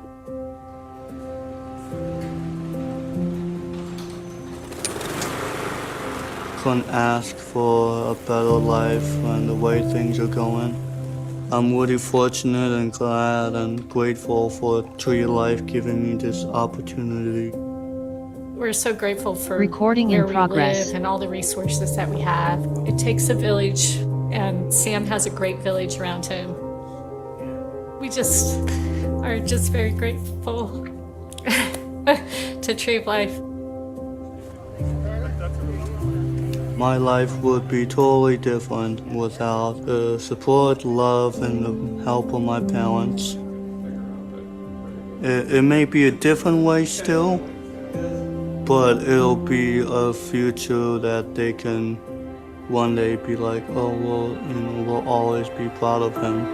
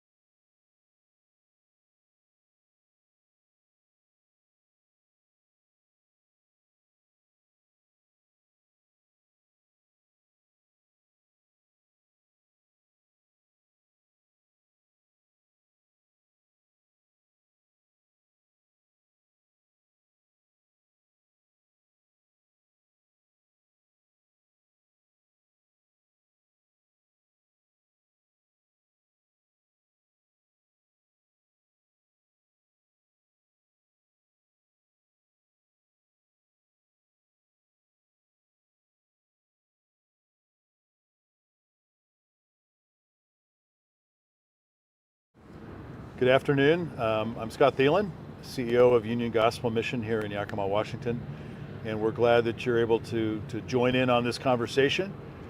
We have 24 hours of these taking place, and we are now into hour 22, I think. It's been great. We really enjoy these conversations. I have with me today another guest who brings a different perspective than what we've had up to this point, and I want to introduce Misael Hernandez. Misael is a friend. He is a pastor in the community. He's also doing chaplain work in the Washington area and also in our care center. And because of his perspective, I want to ask him a couple of questions that I think he's uniquely qualified to speak to. So the first question, thank you for being here. Hey, thank you for having me. The first question I want to ask is, as you think about homelessness as a Christian man, as a pastor, and someone, because you weren't always a Christian, God did something in your life. Correct. Feel free to share that story. But as a Christian, there's a perspective about homelessness that may not be common in the community's understanding. How would you describe how you look at the problem of homelessness? That's an interesting question. I should mention that you're on our board now also, Right. Which is great, by the way. Yeah. Grateful to have you there. Yeah, I've been serving as a board member for 2 years now. Yeah, which is a pleasure. It's great to have you there. A blessing. I grew up in Mexico. Right. So the homelessness problem, when I moved to the States, is when I realized how big it is. Okay. Typically in Mexico, you see people on the streets, right, sleeping on a bench or things like that, but it's not as often it is here. Okay. Why? I don't know. That's a good question. Also for me, I know poverty is a problem in Mexico. Yes. As a missionary in Mexico for 16 years, we went to different communities, different neighborhoods where people are poor. Yeah. They don't have a job. They struggle with health. They living on the streets basically, but in a neighborhood, kind of like a separate section. So we went and did a lot of missions, providing medical care, food, like Christmas times, the Samaritan Purse program, all of that kind of stuff. Yeah. But it's not typically something that you see on the streets on a daily basis. Right. It is different from our community. It is. I remember going down, and it was the year 2000. I went down and I was asked to speak to a community, And I discovered, as I was getting ready to speak with them, that they were living in what used to be the city dump. Correct. Because it was land they could afford to to be on. Yeah, and that's poverty. Correct. That's poverty. Yes. That's hard. So it is difficult, and it is something that it happens in Mexico, and it happens often. I remember years ago, we got a team from Canada working with us for 2 weeks or some time, doing evangelism on the streets. And these guys asked me a very interesting question. They said, we were driving downtown Guadalajara, and obviously they saw these fancy cars, you know, Mercedes and all that kind of stuff. And they said, I didn't realize that Mexico have these type of cars. And I was thinking, it is Guadalajara. It's the second largest city in the country. And obviously there is money in Mexico. It's a country that has a lot of resources. So yeah, to have that mentality that, you know, because you're Mexican or you're Hispanic, it means that you're poor or you have this struggle. It is very interesting to me, you know, people think that way. Being from that community. Correct. So when you came to the States, and you've been in the States how long now? It's going to be 7 years in January. Okay. Yeah. Mm-hmm. So when you came to the States, you see homelessness in a different way. Correct. Yes. As a Christian, how do you think about those individuals? Because we don't know their stories, we don't know their backgrounds, but when you see homelessness, how do you think about them as a Christian? Well, the Bible speaks about caring for those in need, and I believe that homelessness it's people that are in need. Yeah. But in my perspective, and I can speak from my experience and my experience with the Lord and knowing the scriptures, is I think homelessness is also a problem of the heart. Maybe people won't agree with me, but I believe the gospel is the solution for any problem. Yeah. Any problem. So when you look at the root of homelessness, what it is, what you find. Right. So it's a hard problem. Many times. Yes, you have the trauma and you have different situations and psychological problems and all of that. Right. Yes, you find that, but in my opinion, it is the gospel is the answer for the heart. You know, God changing a person. Right. I was not homeless, but I was somebody that lived away from God, making bad decisions, and I think back, I probably wouldn't be ended in a really bad spot in my life if I wouldn't, you know, Lord changing my life and I'm the same way. I agree. Changing the course of my life. You know, it would be very different story for me. Right. So I think we Christians need to take care of those in need. Yeah. Despite of homeless or, you know, addictions or whatever.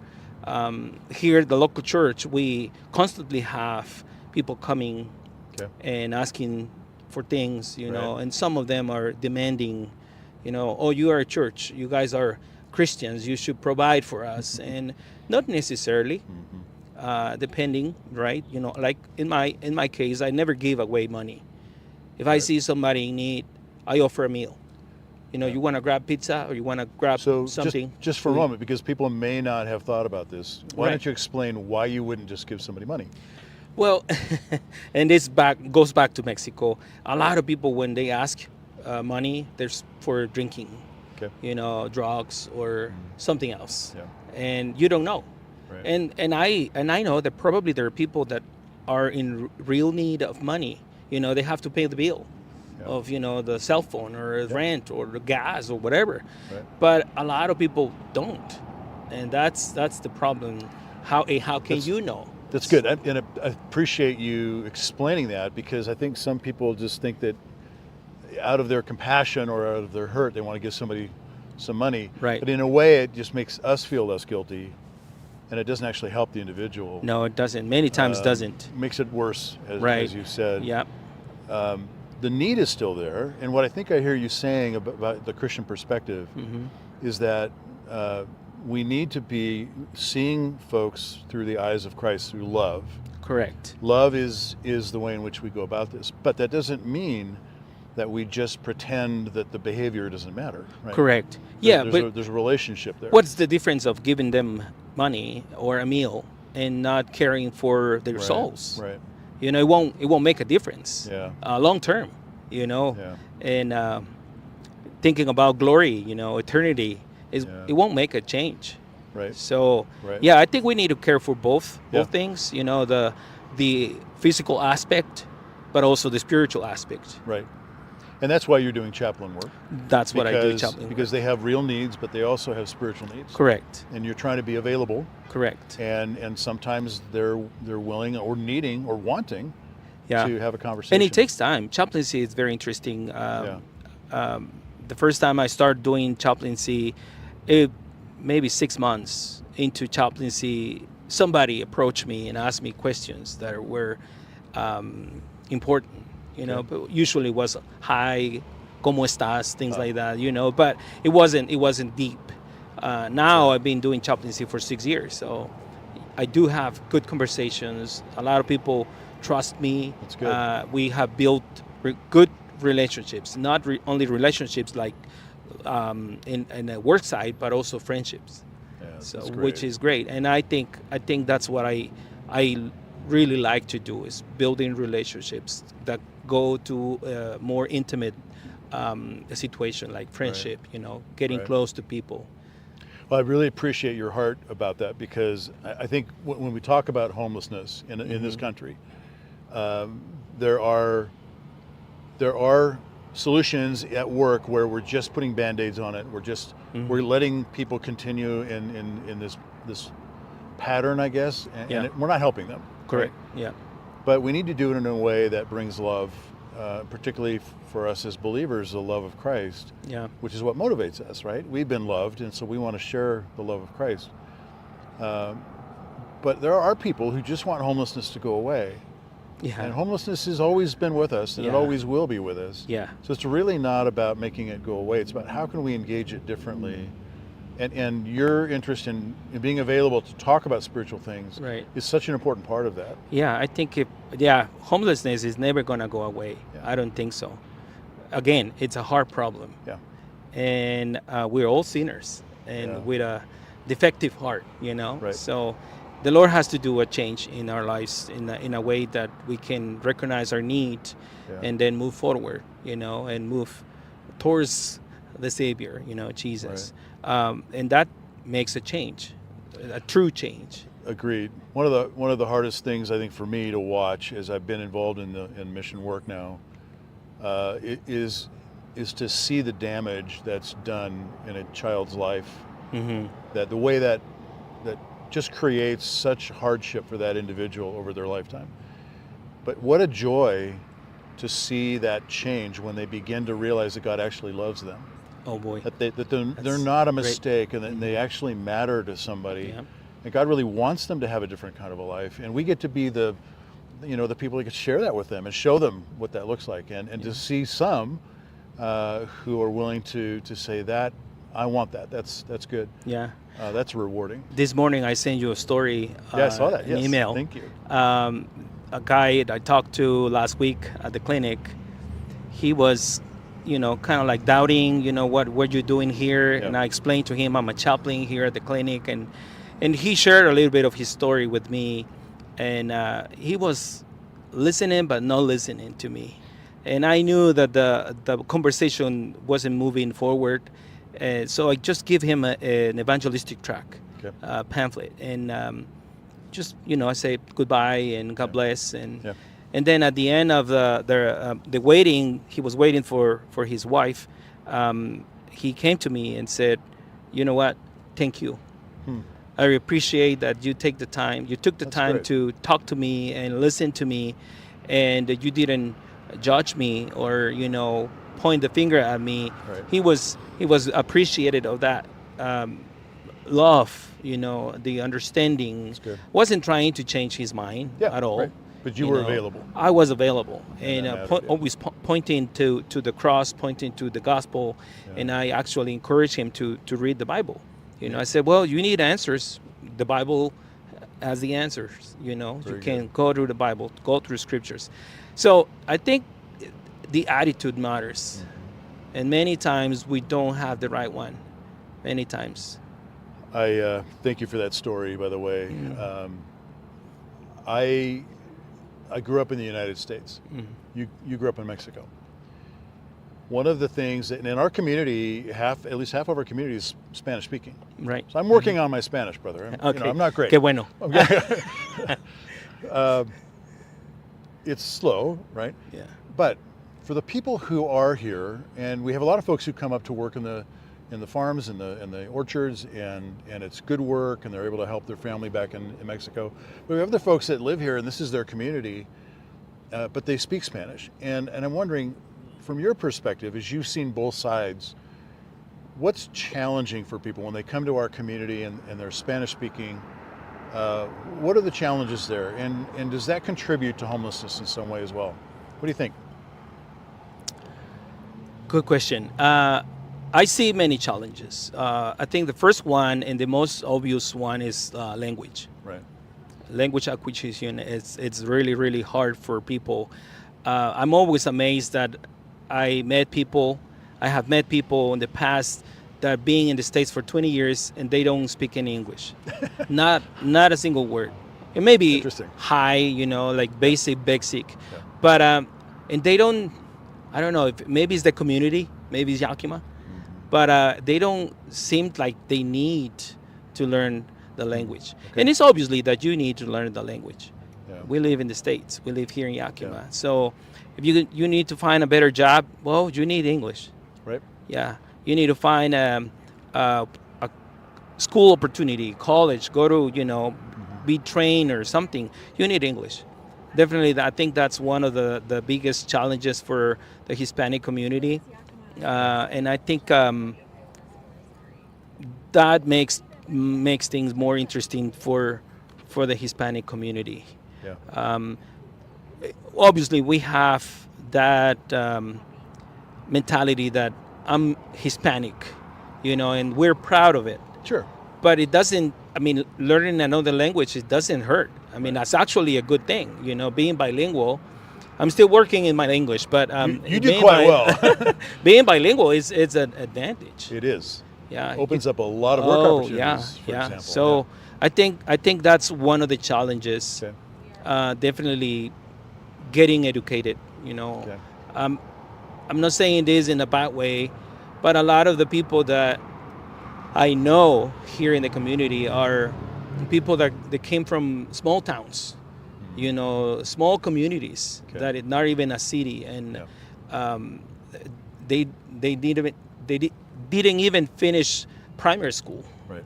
Or you know, so not this even has to be school. hard. Yeah. So that's kind of like the challenging part, you know, to teach them. Maybe they're not, you know, like, okay, I'm going to learn English because they don't even know Spanish well. Sure. And that's a big challenge. Okay. So to have the opportunity for the newer generations to learn a language, you know, and I know a lot of second, third generation that they're more comfortable speaking English than Spanish. Yeah. And you can notice, you can see their Hispanic, you know, heritage. But I don't know. I think it is challenging. Definitely challenging. Okay. Education is, so that's the other thing. So it goes, you know, side to side, being able to speak and also being able to enroll in school, you know, maybe a GED or something. For me, it was challenging. It still is. Yep. I went to the YBC, the local college. Yep. I took some classes, but it's English is hard. I'm glad you see it that way, because you're right. I'm gonna 100% honest. It is hard. Pronunciation is difficult. It is. So a lot of my friends who've come from Mexico are hard workers. You're a hard worker.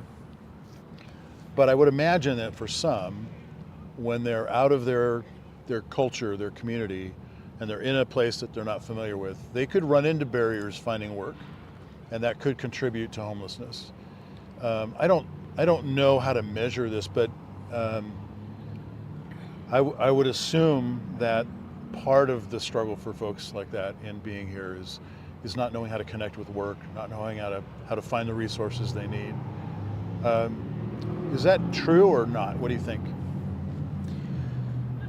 There is a saying in Spanish, and I don't know how to translate this in English, but we say in Spanish, "Dime con quién andas y te diré quién eres." So tell me you spend time with, and I will tell you who you will become. Got it. Something like that. I don't know if there's a saying similar in English. Yeah. So I think it depends on your relationships, your friendships. Yep. I don't think it necessarily has to do with where you work or how much money you make. Okay. So Hispanic community, it's a faith community. Mm-hmm. It doesn't matter. Could be Christians, could be Catholics, and that gives you a different perspective on, drugs and all of that kind of stuff. So there is some sort of respect about that, and people are careful. Yeah. And you have the abuelita, grandmother, always telling you, don't do this stuff, things like that. And so there is that kind of respect. And people are moved to the States. I don't think they came to the States to become addicts. No. They come to work right. and make money and build their houses in the little ranchito there in Mexico where mom and dad lives, all of that. So it is, if somebody gets to that point, addictions and stuff like that, I think it is big part of it is your friendships, your co-workers, who you're with. Yeah. They either lift you up or they pull you down. Correct. Yeah. And I think we tend to imitate people. Yeah. We have, the vision of coming to the States and becoming somebody. We are already somebody. Right. But that's kind of like the vision, and it makes things tricky, interesting for a lot of folks. But it's what I love about what we do at the mission, because we have a community where our Christian faith is lived out. Correct. Yeah. And they choose to be a part of that, and in that process, they find encouragement. But your church family also, you pastor New Life Bible Church, and you do those services in both English and Spanish. Yes, bilingual church, which makes that so much, I think, more effective for people who are trying to find their way. Yeah. And it's a supportive community. Yeah, and people appreciate that. Yeah. I know that there are some folks in our church that don't like it, but that's the way we are. We're a bilingual church. Same thing would be true in an English-only speaking church. If we began doing them in bilingual, people become comfortable with what they like. But I appreciate the effort that you put into making that. And a lot of things that have value are not comfortable. So they're true. uncomfortable. So true. So like for us this. it's important. Yeah, like this. Yeah. So it is important for us to be bilingual. I know we can.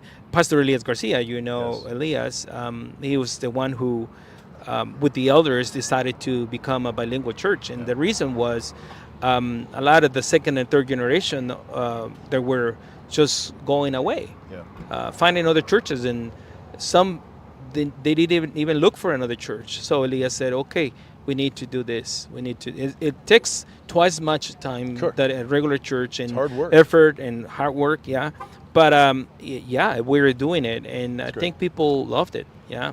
Excellent. Yeah. So, well, I sure appreciate your thoughts about all of this, but I appreciate your willingness to be a part of the solution. You're at the Care Center helping to be a chaplain in other places. You're on our board. Your voice is important, and I think for all of the folks who aren't from Mexico or don't have Spanish-speaking family members, it's really important to remember that that's a transition for them too. Yeah. And we as a community have to work together to address our homeless problem. Yeah, and in a place where the Hispanic community is big, absolutely, I think we can contribute a lot. Yeah, not just getting benefits from the services and the community, but I think if we get the people together and in agreement and knowing that we can contribute to our own community, we can make a big change. Agreed. We can make a big change. With God's help. Yeah, with God's help, of course. Yeah. Thank you, brother. No, thank you. Appreciate you coming to share. Thank you. Hey, thank you. Thank you very much. What's that? Great. Okay. Good. Thanks.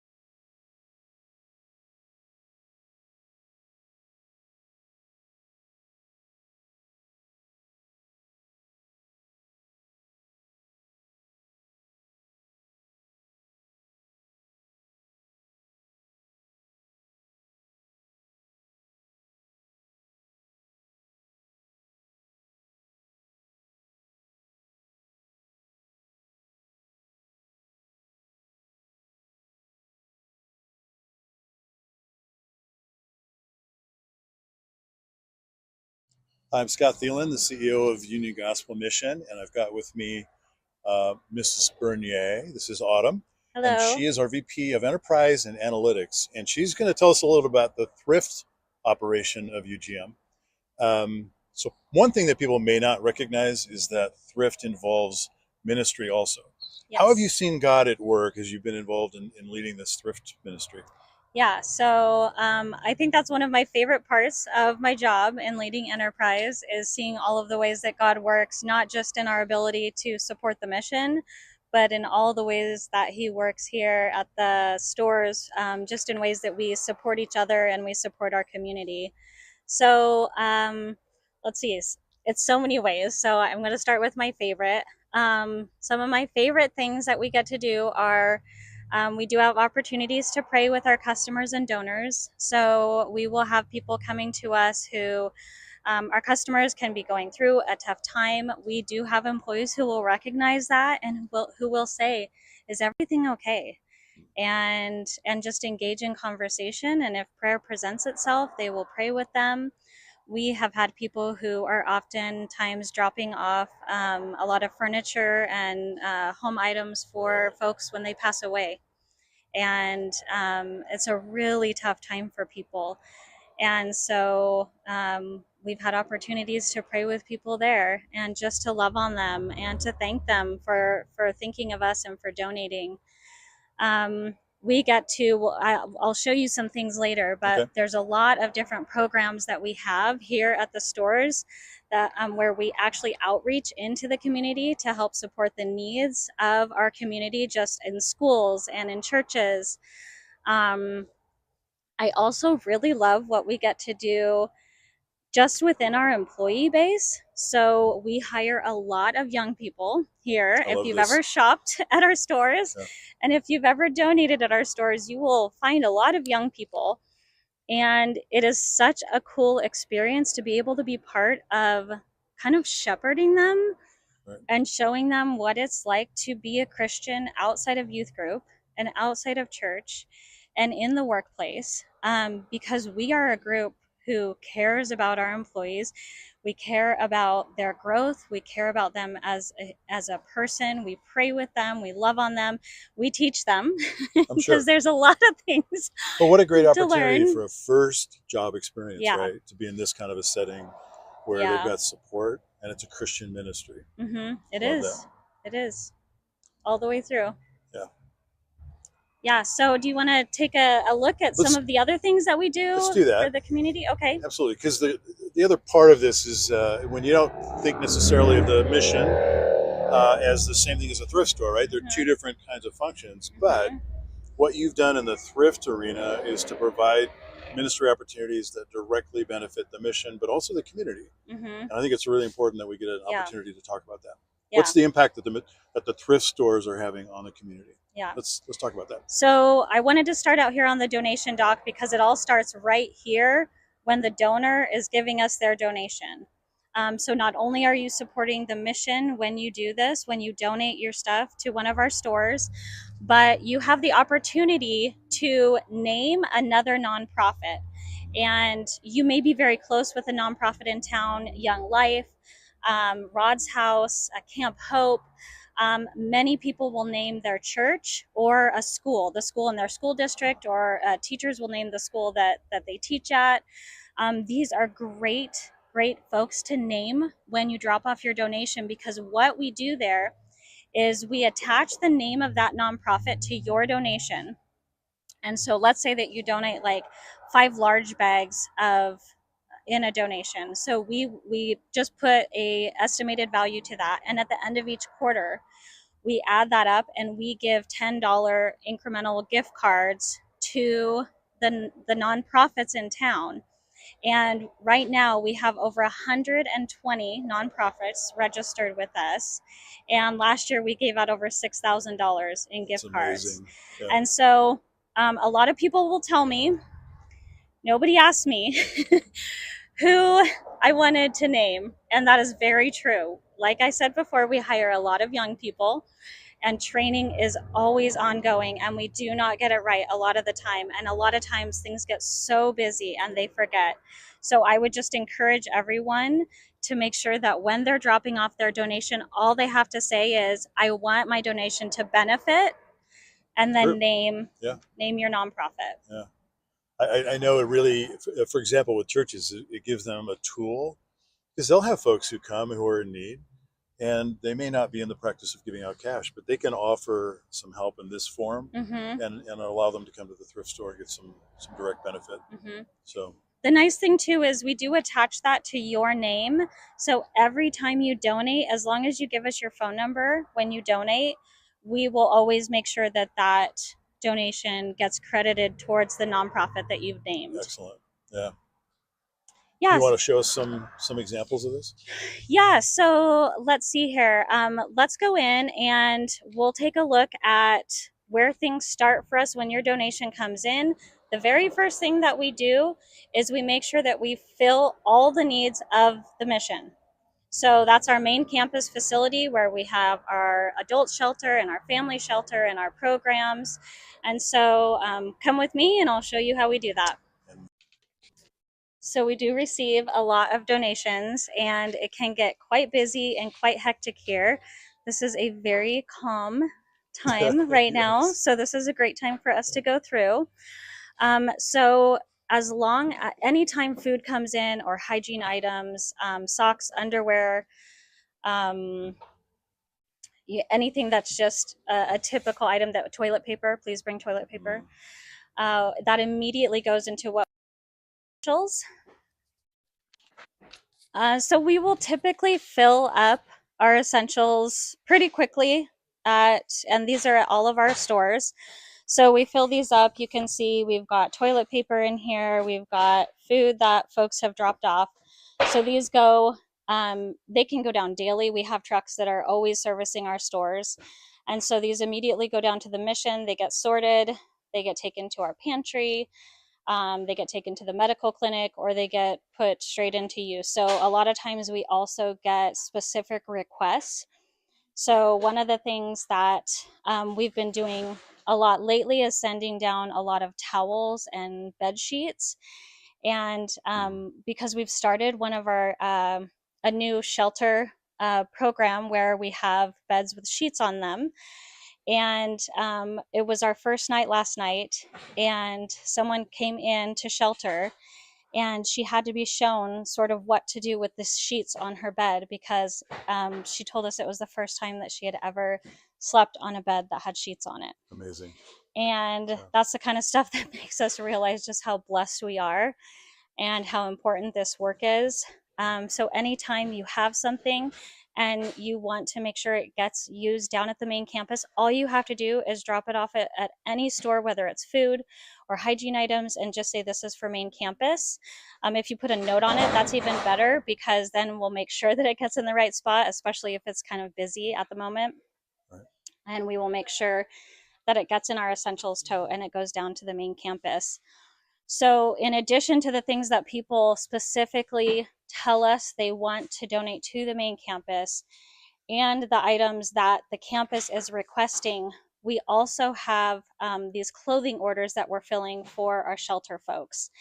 And we used to actually have a full clothing room down on campus. Right.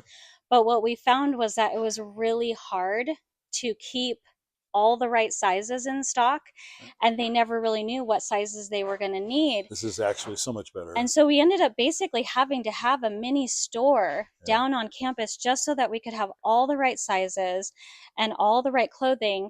And so instead we decided to kind of bring that process back to the stores. Also, we didn't have the staff time. Right. And so we felt like this was also a really good way to tie the work that our workers here at the store are doing back to the work at the mission, because it creates a really meaningful experience to be able to just put these clothing orders together. Another reason is because our folks write like their name on the piece of paper, and they write their pant size and their shirt size and like sometimes a little bit about what they like, you know, and so we'll try to find that for them. Like Air Jordans. I'm looking for Air Jordans. Yeah. So we're like, of course. So that has actually worked really well. It was very difficult at first. It took us like a full week just to fill all the clothing orders, because about 40 or 50 come in every week. And now we get them every Monday. And like I just went down there to check the table, and they've already processed all the orders for the week and sent them back to the mission. Right. So, and it's only Tuesday. But you think about these folks coming in off the street, they may have been outdoors for weeks and have not come in and changed their clothes, had a shower. Yep. They need a new start, and for us to be able to provide something like that, yeah, through the process that you've got going in Thrift here is just, it's awesome. Yeah, absolutely. So I can take you down that way, and we can take a look at the area where we fill those clothing orders. So this is the area where we put those clothing orders together. So we have individual pieces of paper for each one of our folks in shelter who are in need of a new outfit. So 40 to 50 isn't everybody. Right. Not everyone needs a new outfit, but many do. Many do. So typically we have, like I said, 40 to 50 orders a week. And so we take those, and we have these bins that we're pulling from.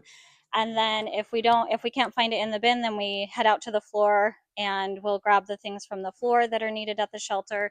And then that gets put into its own little package with the person's name on it.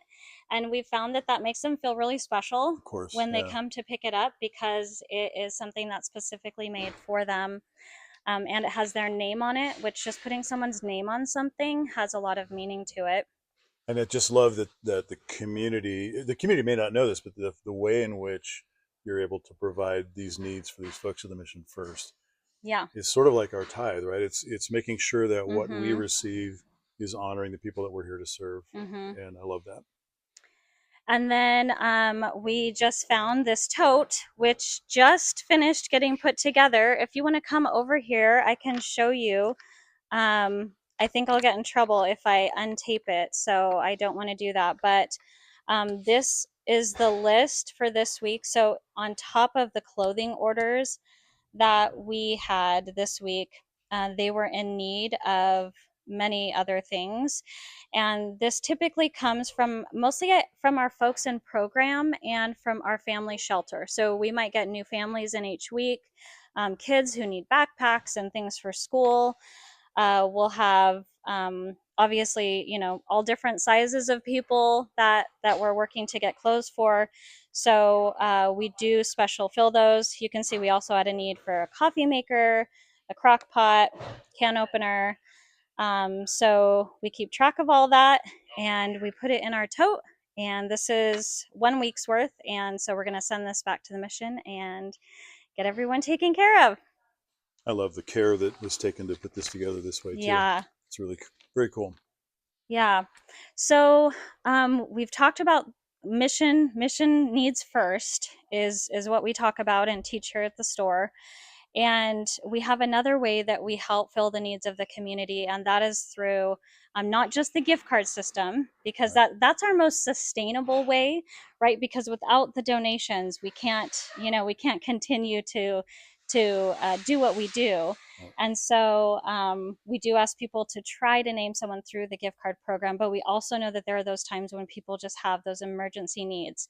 And this all started a couple years ago with some fires that the Red Cross had, and we realized we have clothes, we have household items, and there's a gap usually between when the emergency happens and when they're able to get this stuff from other places.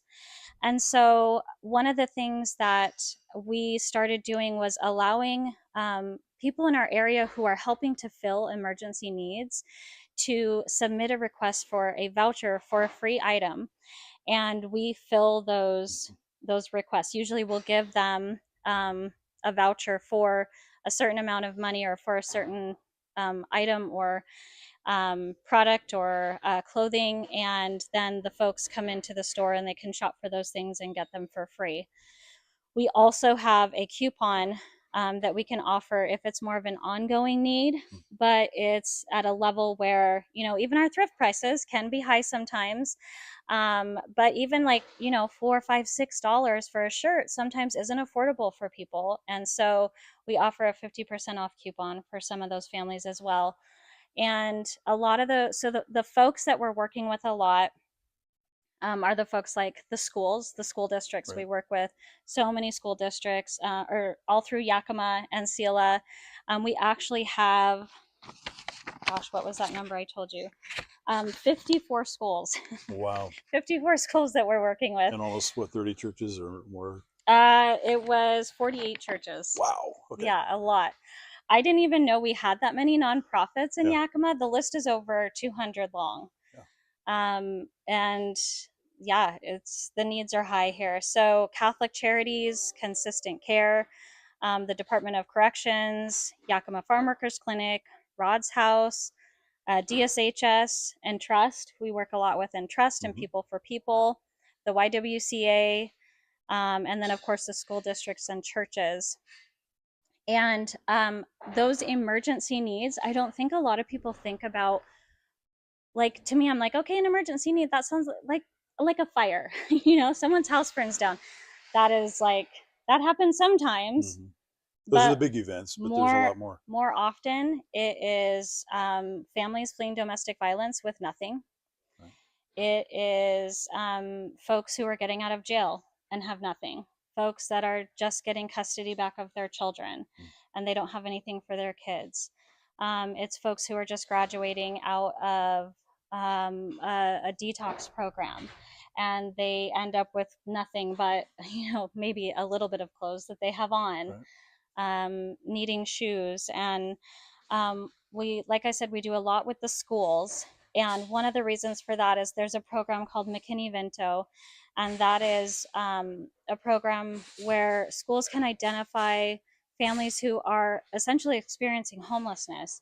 And it may not be the type of homelessness that you think of when you think of the mission, because you're thinking of street homelessness a lot of times. Right. But the homelessness that we see in schools is often kids and moms and dads who are staying with family members or who are staying in their car. There's a lot of folks living in their car. Yep. And so we consider these emergency situations. And when the kiddos need clothes, and mom and dads a lot of time will need clothes for interviews, we consider that an emergency. If they have an interview and they need some nice clothes to wear to the interview, we'll make sure that they have the clothes for that.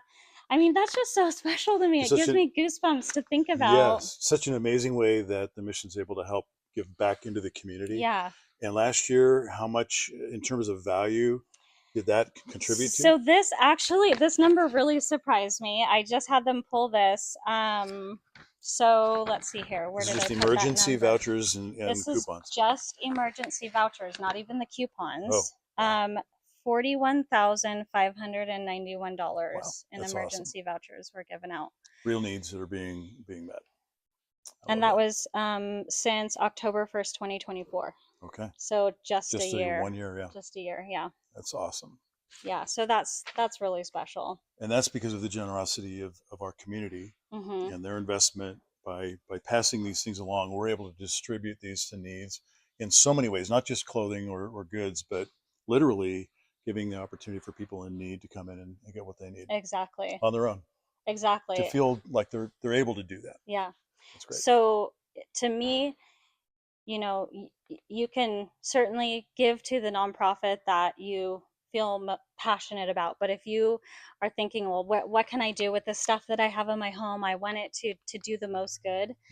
You know, bringing it here, naming an organization, allowing us to use those donations to help fill needs in the community, and then of course the sales from our stores are what make the work that we do at the mission possible.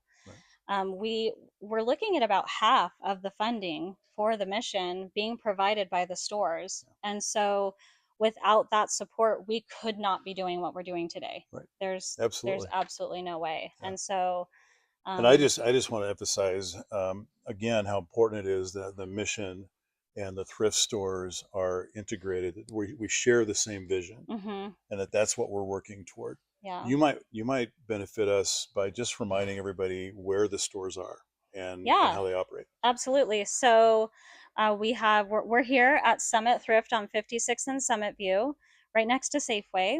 And then our Mission Thrift store is located on 20th and Lincoln.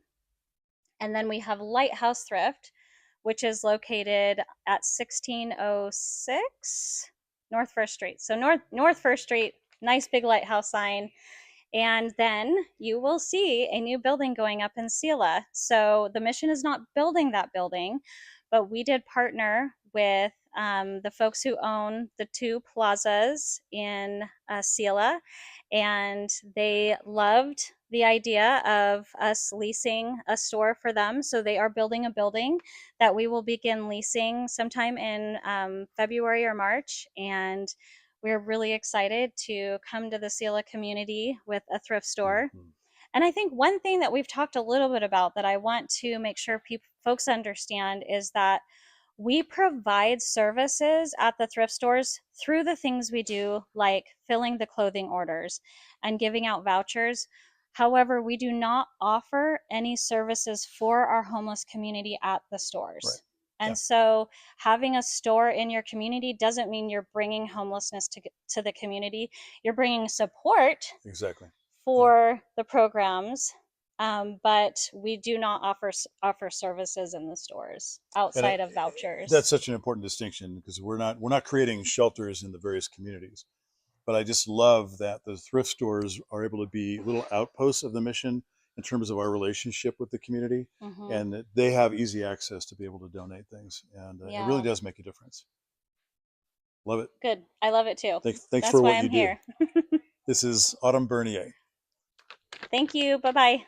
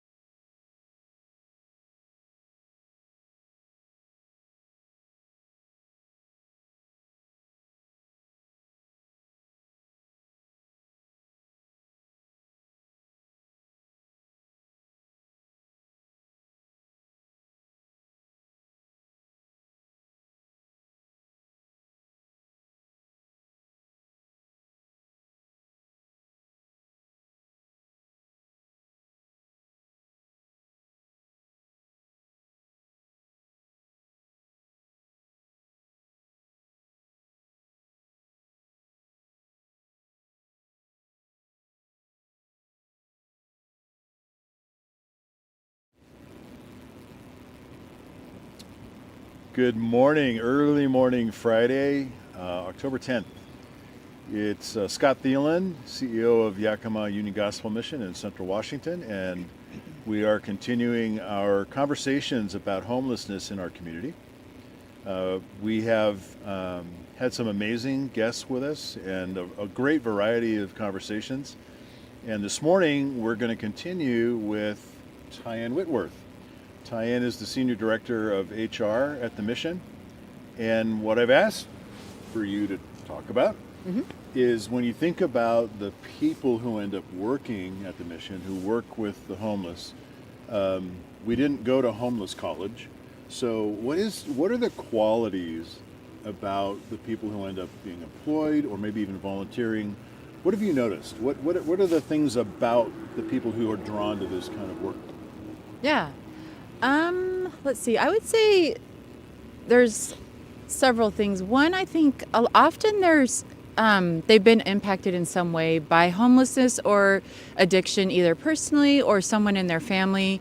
And so they have some kind of a draw to that. But that's not always the case. It's often the case, though. They also overwhelmingly want to have a job where it's more than a paycheck. They want something that is serving the community, something that they're giving back, that they're helping others. I hear that all the time in job interviews. One of the first questions we ask is, what was it that, kind of drew you to applying for this role or this position? And I would say almost always it's, I wanted to serve in some way and I wanted to give back to the community. I wanted to help out. And this just felt like a way to do that. So I think that's a big one. A big draw is people just want to help. They want to give back. They want to do something that's bigger than themselves. Which shouldn't be surprising to me, but yeah, I guess I'm surprised that it's such a dominant thing. Yeah, it's definitely a dominant thing. I would say that's overwhelmingly probably the biggest reason when I'm interviewing people that they want to work at the Mission is they want to give back. I do think personality wise, you do have to be someone that has some grit, because you see a lot and every day is different. And even when you're like in the admin offices or working in the thrift stores or, maybe not directly working with our homeless and, people, it's still like the things we deal with and the things you hear and it's always moving and it's always, there's a lot going on. And so I think someone that's, got a lot of flexibility and grit and compassion to go outside of maybe what your job description says, to kind of step in and lean into things that maybe are a little outside of what you do on a daily basis, but that willingness to be part of a team and It's awesome. And it's a really intriguing question to me because us, the community, we don't get to sit in your chair and see the stream of people who end up coming through, and it really is intriguing to me that they want their work to matter, which implies that maybe they've been in work situations where it hasn't. Is that possible, or what? Have you seen any, or maybe some stories about how that might be true? Yeah.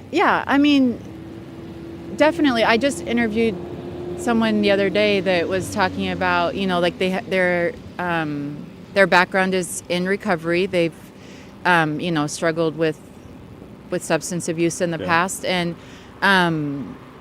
where they work, that's not really supported well. And so, he's like, they were like, I go to work and they want to go, out to the bars and stuff after work, and I'm just kind of a cog in the wheel, and and they're like, I just want to go somewhere that the culture kind of supports the lifestyle change I want to make, and that I'm able to help others, kind of make those lifestyle changes as well. And so it somehow matters more deeply to them. Yeah.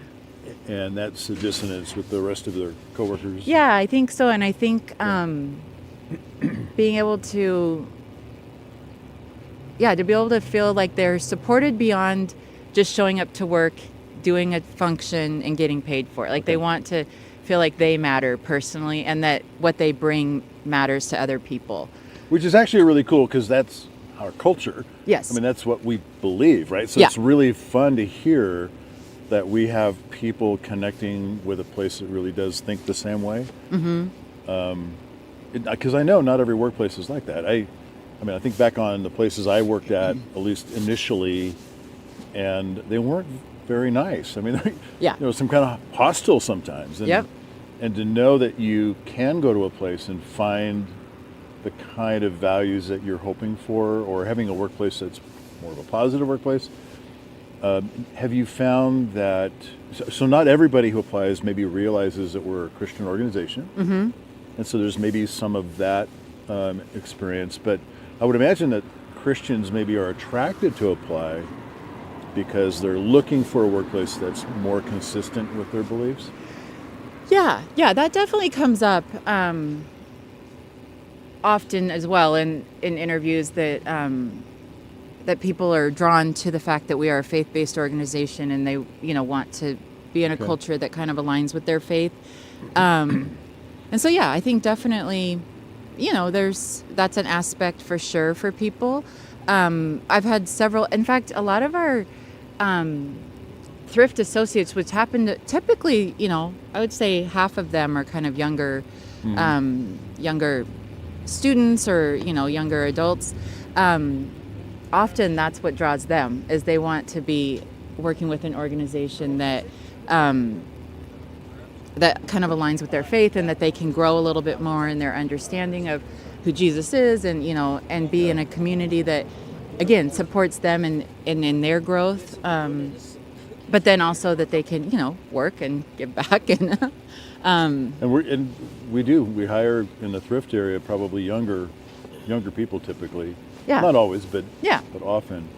How cool that they get a chance to work as a first experience in that kind of an environment that's fun and interesting, but also positive. Yeah, exactly. Yeah. If you were to, like, let's say somebody in the community is hearing this and they're intrigued to find out more. What are a couple of things that you might point out to somebody that was thinking about the possibility of applying? Why would you encourage them to consider applying at the mission? That's a great question. I think kind of what sets the mission apart from other organizations, I think in the last year and a half, we've done a lot of work on training and developing, especially like recognizing emerging leaders and trying to really focus on leadership development. And so I think that's something that that we can, that we offer our staff and that we've really poured a lot of our time and energy into, that makes us a little unique. There's also just so much variety at the mission. I mean, between like the medical clinic, the distribution side of things in the warehouse, the kitchen, the thrift stores, working with our clients, I mean, there's just so many things that I feel like there's almost a position for any type of skill set, it would be really hard to not find a good fit for someone. Not saying that we have those all available right now, but it would be really, we just have so many different things that we do, which is what also makes it really fun because there's just so many different things going on all the time. And you work with some really interesting and unique individuals that, have skill sets that are so different from yours. Which is kind of interesting to hear you say, because I can imagine that people in the community that don't know the mission real well might assume there's one thing that they do, right? Yeah. But in fact, there's a whole bunch of different things that could be job opportunities. Oh, yeah. Which is really cool. Yeah, for sure. I would say that's one of the things that I would think would be, when I applied, was shocking to me, is how much the mission does outside of just, The shelter. piece. Yeah, exactly. Yeah. Yeah, there's so much that goes on that it's even hard to explain what to expect. Exactly. But I love the fact that you have this perspective, that you can see that. Are there maybe this is going too far, but are there the kinds of people who might not be happy working in this kind of an environment? I would say someone that like has a very like, I show up to work, I do, you know, my very set thing, and then I leave. Like that would probably be really hard for you. Maybe in thrift, maybe, but then even then, there's so many different things that come through. That would still be hard.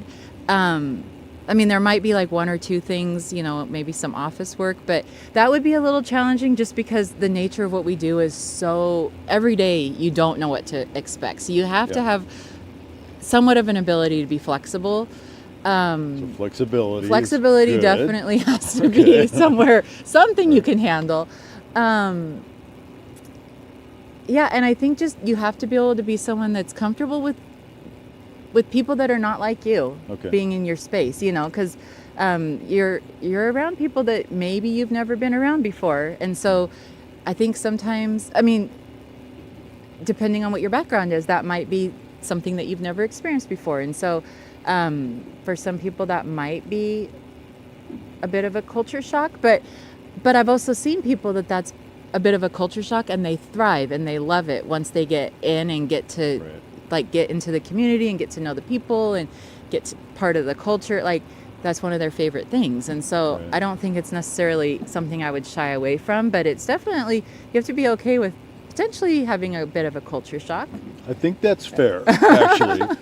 And I know I've joked about this at times, but I didn't want to work at the mission. Yeah. I've had that position for decades. And I mean, it's not because I was being a bad person. It's just, I think that people sometimes look at that work and they feel like it's something they don't understand. Or they don't necessarily see that they would want to be involved in it. Yeah. And I know for myself, I've learned, and I've seen so many others who have come to work here, that in fact, what you find is that this work, being around people, you realize, first of all, that I'm just as broken as they are, right? We're actually the same kind of people. Yep. But also there's just this deep compassion that sets in. Yeah. As you hear their stories and you see what they have to face, it's very inspiring. Yes. And then to be with coworkers who also share that discovery, right? Yeah. So it's not artificial at all. It's authentic, but you really have to enter into it in order to find some of that. Yeah. And I would imagine that it takes some of us longer to sort of discover that. Yeah, I think that's fair. Okay. Yeah. Well, I'm stoked that you get a chance to have this exposure with people. I'm sure that because God has created us incredibly varied, but we're very unique in so many ways, and you get to see that from your perspective, which is really fun. Because we often don't see all the variety. Yeah. But I love that there may be people in the community that maybe have never considered it, and might give that consideration. If somebody was interested in finding out whether they would want to work at the mission, how do they go about doing that? So the easiest way is probably just on our website, YUGM.org or org. Yeah. And then there's an employment. It's pretty easy. You just, I think it's about us or something at the top of the website, and you go down to employment and it lists everything that we have open for, to apply for. Yeah. You can also email hr@yugm.org if there's nothing that you see that's interesting, and just let us know, like, hey, this is who I am, and we'd love to talk to you and just get to know who you are. So if something does come up, then we kind of have like, oh yeah, this person might be a good fit. So those would be the easiest ways, is just email or go on our website. You could also call the numbers list on the website, but I think it's 509-248-4510, I believe, off the top of my head. I think that's right. 4510. Yeah, I think so. Yeah. I just got a new phone number in HR, and so I'm trying to memorize a new phone number because now I can text out applicants, and so I'm not using that number quite as much, but I think it's the 4510. But I think that's the easiest way. We're starting to post jobs on Indeed, and I'm looking at other job posting, job boards to post at. And so, you might find jobs just kind of by searching, but I would say if you want to see all of them, it's on our website. Okay, that's great. Yeah. That's good guidance anyway. For somebody that has never been to the Mission campus, I suppose there's also the opportunity to come down and do a tour. Oh yeah. Right, Mhm. because what you see on the street isn't who we are. There's so much more going on there. So much more. And, Yeah. and that might be helpful too for somebody that's thinking Yeah. about it. Yeah.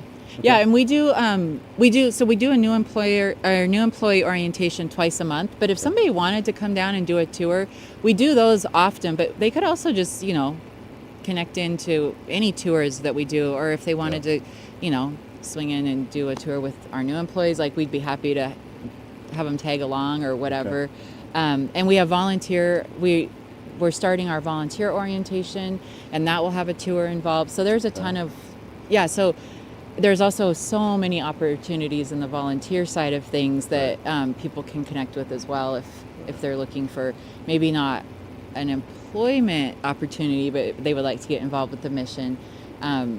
We have all kinds of opportunities that way as well that people can connect.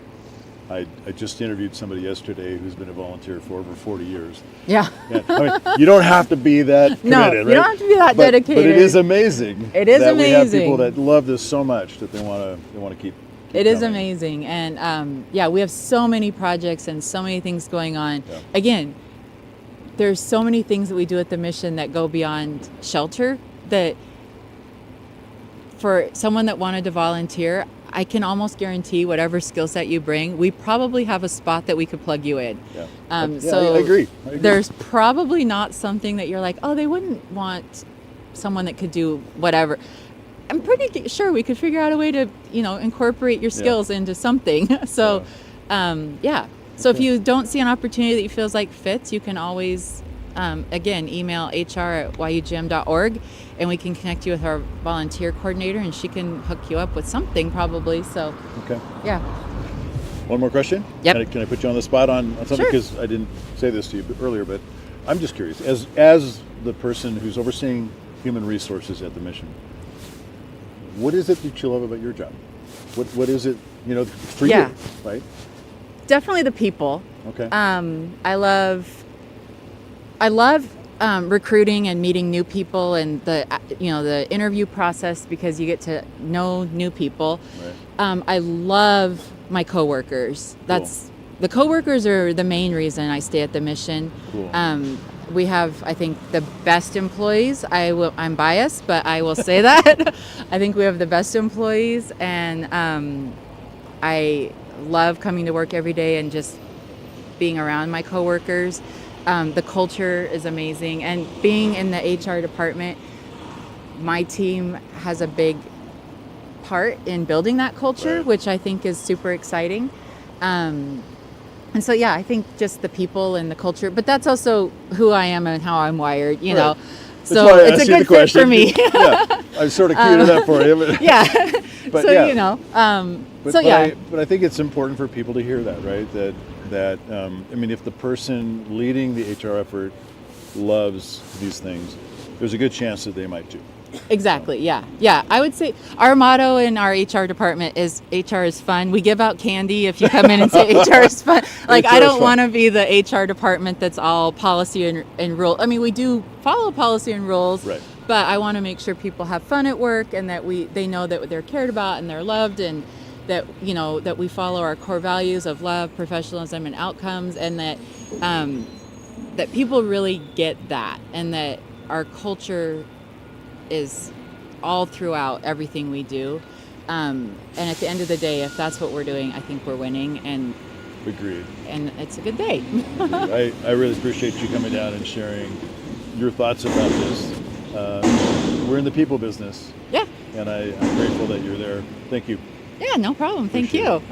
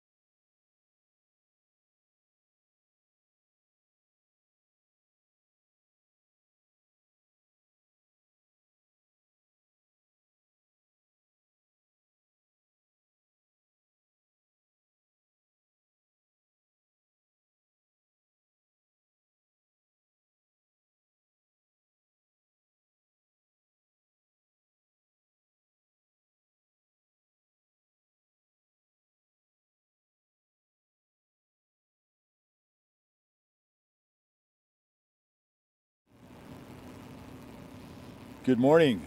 My name is Scott Thielen. I'm the CEO of Yakima's Union Gospel Mission here in Central Washington. And we have had an incredible day yesterday of conversations in the community about homelessness. A lot of variety, and we're going to continue that this morning. I'm honored to have with us Chris Romero. Chris is one of our employees at the mission, but really what's exciting to me about having him share this morning is the kind of role he has. So I'd like to start by giving Chris an opportunity to just share about himself a little bit. And then I want to talk about his perspective about the clients he works with. So we'll get to that in a minute. But Chris, welcome. It's good to have you here. Thank you. Thanks for having me. I've been out here for all of about 5 minutes, and I already want to go inside and get warm. So I don't know. Really? Yeah, I don't know how you did it for 24 hours or going to do it. So this is really awesome to be able to I guess shine awareness on the population that we serve every day. Right. So this is really cool, and I'm excited for this. And so like you said, my name's Chris, and I am the Discovery Ministry manager. Sorry, I'm not a director, a manager. Yeah. But what I do is I'm in charge of the first phase of our recovery program. And that first phase is where we get to kind of see people almost in their rawest form. Either they're coming off of the street, they're detoxing in our rooms, they're really at the point in their life where there's just this turning point of, I don't want to do this anymore. And so for me, seeing that and wanting to help them as much as possible, this has been the best job that I've ever had. And I've done lots of things. At one point I was training to be a firefighter. I wanted to go and run into buildings and fight fires and do all of those things. And so now we're here, and it's been such a blessing to be able to watch these people walk through some of the hardest times of their life. And so I'm really blessed to be a part of what we do at the mission, and not only that, watching people's lives literally turn around right before my eyes. Yeah. So that's been really cool. And so every time somebody new joins our team, particularly someone like yourself who's done pastoral work, yeah. Right? I know for myself, I didn't know what I didn't know. Yeah. Right, and you get in, you begin to talk to these people, you begin to see who they really are, and you begin to realize I'm just like them. We're just in different places. Yep. And that brokenness, that humility is what begins to open doors, right? Yep, absolutely. And they begin to trust you. Yeah, and that's something that I tell our people all the time. I am open and upfront with them right out the gate, because the homeless population and the people that we deal with on a regular basis, they can smell fake and they see fake right away. And so if I'm going to come out to them and say, hey, oh yeah, I know, hey, rubbing elbows with them, telling them I know exactly where you're coming from, when in reality, I have no idea. I didn't grow up that way. I tell them I had both parents. They both loved me very much. They did everything that they could for me to raise me, to help me be a good person. And so while I had my own, things that I had to work through, my own addictions, none of them actually led me to be homeless, or on the streets, or to the point where I was losing job after job after job, to the point where I just had no income. And so I'm honest with them, and I tell them, but that doesn't mean that just because I don't know where you're coming from and we don't meet on that level, that I care about you any less. Awesome. Yeah. I want you to know that I care just as much about you as I would the next person. And I want you to be just as successful as anybody else, because that's what you deserve. Yeah. You don't deserve the bottom of the barrel just because this is where you're at. You deserve where I'm at, where we're at, and that's what I want them to know, and that's how God sees them, to be honest. And that's one thing that we're doing in the Discovery area, is helping them realize that they're worth more than being on the streets. You know, God sees them as these just amazing people, and he wants the best for them. And so helping them realize that has been really awesome for us. And this is, I'm so glad you mentioned that, because this is one of those things where we realize that every human being, every human being is made in the image of God. Absolutely. And they don't know that necessarily. Or they might look at us and think that we think we're better than they are. Yeah. Right? Yeah. And both those things are not true. But the fact is that God created us all, and he sent his son for all of us. Absolutely. And so we get to share that with them, which is awesome. And I don't know what that experience is like for you as you have that interaction with people, but I'm imagining that for some of them it's like a wake-up moment where they begin to have hope again, that maybe they do have value, right? Yeah, I know that for a lot of our clients that come in that want to see recovery, a lot of them feel like they don't deserve recovery, right? They feel like what the things that they've done in their lives, and to be quite honest, as I see them come through, I realize that it's just them in survival mode. Right? It's just them trying to survive on the streets. They're doing whatever they can to survive. They don't have anything else. And so when they come in, they're like, well, I've done this, and they label all these things, and I've been to prison, and I've been here, and I've been there. And I look at them, and I just explain to them God's forgiveness. And I say, God forgives you. He literally wipes your slate clean and forgets it, right? And we're the ones that bring that back. We're the ones that say, well, yeah, God, but remember what I did? And I tell him, he literally will look at you and say, no, I don't remember that, because I've forgiven you. It's gone. And so we're the ones that live in the past. And so for them, helping them understand that moving forward in our program, in our recovery program, is the same way as moving forward in Christ, is realizing that I'm forgiven, my slate is wiped clean, and I can move forward in freedom, knowing that, man, God has the best things for me. A little earlier, I was mentioning I interviewed one of the clients. He's still one of our clients. Yeah. But he was remembering what it was like to be in the shelter, and it kind of felt hopeless. And I was asking him, what point did hope begin to become possible to you? And as he was sharing, and he talked about how you would come and you saw him, and you built a relationship with him. He didn't yet have hope, even when he went into the discovery phase of the program. He wasn't there yet, right? Yeah. But eventually that began to happen for him. Yeah. He began to realize this very thing you're talking about, that he had value, and there was something there that began to change in how he looked at himself. Yeah. But then also how they looked at each other, right? Yeah. Yeah, absolutely. And I can't imagine how hard that is, to be in an environment where you're surviving on the street, and now you have an opportunity to move into some kind of a recovery program. It's got to be really scary. Yeah. Because what's in front of you is, you don't know. Yeah. What's this going to require of me? And I think it's so important that people like you are able to be there with them, not to fix them, but to walk with them. Yep, absolutely. Right? Yeah. And then begin to help them see that there is hope. And he did. He embraced the hope that was in front of him, and I just love that. Yeah, and it's really cool. I mean, you're talking about that. You mentioned that, and it like these emotions well up inside of me, because I see.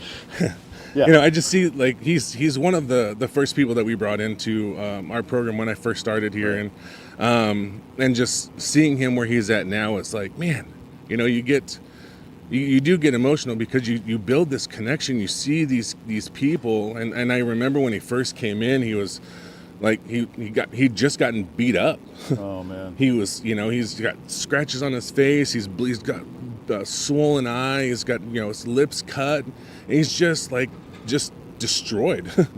And so I just remember seeing him that way, and to see him now and what he's doing, it's like, man, and I don't think about what I've done, right? I just think that I'm just a piece of the puzzle that needed to be put in place for him to get what he needed.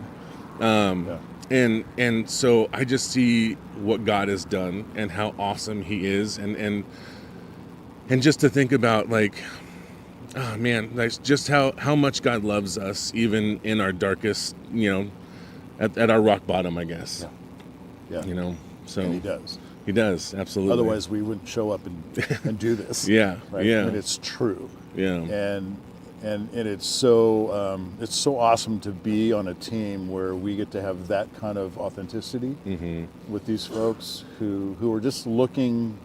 I mean, honestly, some of them are just looking for a reason to get up the next day. Yeah, right? Absolutely. They're really hurting.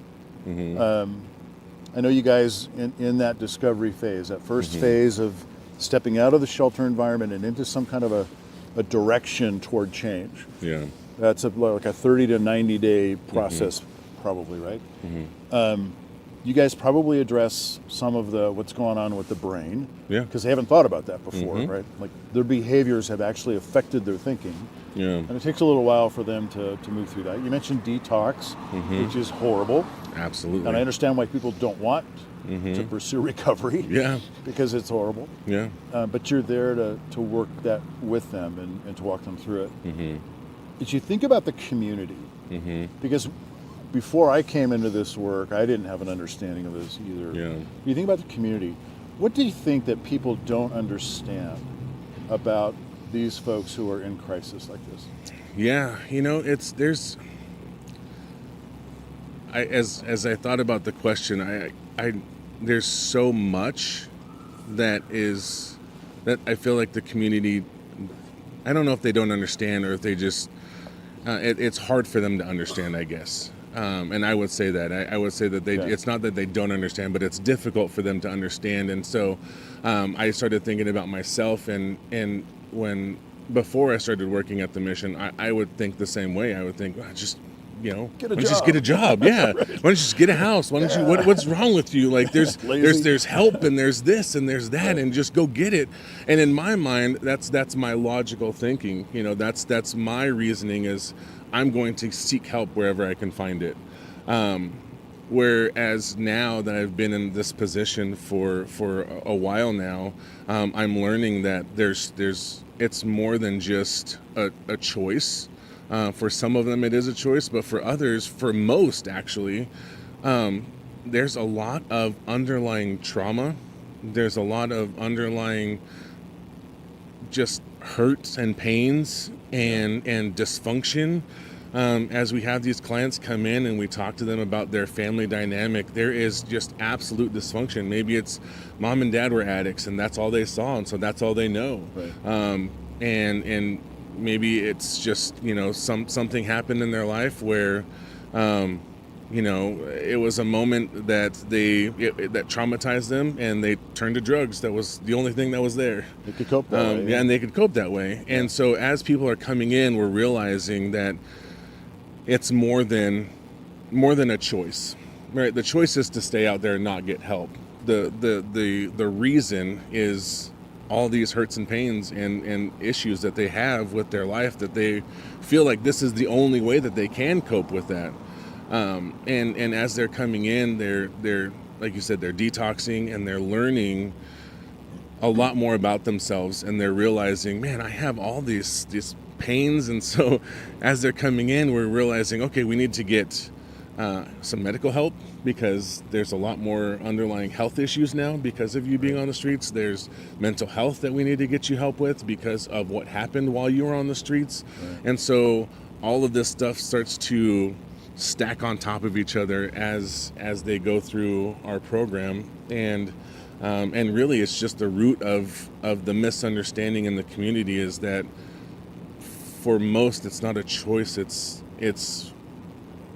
just a trauma response. I really like the way that you distinguish between a choice and the reasons for their struggle, because aren't the same thing.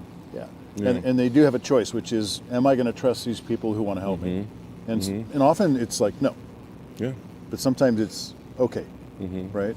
But the reason they're there isn't because they decided to be jerks or something. Yeah. Right. Yeah. There's a whole history about what's gone into the formation, and I mean, you mentioned this young man getting beat up, right? I mean, these are the things that begin to destroy people. Yeah.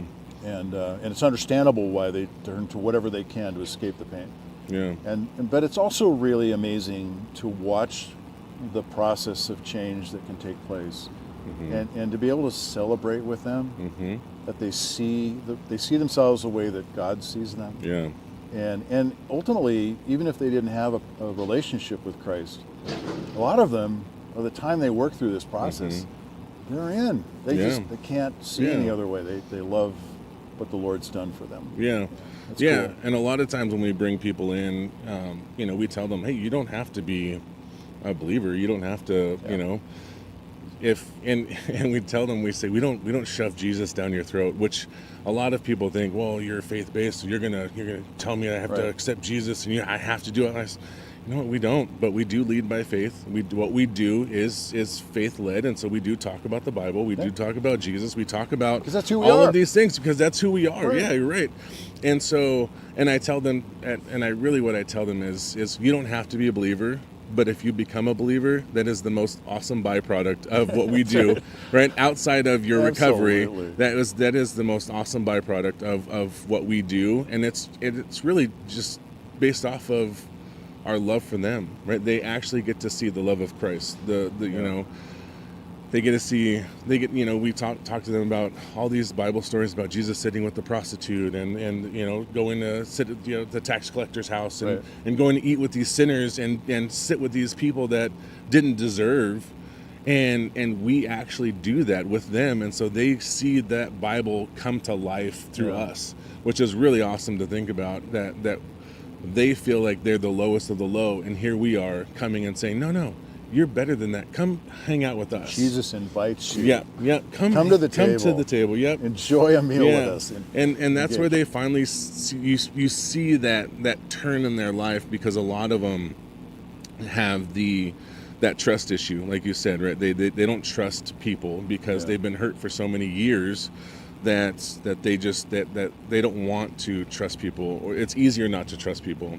That's and a good so way of saying it. When they come in, it's a matter of watching them say, oh, you do care about me. You do want the best for me. Yeah. I am going to open up, and we are going to do this together. And it's that turning point. You're like, okay, all right, this is going to be easier because now I know that you trust me, and I've built this, this safety in you to where now you can come to me and we can have an honest conversation and get work through some things. So, yeah. Chris, I love it. And I love your heart. I love the fact that God chose you to be in this role, and that you get to do this. Because as we've shared before, as pastors, having done pastoral work, I think a lot of our church friends don't know what they're missing, right? Yeah, because absolutely. Honestly, in America, to be a part of the local church, which is so important, doesn't necessarily mean they get to experience hands-on ministry with people that are really hungry, and we do, and it's a real privilege to represent the body of Christ in that way. Yeah. If there are people in the community who maybe haven't understood this, but they're curious and they want to find out more, what can we offer help of any kind to them? How can we help them engage? We can't just turn people loose with these clients, right? Yeah. Because they're not ready. Yeah. But can we maybe have them come down for a tour and just get to know what's happening behind the scenes, or? Absolutely. I would suggest going online and signing up to be a volunteer. Okay. That's obviously that helps us. Kind of check things out and make sure that you are a safe person. Right. Because again, that's really what they're looking for is safety in people. And it does actually benefit our clients a lot more to have somebody from the outside come in and volunteer and just talk to them, because they know that you have no bearing on what happens in their lives while they're in the program. And I don't say that like, you just don't have as a volunteer, you're just there to listen. Right. Whereas if I'm in charge of the program and they do something wrong, then there's a little bit of a conversation that happens. Whereas they can just be a little bit more raw with the volunteer and just be a little bit more vulnerable. And so that's really amazing for our volunteers to be able to do that. We have opportunities for people to lead Bible study, or we have Fridays in the morning we have worship up in our banquet room, and that is one of my best days of the week. Come experience that. Yeah, that is. You have all of our programmers from Discovery and New Life and Bridge all in one room worshiping God. Right. And then they get a little bit of a message, they get a little devotional, and then they start their day. And so that's one of the highlights of my week is Friday, to be able to do that and be a part of watching these people just worship Jesus. That's where they've come from, and so that's such a great encouragement for somebody to consider coming down, because they don't have to do anything, but they can observe. Yeah. And they can learn a lot about what these folks are like. Yeah, absolutely. And, it's a great starting point. Yeah. Yeah. I love the fact that you are acknowledging the Mariners today. Yeah. Great hat. You have a great hat collection. I'm hoping for the best. Yeah. This last few days have been a little trying. So I know. Yeah. But I appreciate you coming down and sharing your heart. Thank you for what you do. Appreciate it, brother. Well, thank you. Yeah. Thanks. Yeah.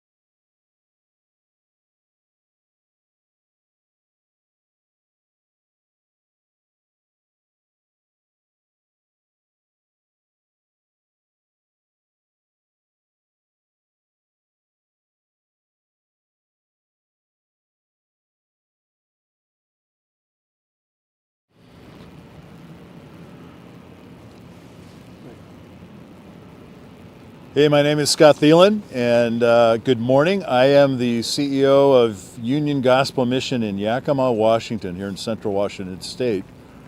And we are continuing this morning with our conversations around the subject of homelessness here in our community. We've had some really great conversations with a lot of different kinds of folks from our local area, and we're going to continue that now with someone from our mission staff. This is Marty Davis. He's our Senior Director of Operations, and really encompasses a whole bunch of things, and we're not going to talk about all of that. Well, probably not. But I do want to give Marty an opportunity to address a question I have about a specific part of what he does. But let's start. Just introduce yourself a little bit about who you are and why you're at the mission. So, my name is Marty Davis, Senior Director of Operations here at YUGM. So that encompasses quite a bit. So I help oversee the recycling and distribution, IT, maintenance, and janitorial departments, which ends up being a lot of stuff. Yep. So one word captures all of that, right? Yeah, operations. Yeah, operations. Right. So I really like support services because that's a lot of what we do. That's true. And I really feel like or what I get to run is like the church sound guy, you know? When everything is going right, then nobody notices they're there. Right. But when that one thing goes wrong, all of a sudden everybody turns back and they're like, hey, fix that, you know? So that's kind of my whole department. That's what we do. You get a lot of that, right? Yeah, exactly. Yeah. Unfortunately, a lot of things in the operation of a mission can go wrong. And so we're really grateful that you and your teams are there to address that. Thank you for being here. And what I'd like to zero in on in particular, and you can talk about other things as well, but for the community's benefit, I'd like to zero in on how the mission helps serve the community through two things: food and the way that we process food at the mission, and then distribution in terms of recycling. So food distribution, recycling, those two elements, there's a lot that goes on there. Yes, there is. But how would you unpack that for folks so they understand how the mission is actually serving the community? So we have some partnerships with some other organizations. So we have what we call our food rescue program. So currently 5 days a week, we send a truck out throughout different grocery stores and stores through the valley and collect food. So this year, I've been up all night with you, Scott. Yes, so you have. I had to write some of these numbers down because it's your brain is sharp. I can tell. Exactly. I've been awake for about 24 hours now. So, so this year so far, we've collected 625,000 pounds of food. Yep. Since as of January 1st to now, 625,000 pounds of food that we've collected through our food rescue program. Wow.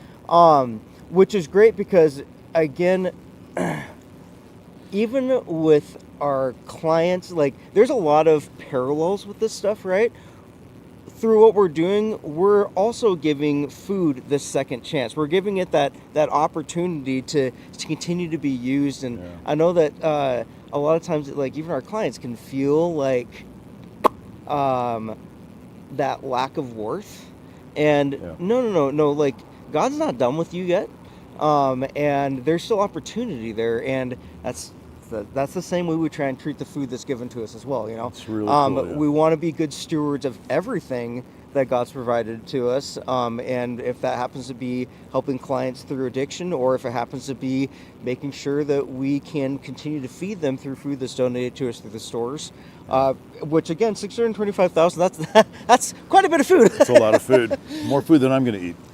It's a lot of food, and that means you're measuring that, right? So that's a whole nother function of just being able to be careful with our metrics and know what we're doing with this stuff. We want to be good stewards. Right? Absolutely. Yeah, the measurement process is kind of funny because at first, when we were trying to get more precise with our metrics, there were some complaints from the staff because it feels like a little more work at first because everything that comes out of the truck goes on a scale. Yep. And we divide it into different categories. But as they start seeing those numbers and they get to go look at this same stuff that we have access to all the time, right. Every day they can go back and look and be like, oh my gosh, we're up to 625,000 pounds of food this year. So we have that metric. And then another really cool one is we as a mission are not able to go through all of the food that is donated to us. Right. So, and again, some of this food is very much so at the end of its life. So we have partnerships with local farmers for things that are beyond human consumption. And then we also have partnerships with about 9 different local food banks. So when we bring food in, we're able to come in, process that. Our kitchen is able to come through. Debbie Walker did a awesome interview earlier. They're able to come through, pick out the stuff that they need, and then we know we're not going to be able to use it all before it goes bad. So with those 9 food banks, we're able to help support beyond just our campus and beyond just our clients. We're able to really support the community through that effort. That's awesome, yeah. So we've actually donated about 220,000 pounds of food to local food banks around in the area this year so far. And our meal services are preparing probably on average about 380 meals a day. So that's a lot of food that's certainly being put to use in the mission, taking care of folks, families, and adults, singles, but specifically being able to provide this to food banks to meet these other needs. Absolutely. And that is such a cool thing. We've got a great warehouse space, and we can provide that other groups maybe can't. Yeah, keeping the warehouse, the coolers going in the summer is kind of a pain, but we keep it going because again, it's good for the mission, good for the community, and good for waste. So, how about recycling? How do we serve the community with that side of things? So recycling is super cool. And at first I was like, oh, it's recycling, but and we've shown this video a few times now during our feed, talking about the thrift stores and how that works. And the great thing about when you donate something to one of our thrift stores is it has so many opportunities to make an impact in the community.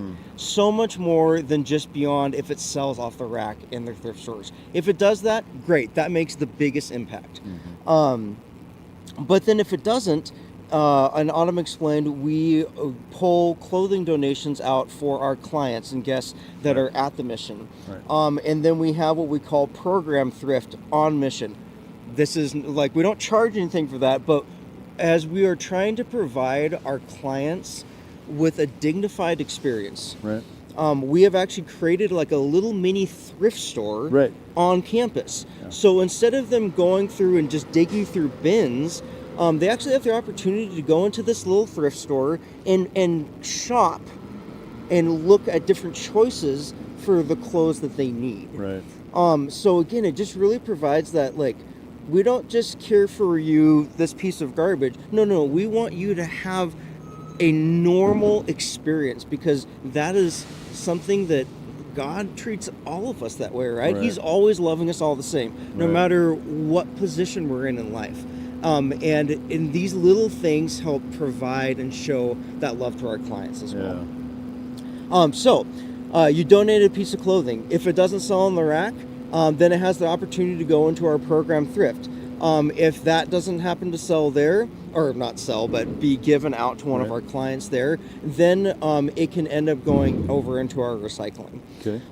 So this year alone, we have actually recycled with textiles in total, so that includes more than just clothing, but about 500,000 pounds, which is a lot of weight. But the cool thing about that is it actually brings back about $14,000 a month to the mission through our recycling programs. Which pays for staff and operations. Exactly. And all that stuff goes back to the less we have to spend on that, the more we have available to spend on our clients to help do our mission statement, following Christ, and helping them move from that homelessness to wholeness, in order to be able to provide those dignifying experiences. One of my favorite parts about what I've been able to do at the mission is when I got there, it still had some of the original, like, hotel room, tinfoil wallpaper, shag carpet, old rooms. And through generous donors and things like thrift, we've been able to go through and remodel all of those rooms into something that, again, provides that dignifying experience and says, hey, you know, we care about you guys to the ability that we can give you this nicer place to live. And I really do feel like that starts help setting the tone for our clients and starts to let them realize that there's more than what they had. That addiction that maybe was bringing them down is blocking them from this fullness, from this wholeness that they could have in life. I love that you've got your mind up on the client, right, on the person that's there for help, because we just take it for granted. We have homes and rooms, but for them this could be a really significant place. Some of them, like we had a story Jason shared this week of a lady who was excited about this shelter stage that they were in, and she didn't know what to do with sheets because she's never had sheets on a bed. And they were able to show her how that works, and just, you know, how something so simple communicates love and value, and I love the way that can impact someone. Also, you know, you were talking about the recycling process, and there are so many ways in which these items can be useful. And in the end, every way that we can find a way to use those doesn't end up in the landfill. Right? And so we're saving the community from another piece, and we're saving the mission from having to pay for it. To get rid of stuff. So all of that works together in an amazing way. Absolutely. Yeah, and I think about clients who, for instance, have to go out for a job interview. And for them to be able to go into program thrift and find some clothing that's appropriate and you know, and go and have a good experience is so important. Yeah, it can you know, give that little extra swagger. Right. When you're walking in, like, I look good. And that's because our generous community has donated so that they can have that opportunity, right? So it's really cool to be able to be a part of that, even though I'm just kind of a middleman there. But to be able to provide that stuff is pretty awesome. Well, you might use the word middleman, I guess, but that's not how I look at it. I mean, you are part of creating this environment where clients really can actually change, where they can experience this. If they don't know that they matter to God by the way we treat them, then they probably never will. And so what a great opportunity. Another cool thing about the recycle and distribution areas is as our clients are going through this process of learning how to become part of an equitable society again, we do have the opportunity to bring them in and mentor them in a work capacity as well. We're able to show them, hey, like, you're going to come and help out in the pantry at this time, and you need to be on time. And you need to, like, with the attitude, we're going to work with you through that. You're going to have to work with other people. And we're going to try and help you learn how to be part of a team again. So it just goes so far beyond just the stuff. Just really that ability to help them in multiple ways is pretty awesome. Yeah, I agree. Thank you for coming down and sharing. There's so much more that we could talk about in your area of oversight, but these two areas in particular, as you think about the work that your teams are doing, what's something that God has helped you to just fall in love with at the mission? What is it that you love about what you do? As you know, I'm a crier, so I'm going to try not to cry through this. All right. One of the things that God's really taught me working through mission work is you never know if you're going to get that next chance. Like, another question I've been asked too is, what was something I wasn't expecting at the mission? And my answer to that is I wasn't expecting so much loss. And there's been multiple occasions working through the mission that I thought I had you get that nudge in your heart to go pray for somebody, and then you're like, I'm really busy, I'm going to do that tomorrow. And there's been times where tomorrow doesn't come for that person. Right. And it's hard. And so So one of the things that God's really taught me is to be bold, to listen to those tugs, to listen to that spirit and be sensitive to it, because you may be that person that client or that person walking down the street really needs to hear from, to have that opportunity to pray with them, because that could be that person's last opportunity to pray. That's true, and that's really good for anybody in the community to think about also, because even if they're not down at the mission like we are, God's going to put in their path somebody. Yeah. And what a great reminder to pay attention, and when we see something, to offer to pray. Yeah. I know that there are people who maybe have been curious based on what you've shared. You know, what does it look like to have a recycling center? What does it look like? What goes on in there? Or how does this food distribution thing work? Most of the people, as they drive by on North First Street, they don't see anything behind the gate, right? So I know we can have people come down for tours, and if they do, they probably would get an opportunity to get a behind the scenes look, right? And that might help to create some interest. Any other encouragement you would offer to anybody that's interested in finding out more? We definitely have lots of opportunities within operations stuff to help out.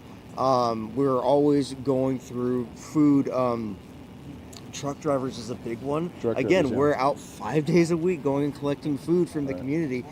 Somebody that can drive a box truck, that's such a huge help. We have some great volunteers that already help with that, but there's always room for more. In recycling, we've got, I said a big number, we have a lot of clothes that we bill. We have plenty of opportunities within that.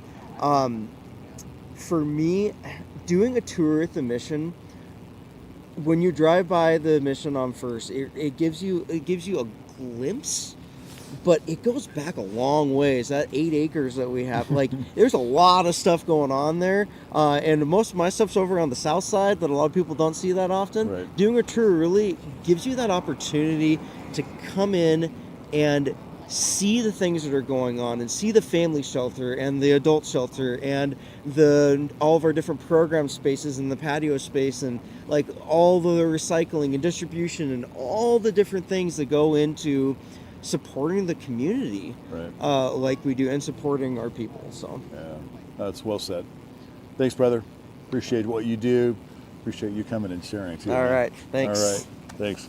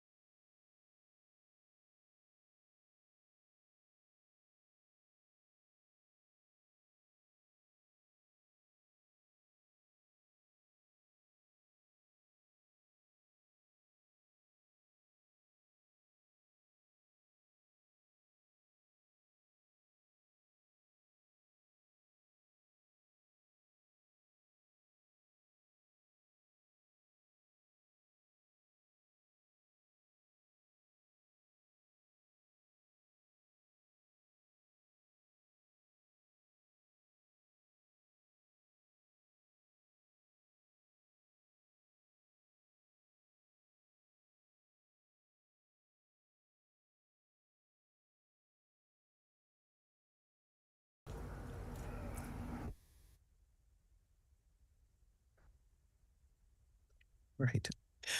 Hey, everybody, welcome. It's great to be able to continue our national live stream, and great to be as we move into hour 19. So it is the countdown. And no, for those of you on the East Coast, you've been up a lot longer for us than us on the West Coast, but it's a real privilege to be able to welcome our Commissioner Merle Heatwall, who is the National Commander of the Salvation Army in the United States. And Merle, good to have you as a live conversation, as part of our Conversations on a Bench. We've had 70 ministries that have been going for the last 19 hours, and it's been kind of great here in Mission Control as we're at the Fresno Mission in Fresno, California, to kind of do live look-ins to what these conversations have been like. And they've been everything from having conversations with folks that have been through our programs or who are on the staff of our ministries, to local officials and educators and other nonprofit leaders. And really appreciate your willingness, Merle, to just be a part of this conversation, knowing the partnership in ministry that we have and how significant that is. So thanks for being with us. Well, thank you very much, Tom. It's a privilege to be a part of this, and I salute you and your team for all that you're doing through a 24-hour event like this. Is not easy to pull off. So congratulations on what has gone very well so far, and hopefully that it'll finish just as excellent as it's been to this point. Yeah, I hope so.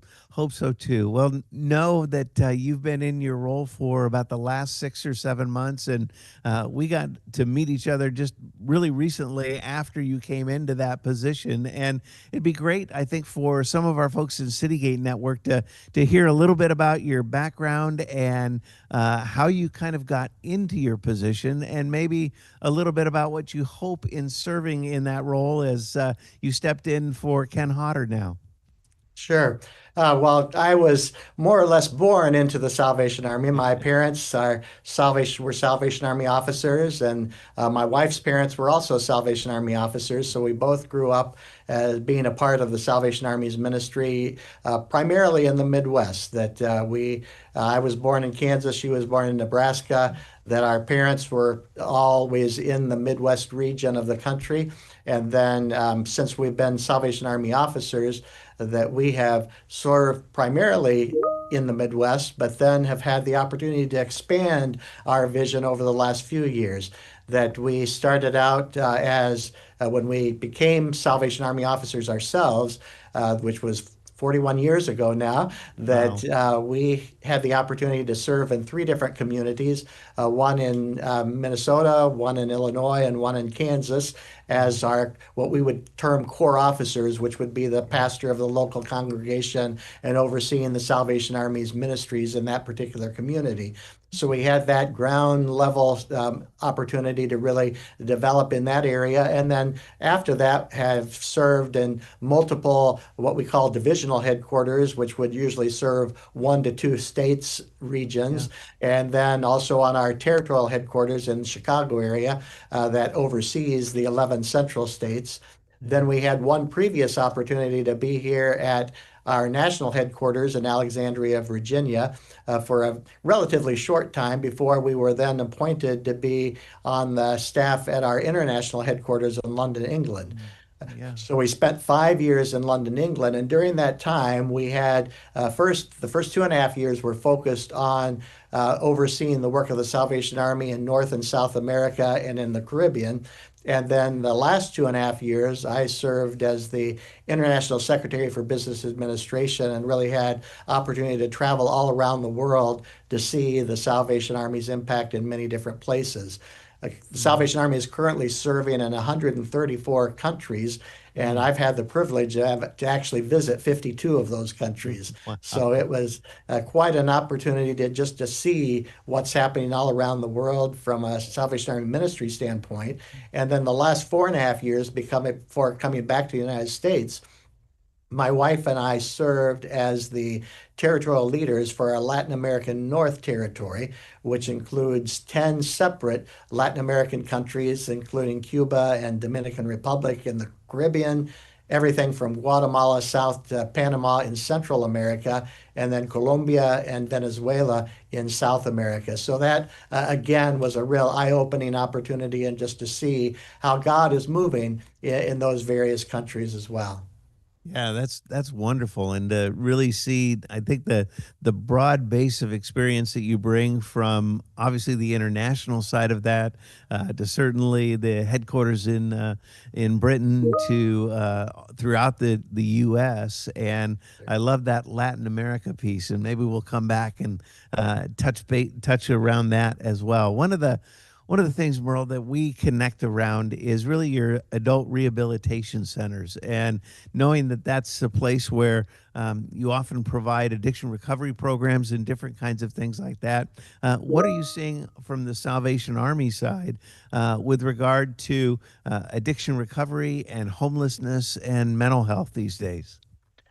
Well, one of the things that we have always been actively involved in is being a part of the whole continuum of care process, that we have certain isolated centers that actually do addiction services, where then once somebody has been through those types of services, we then have our adult rehabilitation centers, which give people not just dealing with substance abuse disorders, but also in many other situations, the opportunity just to get back on their feet to have the kind of support that will give them opportunities for counseling, give them opportunities for work therapy, give them opportunities to really develop life skills that they may have lost along the way, and to reunite them with families and get them able to go back into society and find good working jobs.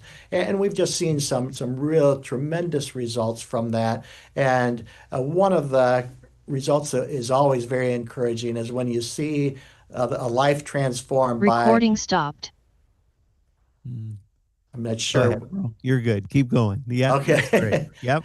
One of the things that has been very gratifying to see always, and it's a real blessing, is when you see a man or a woman who's come through that adult rehabilitation program have reconnected with their faith, with their Christianity, and rededicated their lives to God and to serving others. Recording in progress.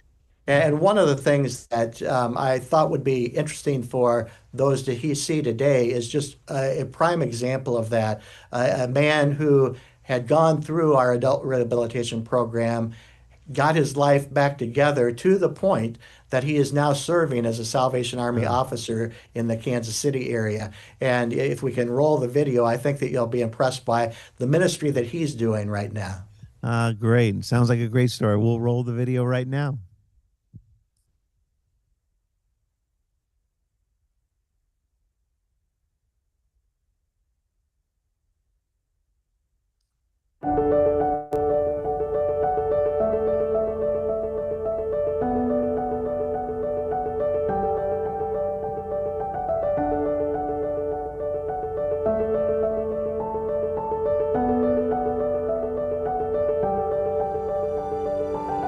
We prep all week what we're going to do, and then Sunday happens and we just let the Holy Spirit take over. Conventional church, you have a lot of structure. Dinner church, it is structured, but we come in, we fellowship, we sing the songs. We don't care what you look like. We don't care what you smell like. If people come in here homeless with their bags, and we go pick you up. We can come pick you up. We can pick up the women from the senior living facilities. We pick up people off the street. We're not making them feel that they have to be of a certain essence to be in the room. The variety of people that come, they come as they are. They don't need to impress, whether, their hygiene's a little off or whatever, wherever they're at, we meet them and get to serve them a hot meal, share a message, prayer request, let them get some hygiene, food pantry. So it's a great thing to be a part of. It changes my life every Sunday. Me and my friend were walking down the street and we seen Lieutenant Donald taking all this stuff in the building. We asked him, "What is that?" And he said, "I'm trying to set up a thing called dinner church for people around the neighborhood to gather together and talk about God." So we went inside. I've been going since day one. I haven't missed a Sunday. I love it. I love the worship that he gives. I love the songs. And when I leave there, I feel great. So I keep coming back. My name is Lieutenant Donald Cooper, and I'm currently stationed in Kansas City at the Prospect Corps. Dinner Church is a fresh expression of what the Holy Spirit can do during church. Hospitality has been our biggest hook in being here. The music is on, the coffee's hot, the food is good, the space is decorated beautifully, and all that so that it can be the hook, so that they can be introduced into a relationship with Jesus Christ. I don't think I would go to a regular church. I would love to come to a place like this where nobody's judging. It feels like family. Come as you are. When you leave here, you leave not only full and spiritual full. He's welcoming you to the pantry if you need anything. If you need a clean shirt, come on over. He's loving, and it's like this was what he was made to do. That first night we had 20 people.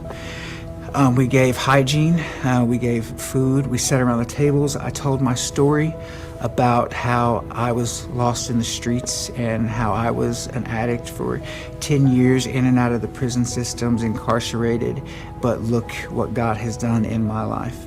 Because attendees were heavily people that were from that community of unhoused and addicts, it really hit home for them. I didn't feel like I had a place I truly belong until I started going to dinner church because I had a lot of things going on. And when I talk to Lieutenant, it builds my strength back up, because sometimes I question, which I shouldn't. And I don't think I will make it without being able to talk to him or our dinner church, for real, because they are my family. So it's helped me a lot. To hear prayer requests at the end of the night, people begging, Lord, please deliver me from my addictions. Crying out to God about getting out of relationships that are physically abusive. Crying out for cures for diseases and violence, people who have lost their sons and daughters to the gun violence in this community. To hear people who were unwelcome in Sunday morning church, who accidentally found church on a Sunday night, Recording stopped. crying out to God again. I can't put words to it. To remember the place that God found me. And then to be a part of someone's journey where God finds them. I cry a lot. On the way to work, I cry. When I go home, I cry because I'm so thankful that, one, God did not hold my past against me.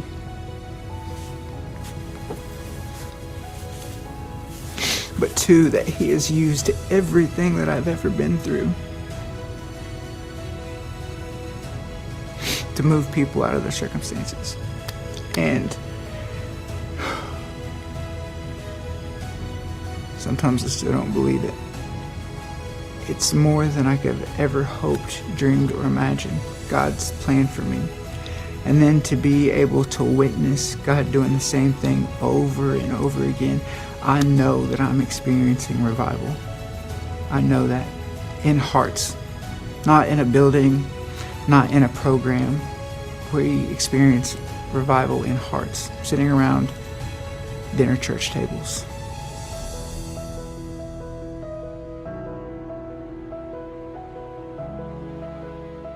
Thanks so much for sharing that that video, Merle. That was a touching story, a great story of transformation, and an incredibly innovative ministry idea around dinner church. And just love being able to create spaces like that that are able to embrace community for people who might not otherwise get it. And I think that that's certainly part of what the Salvation Army is about, and certainly one of the things that we try to do at Citygate Network as well. And when I was talking with some of the leaders at the U.S. Interagency Center around homelessness, they talked about between the Salvation Army and Citygate Network, we really have about 70% of all of the shelter beds in the United States. And I look at our relationship and connection in that way around how we live out our faith.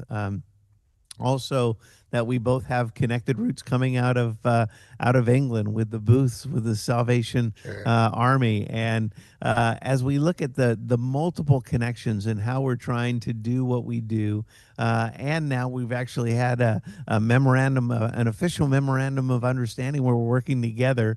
What might be your hope in being able to partner into the future as we journey together, Merle?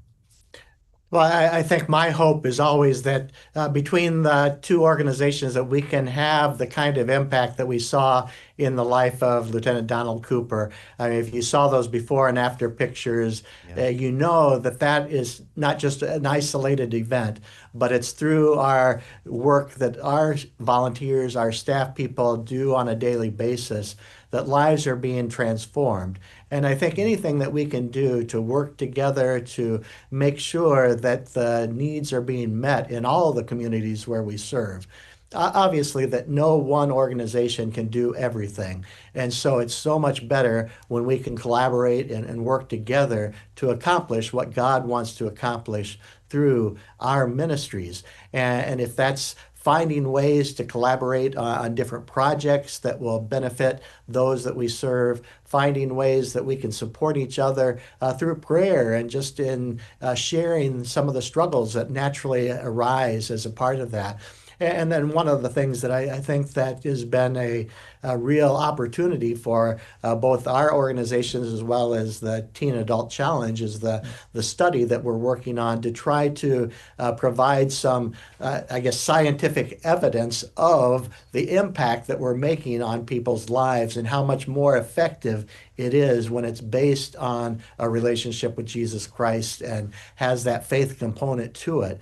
That I think if we can share that message with the world, that they can also help to understand how important it is to support ministries such as ours.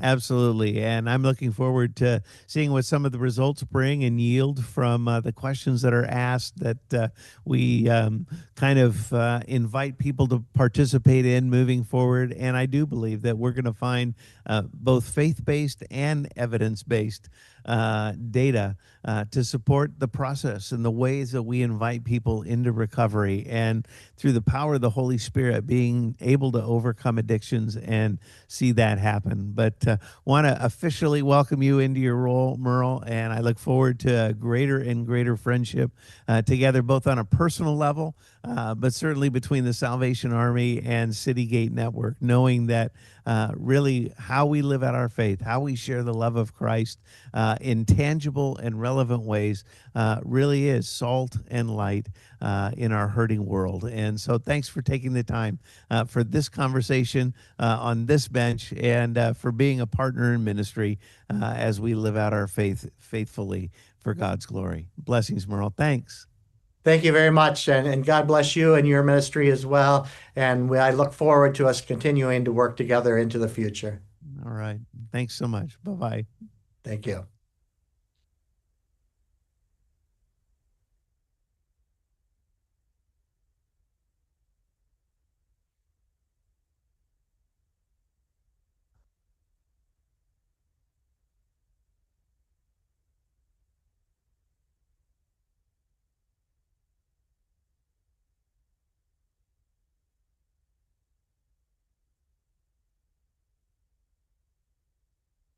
Okay.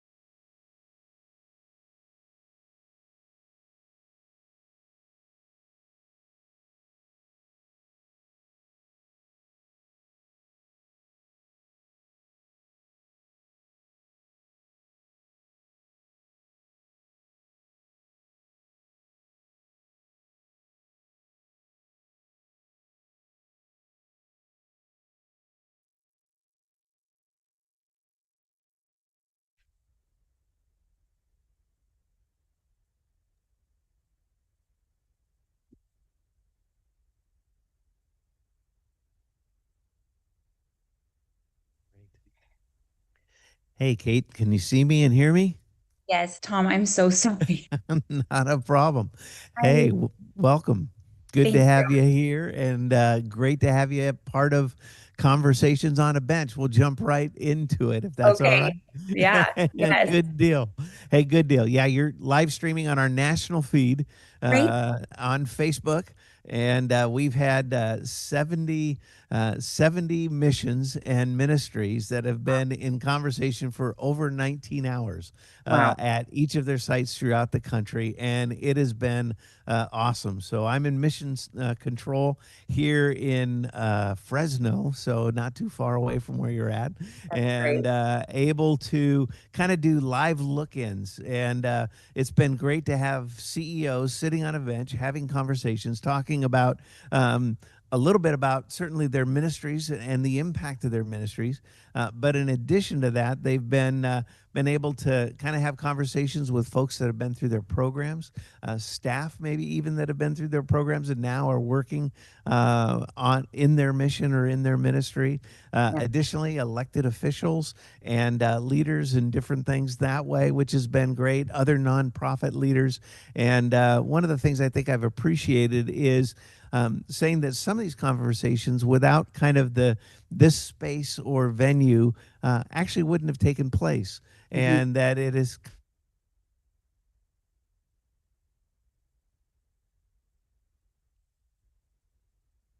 Tom, I'm not hearing you just for a Good. second. Can you hear me now? Yes, I can hear you now. Great, great. That we can kind of lean into in the future and be able to go from there. And I just finished a conversation like this, a live interview with the National Commander of the Salvation Army, Commissioner Merle Heatwall, and it was great that kind of like our partnership with Harvard, we have an MOU with Adult and Teen Challenge and Salvation Army around addiction recovery, and are excited about that. And for those of you that maybe are watching that don't know, Kate was part of our annual conference and came and shared in Phoenix with us in May, and then again at the CEO Summit in talking more about this topic,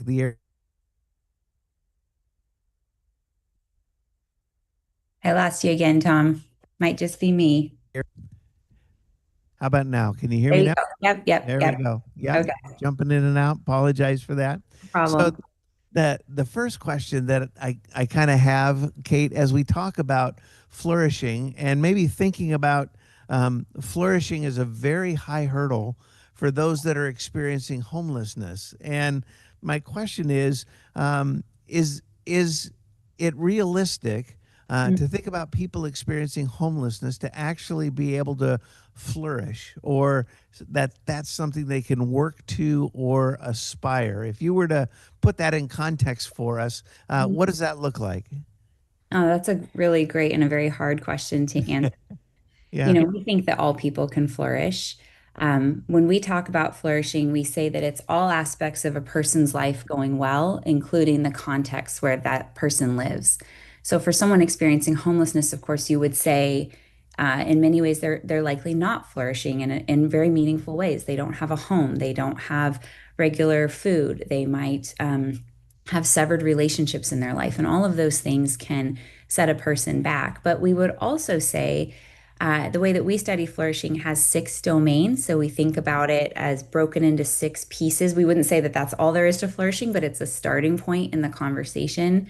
So it includes things like happiness and life satisfaction, meaning and purpose, character and virtue, physical and mental health, close social relationships, and material and financial stability. And you could imagine in each one of those domains, with someone experiencing homelessness, a way that they can take a step forward. For example, finding a sense of meaning in their life or a sense of purpose. What is their why, and how can they move towards that why? Reconnecting maybe with relationships that are close, that have been severed or harmed in some way. Fixing those pieces or addressing those pieces, of course, wouldn't say, and now they're flourishing, but it helps move people forward. And I think the framework also just helps us think a little bit more broadly about what it means to be human and how we can support people in different ways on those different domains of flourishing. and maybe think through it as a way of meeting people where they're at. What is the domain in their life that they're most able to think about today, and helping them take that next step? And I think Citygate does that so beautifully. Yeah, I love that. And the fact is that, again, as you define what flourishing looks like, that just about anybody has the potential to begin to live into those domains more deeply and more effectively, and to have that greater sense of flourishing in what they're experiencing in their life, maybe not even dependent on some of the conditions that surround them or that they're a part of in some way. Yeah, and we would think about this as a both and. It's like to attend to one is not to attend to the other. It's Yeah. just that there's many ways that we can be attending to one another as we work to, make where we're living better. Or these are things that can happen in concert with one another, but attending to the needs of the individual, there's always opportunity to do that, even as we think through, well, what structures will they move into and what are the systems they're going to be involved in? And so I think it's hopeful in that sense. It's not a zero sum about where we direct our energy. Yeah, and you kind of went where my next question is, then maybe a little bit for some of our mission leaders and our missions themselves as they think about structure and function. Are there certain things maybe that they can be doing that would help? Help people to be able to flourish more, or be able to get in on a track that would take them that direction in a way that would be beneficial or effective for them. Yeah, well, we talk a lot about in the program, like which of the domains might be most important, and we don't have a perfect answer for that. Yeah. I will say, I think one thing that the missions have an opportunity to do that is unique is fostering close social relationships, really building human to human connection. And that's not a need just for our friends that are living on the streets. That's a need for all of us to have deep social connection with another human being. And many people who are in very difficult spots in life have lost someone they love. They have a feeling of loss. And I think that places like these missions that are a concrete place with real human beings can be an opportunity to make that close social relationship and then use some of the momentum there to attend to those other things. It isn't always easy to ask a person, like, what's your why when you first meet them? But as you get to know them, those kinds of conversations have more space. And then you can maybe talk about, well, how's your mental health and how's your physical health? And sometimes we start there, and that's great. But I think the missions have a unique opportunity to really attend to the relational aspect that is such an important part of what it means to be human. Yeah, and I think that's so central again to folks that we serve and love and relate to, is that they have burned through their social safety net. They have, in a lot of ways, abused their relationships. They have very few left, and what we're able to do, I think, within our missions and ministries are help them learn how to have relationship again, and the value of that relationship, and how that is kind of a stepping stone or a starting point to be able to move toward flourishing. So thanks for that. That's really helpful and definitely relevant, I think, in our situations. Maybe give us a little bit, maybe a left turn here, but a lot of your work as a researcher at Harvard is also around spirituality and faith and health. And certainly we know that those experiencing homelessness do have health challenges, especially living on the street and different kinds of things that way. How does that faith, spirituality, and health thing connect, and how might that apply within our contexts? Yeah, that's a great question. So, there's a lot of different ways you can study religion and spirituality. Is it someone who just believes in God? Is it someone who calls themselves a certain religion? What we have found in the research of our program and of the School of Public Health and the School of Medicine as well is that it's religious community participation. It's participating in specifically religious community that seems to have the biggest impact on physical health and mental health over time. And I think that that's a really hopeful thing, because it's concrete in a way. It's not so abstract. It's a thing. It's a place. It's an action people can take. And I think that all people have a sense of spirituality, and so for those who come from maybe a faith background, that can be good news to hear that participating in your religious community, maybe going back to church, can be a way of taking a step forward for your spiritual health, yes, but also for your mental health or your physical health. And a lot of these studies are done with really big sample sizes, really big populations. So when we talk about religious community being a win, that's on the whole. Those are on averages. Of course, we know that in all of our lives, there's nuance. Maybe someone's been hurt in those contexts, and we have to attend to that. But on the whole, on average, when people engage in communities of faith, they see some really beautiful things unfold in their life. And so I think that for anyone who comes from a faith background, that's not initially a shocking finding, but if you sit with it for a minute, you're like, oh, it is actually interesting that science can see things like that. And then for folks who don't come from a spiritual background, I think it's a place of pause to say maybe there are ways to encourage people on their path of faith or on their spirituality, and that's a concrete way or a concrete action people can take, including those who don't have homes. Yeah. And I think there are many congregations around the U.S. that would be very glad to see our friends and neighbors who don't have homes come and worship together. Yeah, I love that, Kate, because that really does bring such incredible alignment to really the assumptions and the faith we bring to our work, which basically says we think that faith-based addiction recovery, for example, actually can be more effective, and there is an evidence base for that in helping people be able to experience freedom and greater health rather than the addictions that oftentimes control them in such significant ways. And I think that gives us a sense of openness and hope for how we continue to engage, knowing that probably there's a scientific rationale as well as a spiritual rationale for what it is we're trying to do and accomplish. Yeah. Good. I know, and maybe the last question to throw it out there is kind of out of that.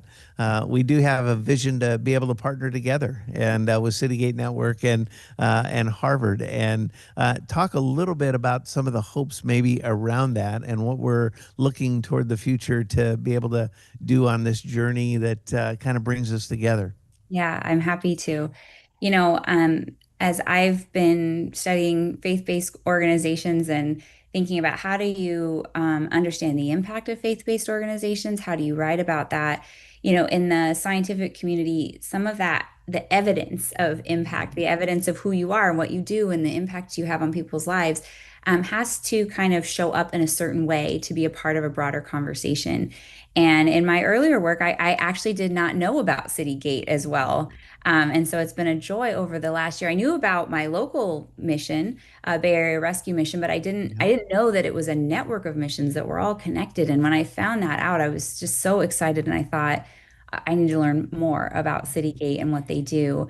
And so, as our conversations have unfolded, it's kind of a two-prong hope. One is to help Citygate do some work that would allow it to tell its story and understand its impact in slightly more empirical terms, so that it can share its story and understand itself with more clarity. And then the second part of that is thinking through how could something like a flourishing framework take it to the next level. So it's not only reporting on number of people served or, transition to housing or those very important metrics that are, kind of essential to talk about, but more so what kind of path unfolds in people's lives when they engage with Citygate, and where thinking about just the flourishing framework, which of those domains does Citygate are they able to impact in the greatest way, and how can they then partner with others who have impact in other ways? So this is just an opportunity, I think, to join the direction you're already on and do what we can to support that and also understand it with more clarity, so that Citygate can grow, but also so that it can be in deeper dialogue with many others who care deeply about serving those who are homeless. Yeah. Well, I really love that and appreciate it, and I'm excited about the new partnership together and what that's going to do, and being able to integrate some of those things, I think, in a significant way, and being able to have some empirical evidence and also some data that really show as we've been doing this for now almost over 120 years, that really the effectiveness of what we do really can be understood, I think, in a secular context as well as in a faith-based context, and how important that's going to be. So thanks so much for being willing to have this conversation. We're appreciative that way, and think we have Dr. Coe lined up in a little bit as well. So excited for that, and looking forward to that. But just appreciate just the relationship, Kate, and what you've been able to share with our folks to this point, and know that's only going to continue to help us as we really do try to put the love of Christ into action in ways that make a tangible and relevant difference. Great. Well, thank you, Tom, and thanks for including me this morning. And I just love what's happening. Good deal. Well, appreciate being part of Conversations on a Bench. Have a great rest of your day. Thanks so much. Take care. Bye-bye. Bye-bye.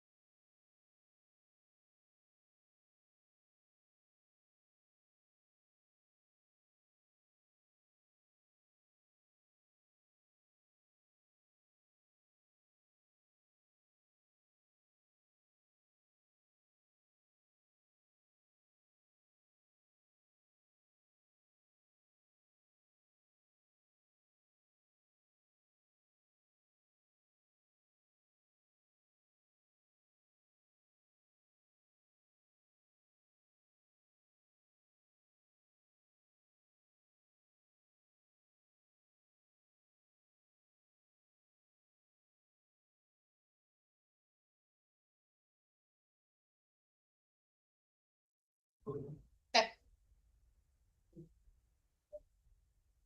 All good. So, let's go. So, over the call.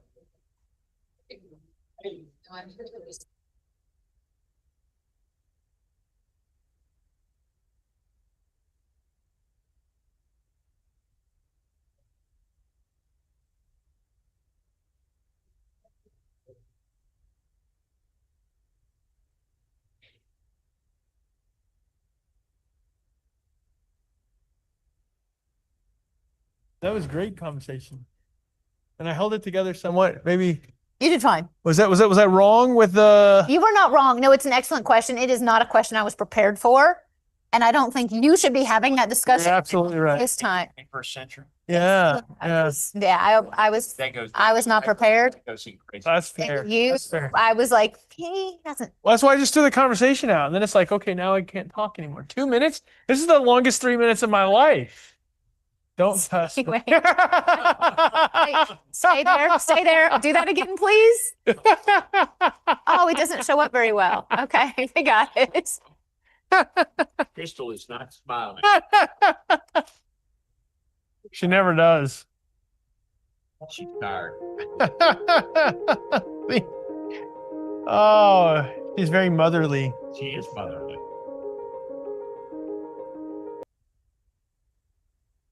After she talked to me this morning, she came back and handed me Altoids.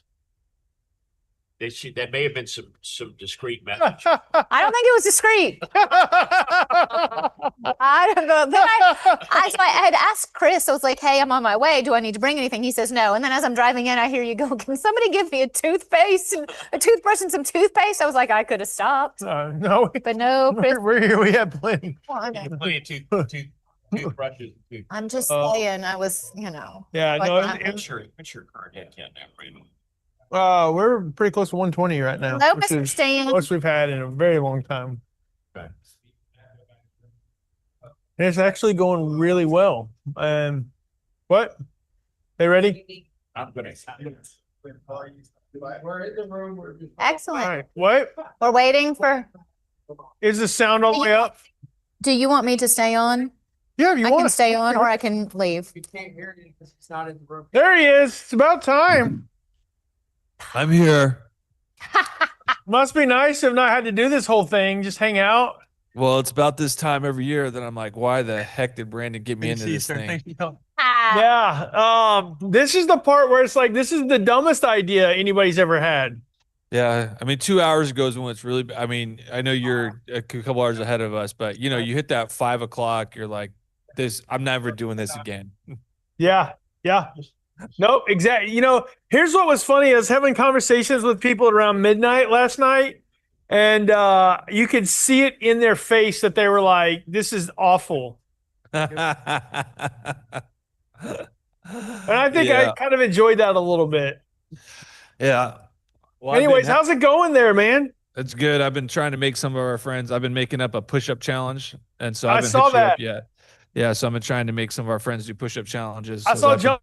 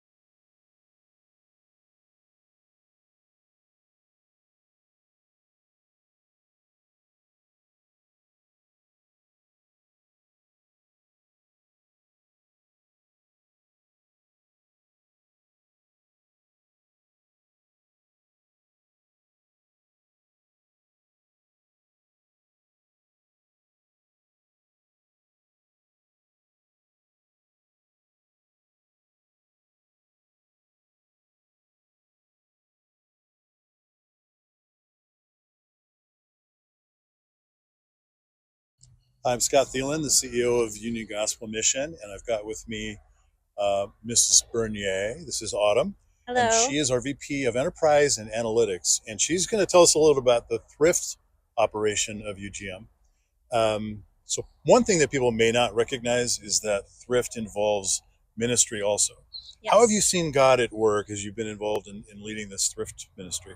Yeah, so I think that's one of my favorite parts of my job in leading enterprise is seeing all of the ways that God works, not just in our ability to support the mission, but in all the ways that he works here at the stores, just in ways that we support each other and we support our community.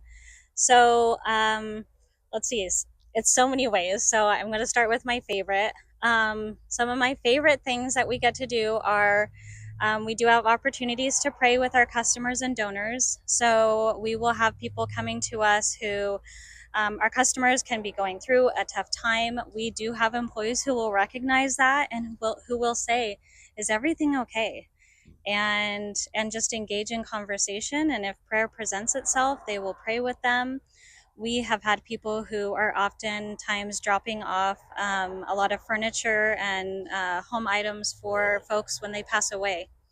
And it's a really tough time for people. And so we've had opportunities to pray with people there and just to love on them and to thank them for thinking of us and for donating.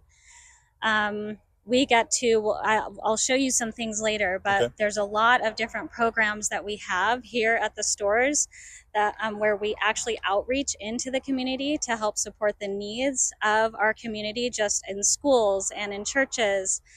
I also really love what we get to do just within our employee base. So we hire a lot of young people here. If you've ever shopped at our stores, yeah. And if you've ever donated at our stores, you will find a lot of young people. And it is such a cool experience to be able to be part of kind of shepherding them, right, and showing them what it's like to be a Christian outside of youth group and outside of church and in the workplace, because we are a group who cares about our employees. We care about their growth. We care about them as a person. We pray with them. We love on them. We teach them because sure. There's a lot of things. But what a great opportunity for a first job experience, yeah. Right? To be in this kind of a setting where yeah. You got support and it's a Christian ministry. Mm-hmm. It is. That. It is. All the way through. Yeah. Yeah, so do you want to take a look at some of the other things that we do for the community? Okay. Absolutely, because the other part of this is when you don't think necessarily of the mission as the same thing as a thrift store, right? They're two different kinds of functions, but what you've done in the thrift arena is to provide ministry opportunities that directly benefit the mission, but also the community. And I think it's really important that we get an opportunity to talk about that. Yeah. What's the impact that the thrift stores are having on the community? Yeah. Let's talk about that. So I wanted to start out here on the donation doc because it all starts right here when the donor is giving us their donation. So not only are you supporting the mission when you do this, when you donate your stuff to one of our stores, but you have the opportunity to name another nonprofit. And you may be very close with a nonprofit in town, Young Life, Rod's House, Camp Hope. Many people will name their church or a school, the school in their school district, or teachers will name the school that they teach at. These are great folks to name when you drop off your donation, because what we do there is we attach the name of that nonprofit to your donation. And so let's say that you donate like 5 large bags in a donation. So we just put a estimated value to that. And at the end of each quarter, we add that up and we give $10 incremental gift cards to the nonprofits in town. And right now we have over 120 nonprofits registered with us. And last year we gave out over $6,000 in gift cards. Yeah. And so a lot of people will tell me, nobody asked me who I wanted to name. And that is very true. Like I said before, we hire a lot of young people. and training is always ongoing, and we do not get it right a lot of the time, and a lot of times things get so busy and they forget. So I would just encourage everyone to make sure that when they're dropping off their donation, all they have to say is, I want my donation to benefit, and then name your nonprofit. Yeah. I know it really, for example, with churches, it gives them a tool, because they'll have folks who come who are in need, and they may not be in the practice of giving out cash, but they can offer some help in this form, and allow them to come to the thrift store and get some direct benefit. So the nice thing too is we do attach that to your name. So every time you donate, as long as you give us your phone number when you donate, we will always make sure that that donation gets credited towards the nonprofit that you've named. Excellent. Yeah. Yes. You want to show us some examples of this? Yeah, so let's see here. Let's go in and we'll take a look at where things start for us when your donation comes in. The very first thing that we do is we make sure that we fill all the needs of the mission. So that's our main campus facility where we have our adult shelter and our family shelter and our programs. And so come with me and I'll show you how we do that. So we do receive a lot of donations and it can get quite busy and quite hectic here. This is a very calm time right now. So this is a great time for us to go through. So as long anytime food comes in or hygiene items, socks, underwear, anything that's just a typical item, that toilet paper, please bring toilet paper. That immediately goes into what we call our essentials. So we will typically fill up our essentials pretty quickly and these are at all of our stores. So we fill these up. You can see we've got toilet paper in here. We've got food that folks have dropped off. So these go, they can go down daily. We have trucks that are always servicing our stores. And so these immediately go down to the mission. They get sorted. They get taken to our pantry. They get taken to the medical clinic, or they get put straight into use. So a lot of times we also get specific requests. So one of the things that we've been doing a lot lately is sending down a lot of towels and bed sheets. And because we've started one of our a new shelter program where we have beds with sheets on them. And it was our first night last night, and someone came in to shelter and she had to be shown sort of what to do with the sheets on her bed, because she told us it was the first time that she had ever slept on a bed that had sheets on it. Amazing. And that's the kind of stuff that makes us realize just how blessed we are and how important this work is. So anytime you have something and you want to make sure it gets used down at the main campus, all you have to do is drop it off at any store, whether it's food or hygiene items, and just say this is for main campus. If you put a note on it, that's even better, because then we'll make sure that it gets in the right spot, especially if it's kind of busy at the moment. Right. And we will make sure that it gets in our essentials tote and it goes down to the main campus. So in addition to the things that people specifically tell us they want to donate to the main campus and the items that the campus is requesting, we also have these clothing orders that we're filling for our shelter folks. And we used to actually have a full clothing room down on campus. Right. But what we found was that it was really hard to keep all the right sizes in stock, and they never really knew what sizes they were going to need. This is actually so much better. And so we ended up basically having to have a mini store down on campus just so that we could have all the right sizes and all the right clothing. And so instead we decided to kind of bring that process back to the stores. Also, we didn't have the staff time. Right. And so we felt like this was also a really good way to tie the work that our workers here at the store are doing back to the work at the mission, because it creates a really meaningful experience to be able to just put these clothing orders together. Another reason is because our folks write like their name on the piece of paper, and they write their pant size and their shirt size and like sometimes a little bit about what they like, you know, and so we'll try to find that for them. Like Air Jordans. I'm looking for Air Jordans. Yeah. So we're like, of course. So that has actually worked really well. It was very difficult at first. It took us like a full week just to fill all the clothing orders because about 40 or 50 come in every week.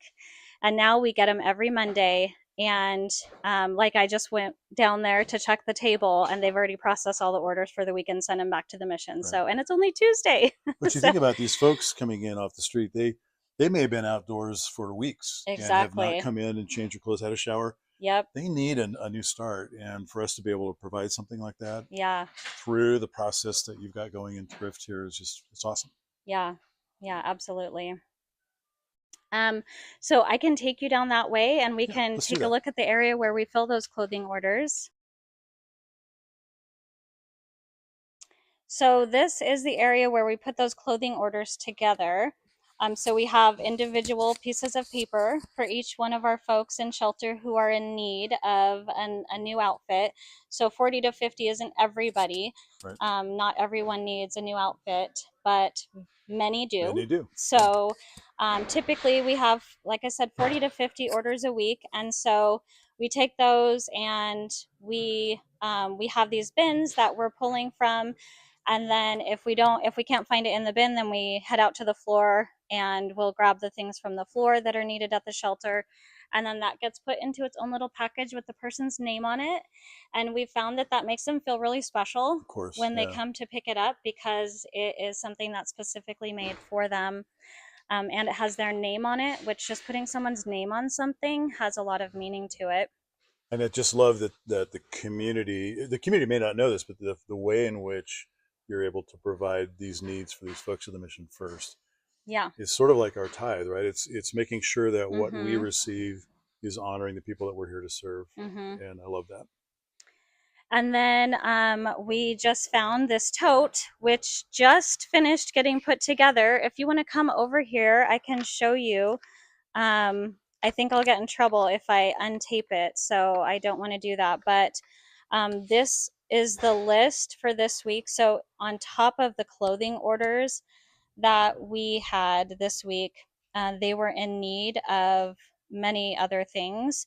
And this typically comes from mostly from our folks in program and from our family shelter. So we might get new families in each week, kids who need backpacks and things for school. We'll have obviously, all different sizes of people that we're working to get clothes for. So we do special fill those. You can see we also had a need for a coffee maker, a crock pot, can opener. So we keep track of all that and we put it in our tote. And this is 1 week's worth. And so we're going to send this back to the mission and get everyone taken care of.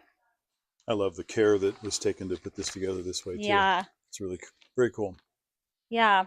So we've talked about mission needs first is what we talk about and teach here at the store.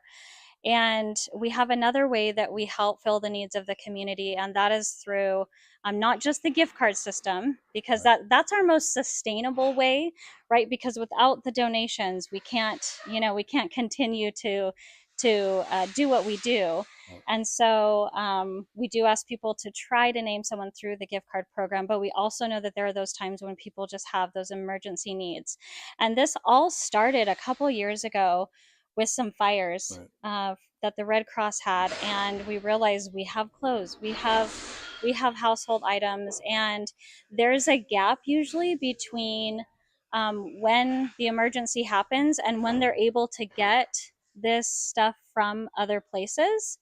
And so one of the things that we started doing was allowing people in our area who are helping to fill emergency needs to submit a request for a voucher for a free item, and we fill those requests. Usually we'll give them a voucher for a certain amount of money or for a certain item or product or clothing, and then the folks come into the store and they can shop for those things and get them for free.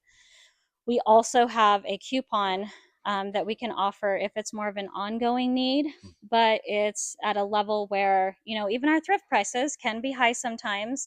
But even like, you know, $4, $5, $6 for a shirt sometimes isn't affordable for people. And so we offer a 50% off coupon for some of those families as well.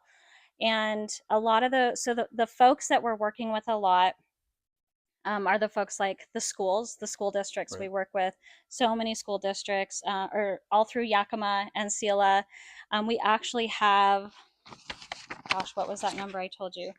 54 schools. Wow. 54 schools that we're working with. And almost, what, 30 churches or more? It was 48 churches. Wow. Okay. Yeah, a lot. I didn't even know we had that many nonprofits in Yakima. The list is over 200 long. And yeah, it's the needs are high here. So Catholic Charities, Consistent Care, the Department of Corrections, Yakima Farm Workers Clinic, Rod's House, DSHS, and Trust. We work a lot with Trust and People for People, the YWCA, and then of course the school districts and churches. And those emergency needs, I don't think a lot of people think about. Like, to me, I'm like, okay, an emergency need, that sounds like a fire. You know, someone's house burns down. That is like, that happens sometimes. Those are the big events, but there's a lot more. More often, it is families fleeing domestic violence with nothing. Right. It is folks who are getting out of jail and have nothing. Folks that are just getting custody back of their children and they don't have anything for their kids. It's folks who are just graduating out of a detox program and they end up with nothing but, you know, maybe a little bit of clothes that they have on, needing shoes. And we, like I said, we do a lot with the schools. And one of the reasons for that is there's a program called McKinney-Vento, and that is a program where schools can identify families who are essentially experiencing homelessness.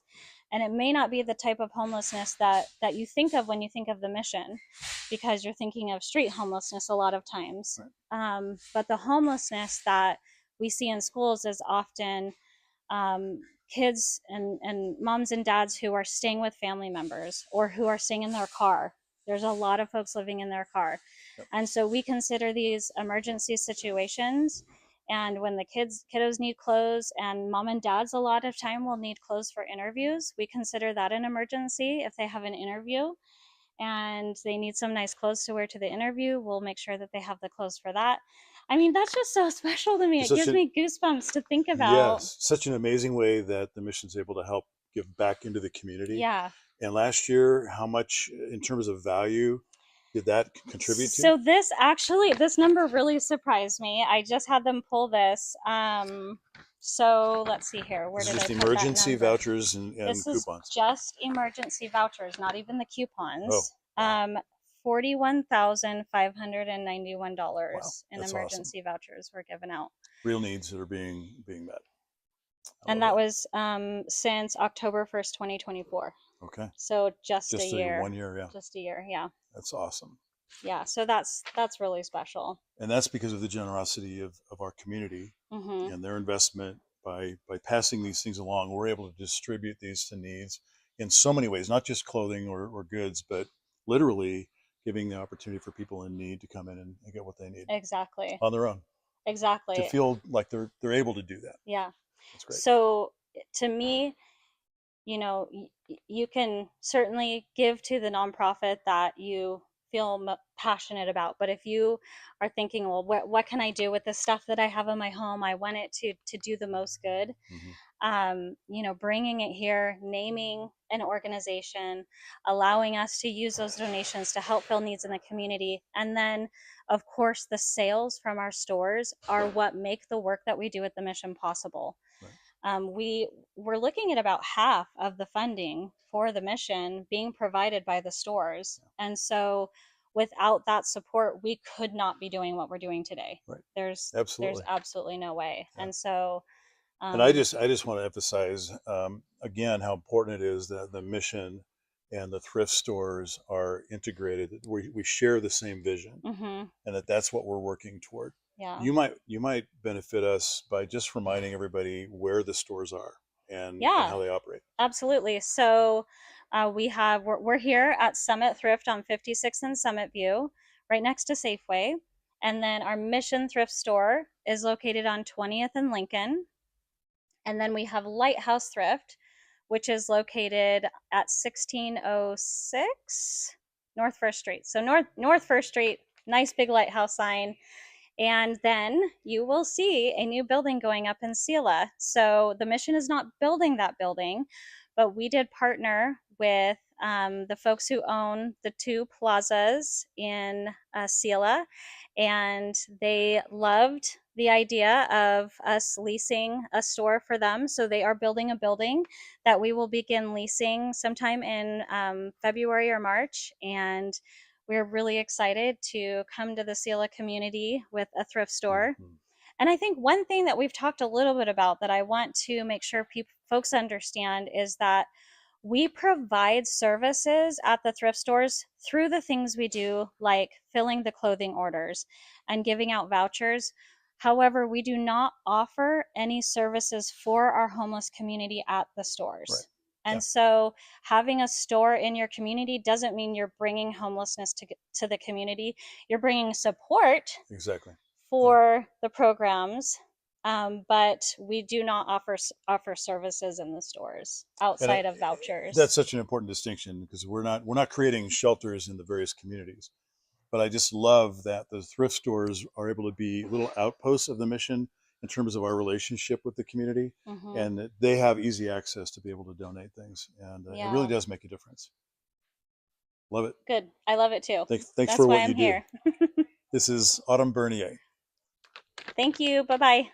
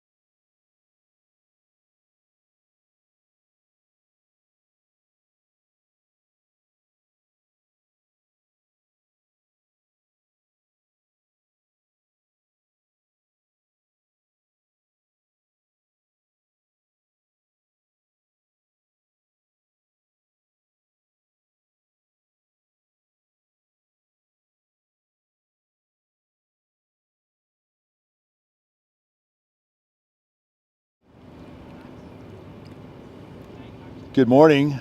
My name's Scott Thielen. I'm the CEO of Yakima Union Gospel Mission in Central Washington State. And we're continuing our conversations in this community about homelessness. It's been great talking to so many different kinds of folks and hearing their perspectives. And we're going to continue this morning, and we have a surprise guest who's dropped in, and we look forward to our conversation with Daryl Skillport. Daryl is a member of our board. He has relatively recently joined the board, and so he doesn't have all of this figured out yet, but he's in the process of learning more about the mission as we go. So what I would like to do is just to, first of all, Daryl, maybe introduce yourself a little bit about your story, because you're not coming out of the blue. You've lived in Yakima for a long time. You've got a history. What are the things about your life that might be worth sharing? Okay, well, I've lived in Yakima for over 60 years. 1970, I think, is about when I did. So whatever that is, that's 55 years ago. And so I'm very familiar with the city and the community. I've seen it grow and raised our family here. We have 3 kids that are all up and launched, which is good. Married to Debbie for 48 years. 45 years, like 1980, 45 years. So I'm doing my math kind of on the fly. But so being a long-term resident in Yakima, I've seen some of the changes that happen. I've seen the demographics change. I think I've witnessed by seeing people on the street at the street corners the growth or increase in the homelessness here in Yakima. It didn't used to be back in the 70s and in early and 80s. That was not something I really saw much of. Interesting. Yeah. So I guess that's kind of who I am a little bit. I'm retired. For 10 years now. I've been retired. Wow. I know, it's just gone so fast. And you and I had the privilege of sharing together as elders at church as well. So yeah. I know you, I know your heart, and I'm grateful that you're on the board because your contribution is going to make the board even more effective. We want to serve God well. We want to be good stewards of what's been entrusted to us. And so one of the questions that I've been thinking about is how, as we think about the community, how can the mission help the community be even better? I think about Daniel in Babylon, for example. And because of the way Daniel lived his life, Babylon prospered. Think of Joseph in Egypt. And because of the way Joseph lived his life, Egypt prospered.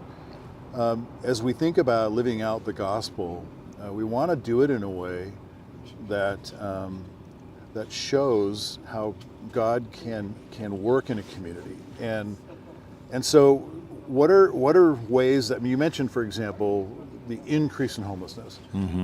So what are ways that we can help to serve to improve the community? And obviously, being a part of the solution for homelessness is involved. It's just not as simple as doing away with it. Yeah. It's complicated. But what are some other ideas, maybe ways that we can bless the community?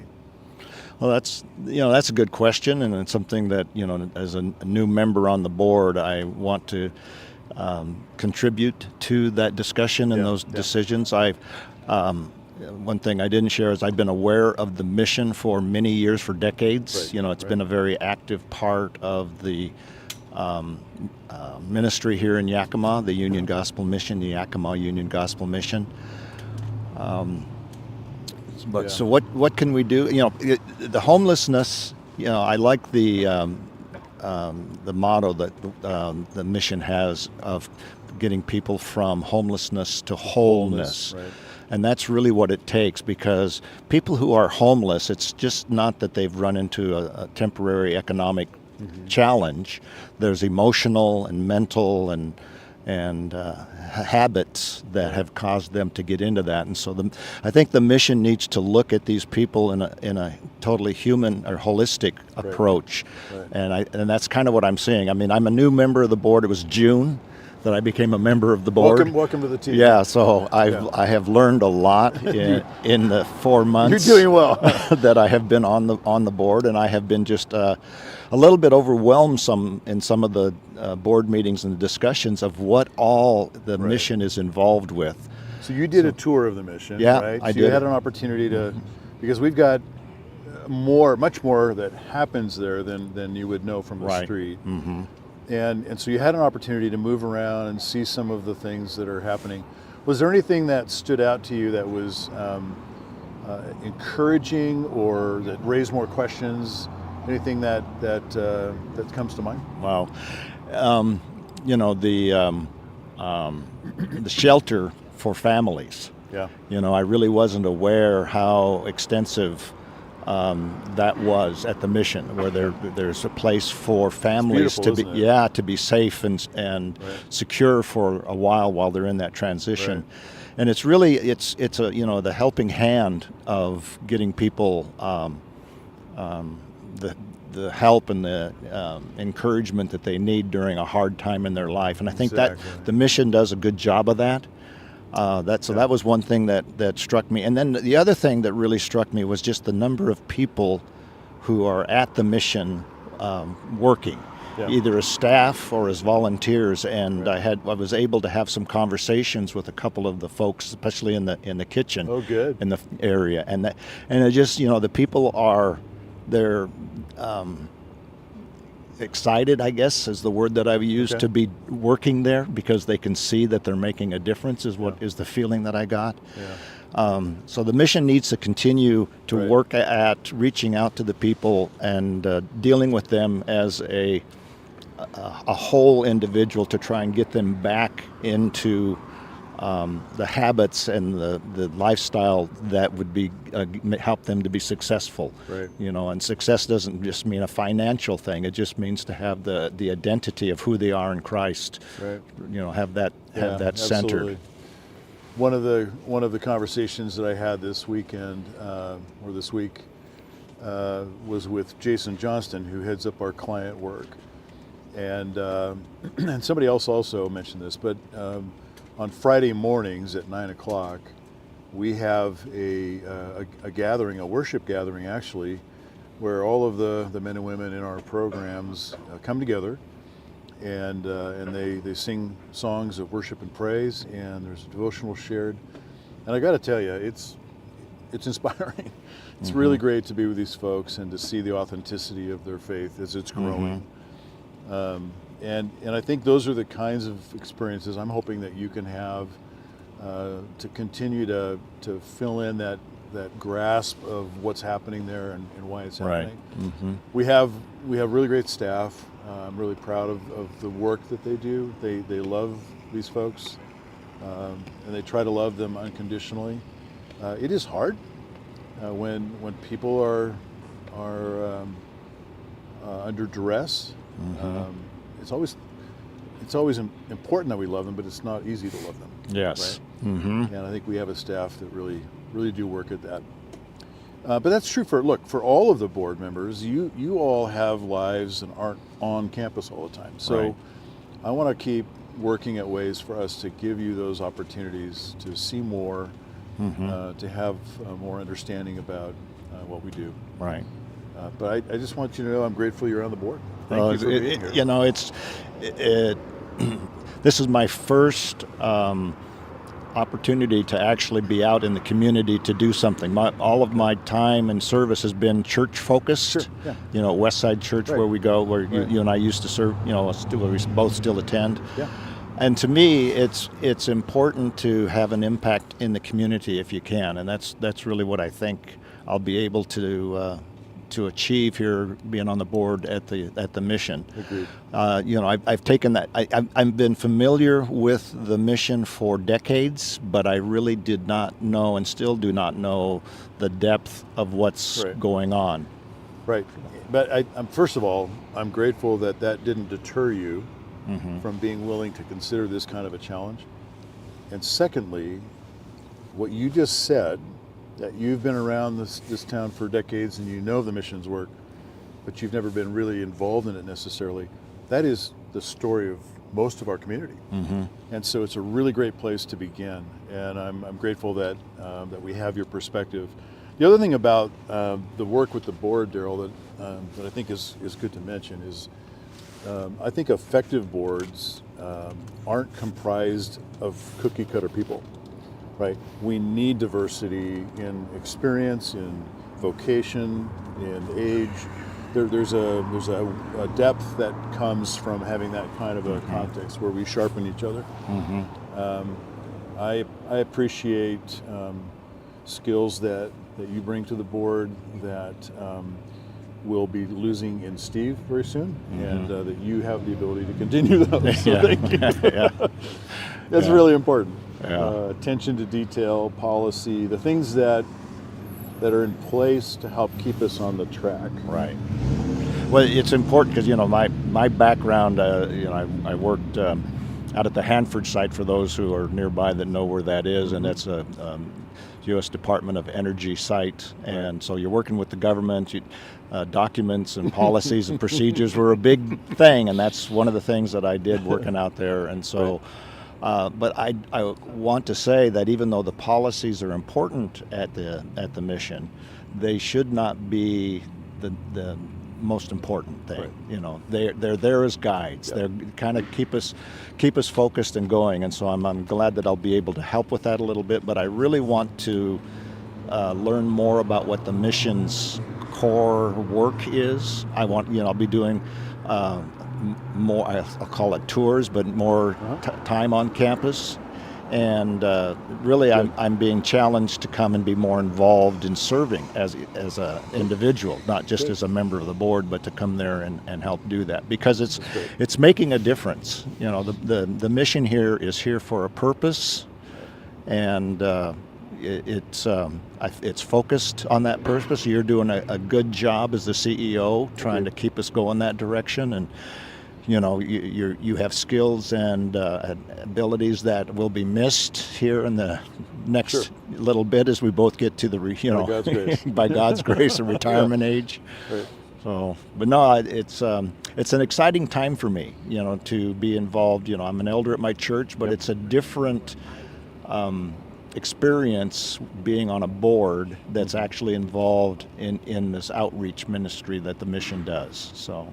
I think that's a very true statement, and maybe to summarize that, I think one of the things I've learned, and as I've hired other pastors who have come to work at the mission, I think what we've all recognized is not that the local church is doing anything wrong, but the local church doesn't experience the mission field in the way that we do at the mission. Right. And so I want to strengthen the relationship between the mission and our churches. I think that society's changed enough that there have to be new ways for us to strengthen that relationship going forward. I'm excited about the staff we have at the mission being available to churches as a resource, and being able to offer encouragement and training and guidance about how to deal with in their own communities, in their own families, how to deal with these kinds of things, so that we can truly be a function of the local church. So thank you for taking some time to talk. I think that's me. That's you. And we'll let you get your phone. Thanks, Daryl.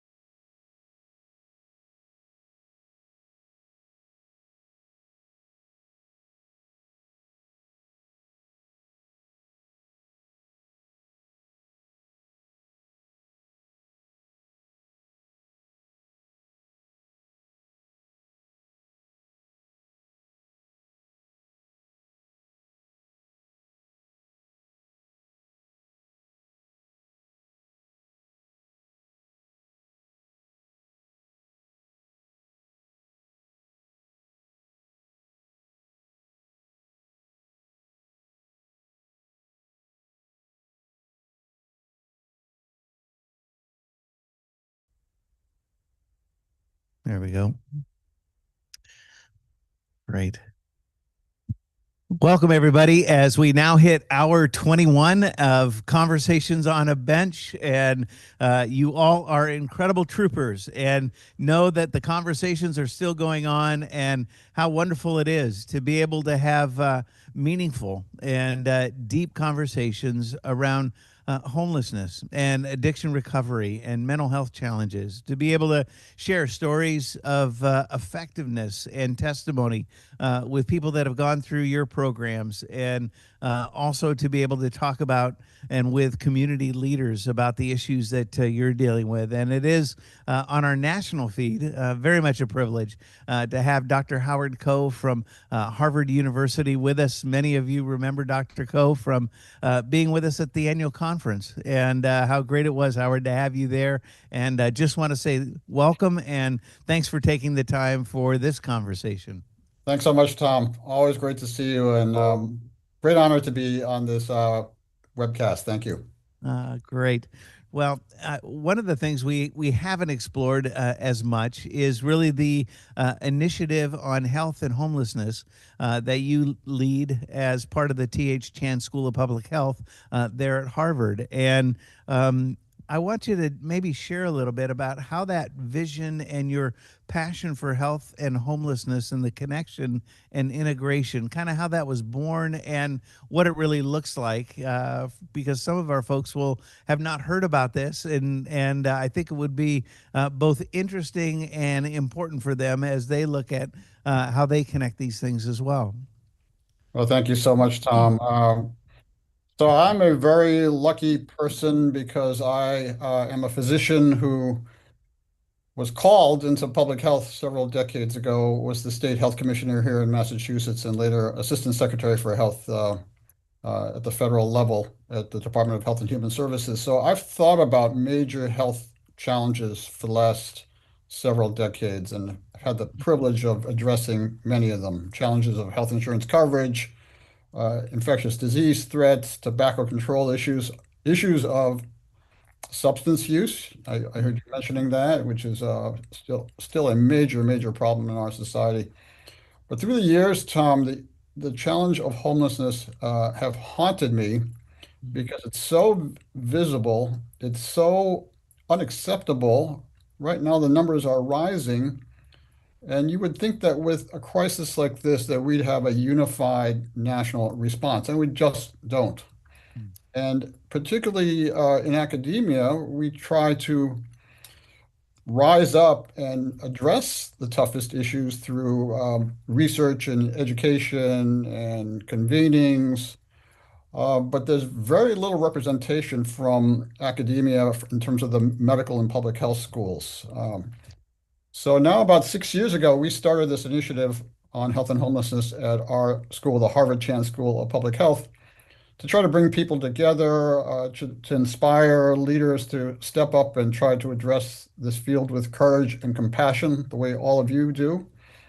And the only way to solve this crisis is to have partners like Citygate, have it be interdisciplinary, bring everybody to the table, and bring all resources to bear to ease suffering. So when I came and spoke at your wonderful national conference last May in Phoenix, I was just so impressed by the commitment and dedication of your network. And I was amazed I hadn't heard much about your group before, and that's nobody's fault. It's just a reflection of how fragmented the response is. So we are trying to build collaborations with groups like yours, Tom, and we're off to a great start. And I think you heard from my great colleague, Dr. Kate Long, a couple hours ago, who was a wonderful colleague of ours.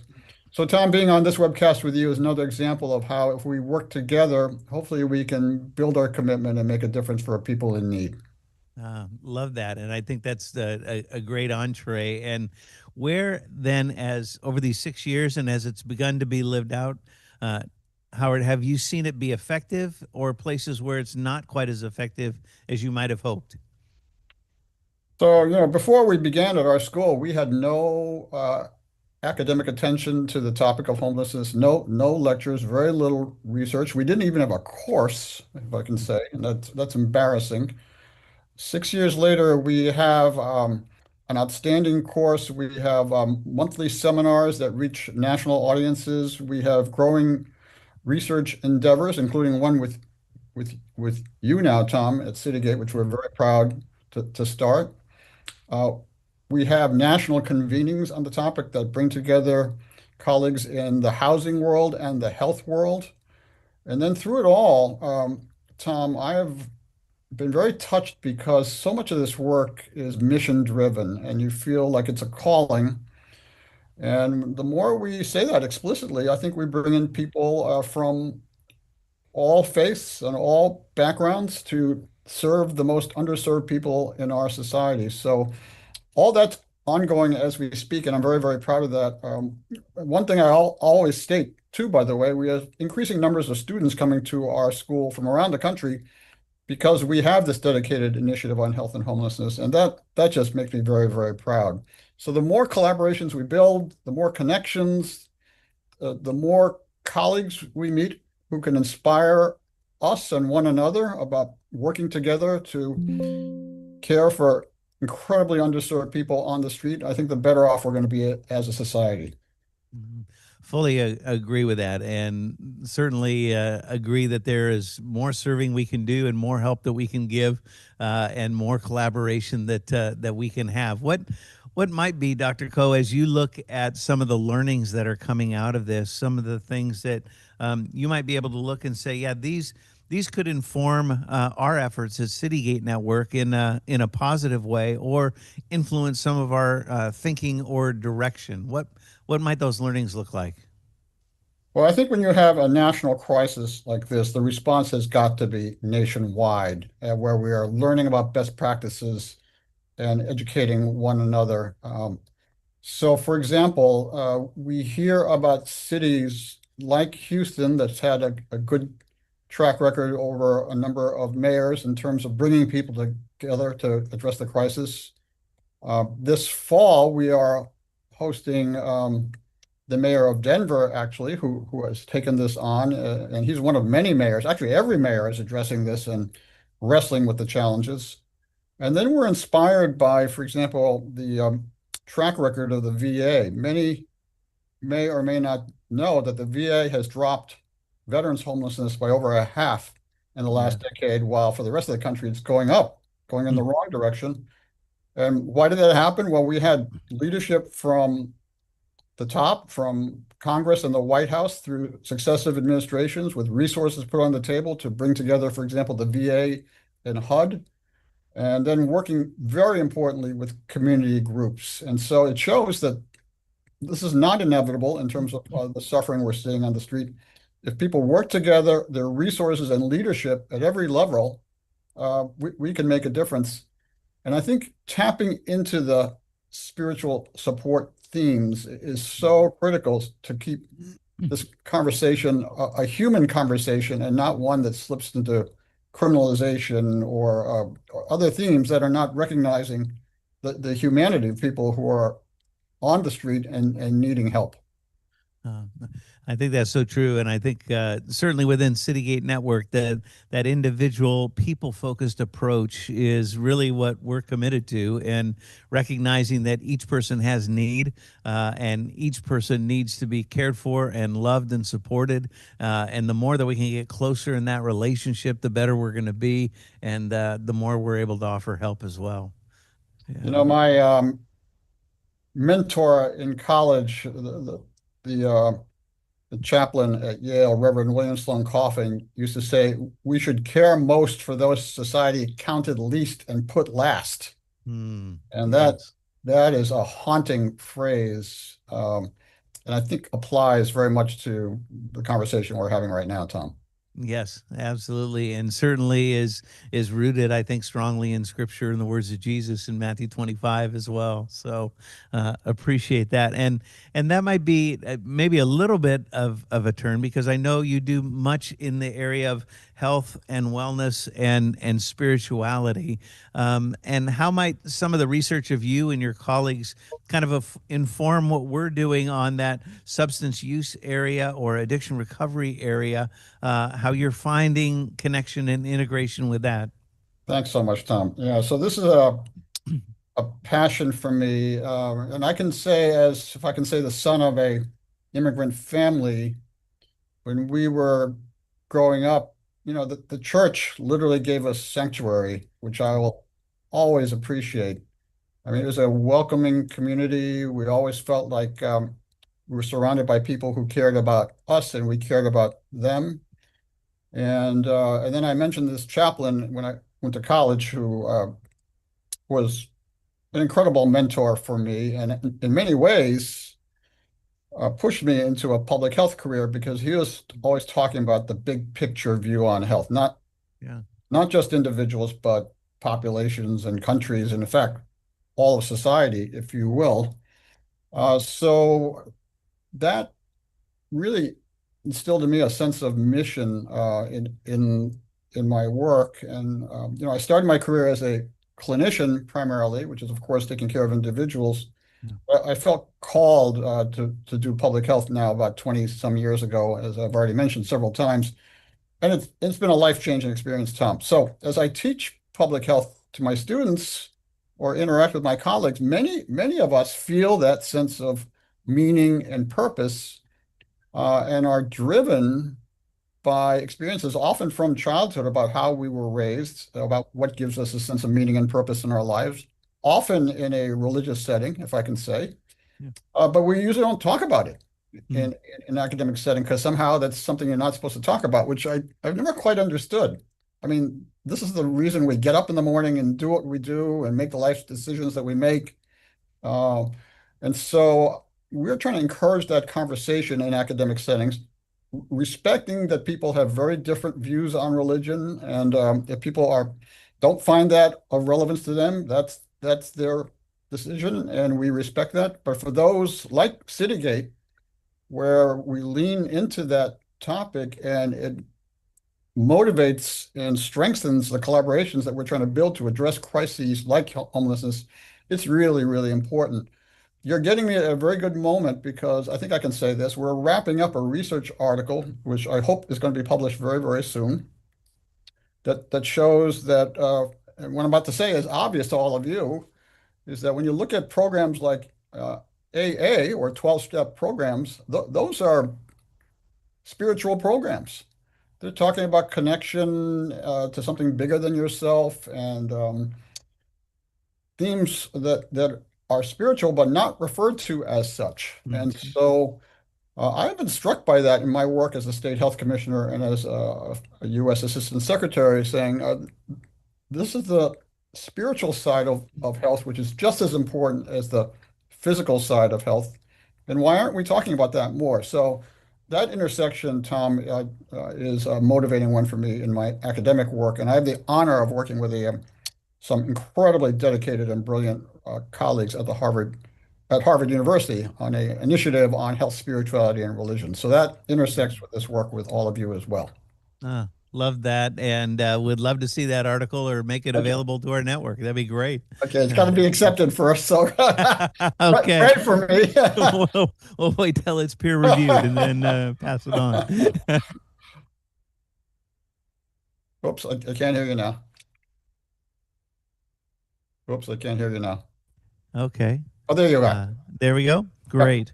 Kind of the last question, Dr. Coe, is around our partnership together as we're looking at doing some research with regard to Citygate Network and moving faith-based and connecting it in greater ways to evidence-based data as well as outcomes that we're engaged in together. And I'm excited for that and looking forward to taking those steps forward. Tell us a little bit about what that might look like from your perspective and how you're feeling about it. Tom, we're very, very excited by this. So, as I mentioned already, my wonderful colleagues, Kate Long and Akil Gupta, joined me in presenting to Citygate last May in Phoenix.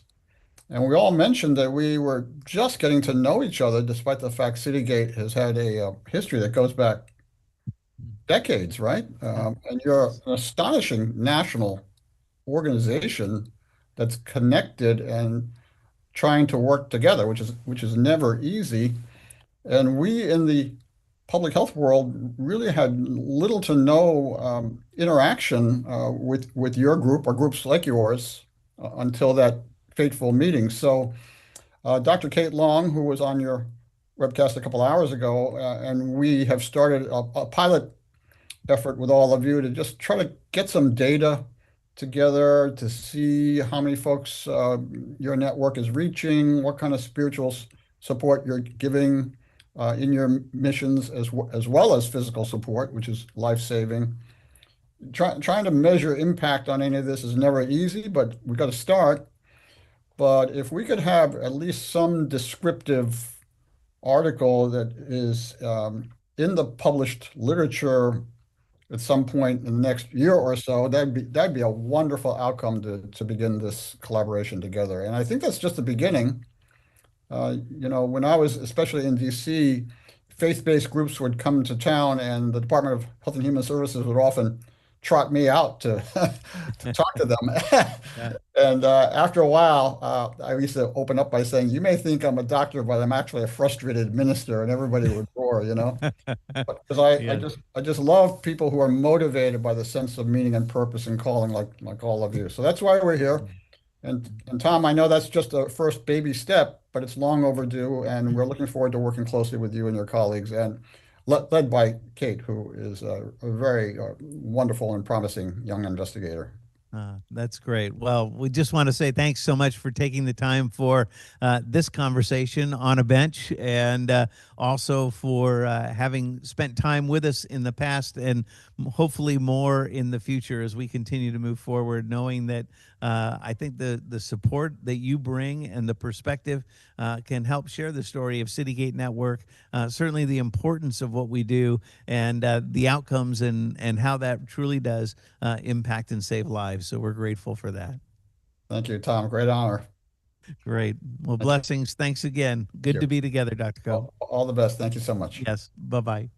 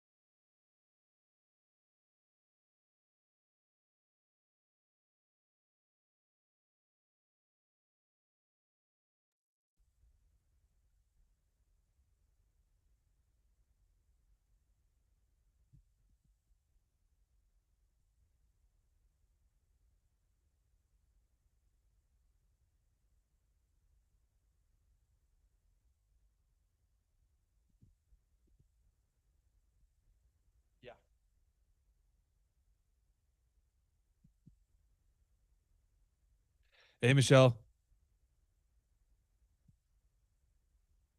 She's muted. I think you might be muted, Michelle. There we go. Can you hear me? I can. How are you doing? I'm good. How was your night on the bench?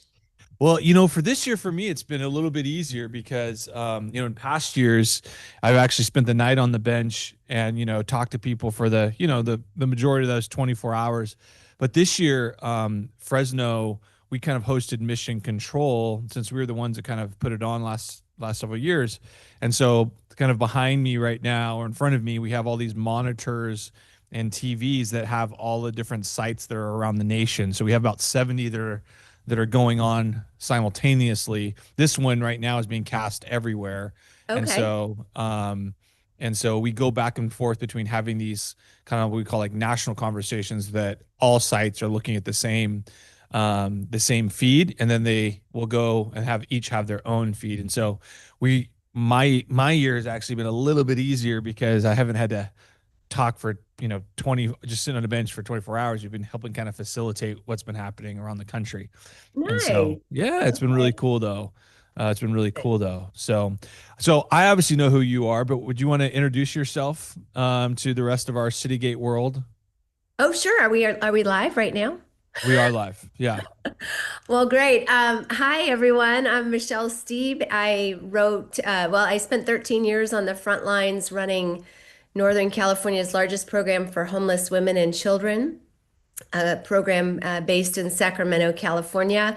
In 2019, my husband took a job in Texas, so we moved to Texas, and I actually wrote a book on the nation's crisis, on the learnings I had over 13 years, but also a book to inspire hope and a roadmap for how we could begin to reverse what at that time was a crisis, but it's even more so now today, 6 years later. Um, Spend my time now consulting across the country on policy with certain communities, and recently launched a nonprofit called Free Up Foundation.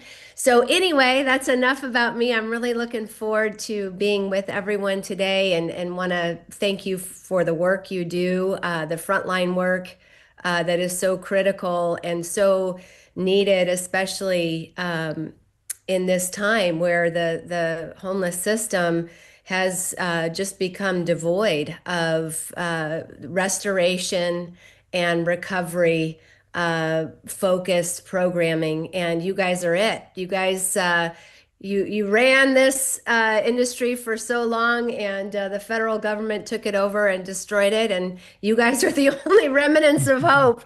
So I'm really glad to be with you. Yeah.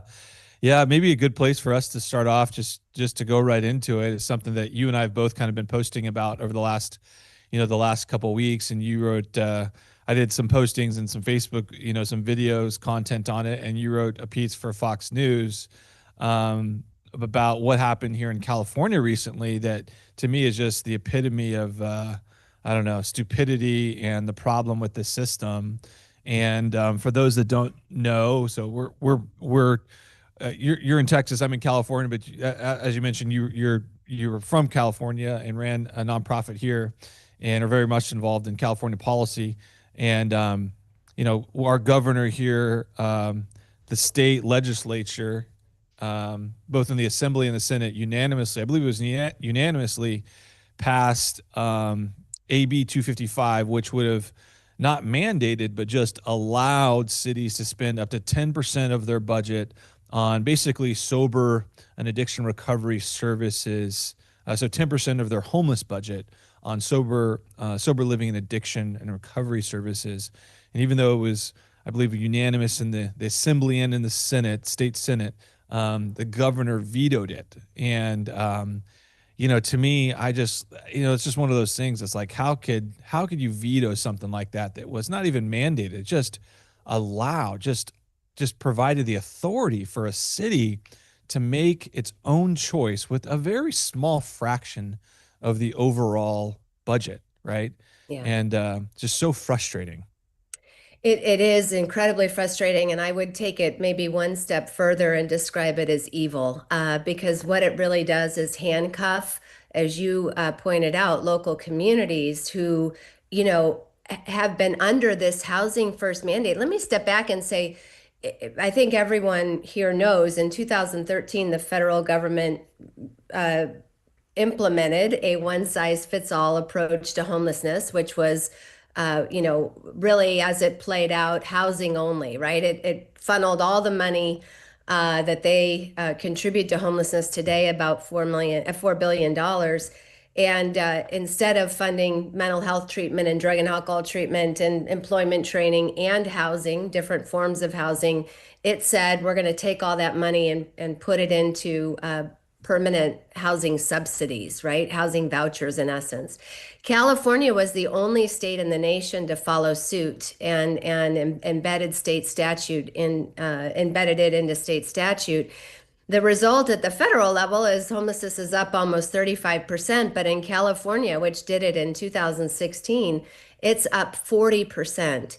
And so what this mandate has done, and what his veto has done, is continue to handcuff local communities to a policy that has clearly failed, not just their communities, but more importantly, the homeless. We are at the highest point in California's history. About 80% of that population is struggling with addiction and or mental illness, many other issues as well. And it just really is such an evil veto. I can't describe it any other way. Yeah, and I've often wondered, like, what's the story behind the story? Why did every other politician agree on something that's otherwise, has been controversial, and yet they all agreed? And then what's the story behind the story? And I think in some ways, what I think is happening is HUD is changing at the federal level, and they're going to start funding services for recovery and addiction and mental illness and wraparound services. And And something that, transitional, right? right? And yes. Something that they haven't done in a very, very long time. Yeah. And, I think sometimes the hardest part about getting past housing first is the single biggest barrier to accomplishing anything in our country at the political level, which is politicians admitting that they're wrong. And, admitting that we should have more of this funding go to recovery is, to me,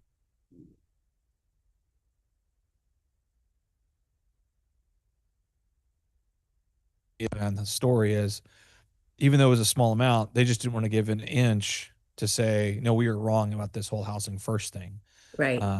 Which it's also crazy to me because when you look at some of the pockets in California that have actually trended better over the last year, like LA went down, basically even, didn't go up, at least if you believe the pit count. But the reason that these cities, I believe, actually had some level of improvement is because they're actually not just housing first anymore. LA invested a lot of money in shelter. Now they'll still say that they're housing first, but they still invested a lot of money in shelter and crisis centers and places that had some of that. And so it's funny to me that as much as they claim they're housing first, the parts that I think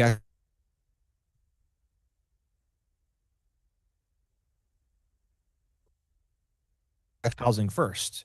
And so I think there's actually been some traction there. That's why I think you've seen more willingness among the different politicians to veer away from all funding being strictly housing first funding. Yeah, and you're seeing it with in San Jose with Matt Mahan, right? Who's clearly said this has, as a one size fits all approach, it hasn't worked. We need to fund different alternatives. We need to move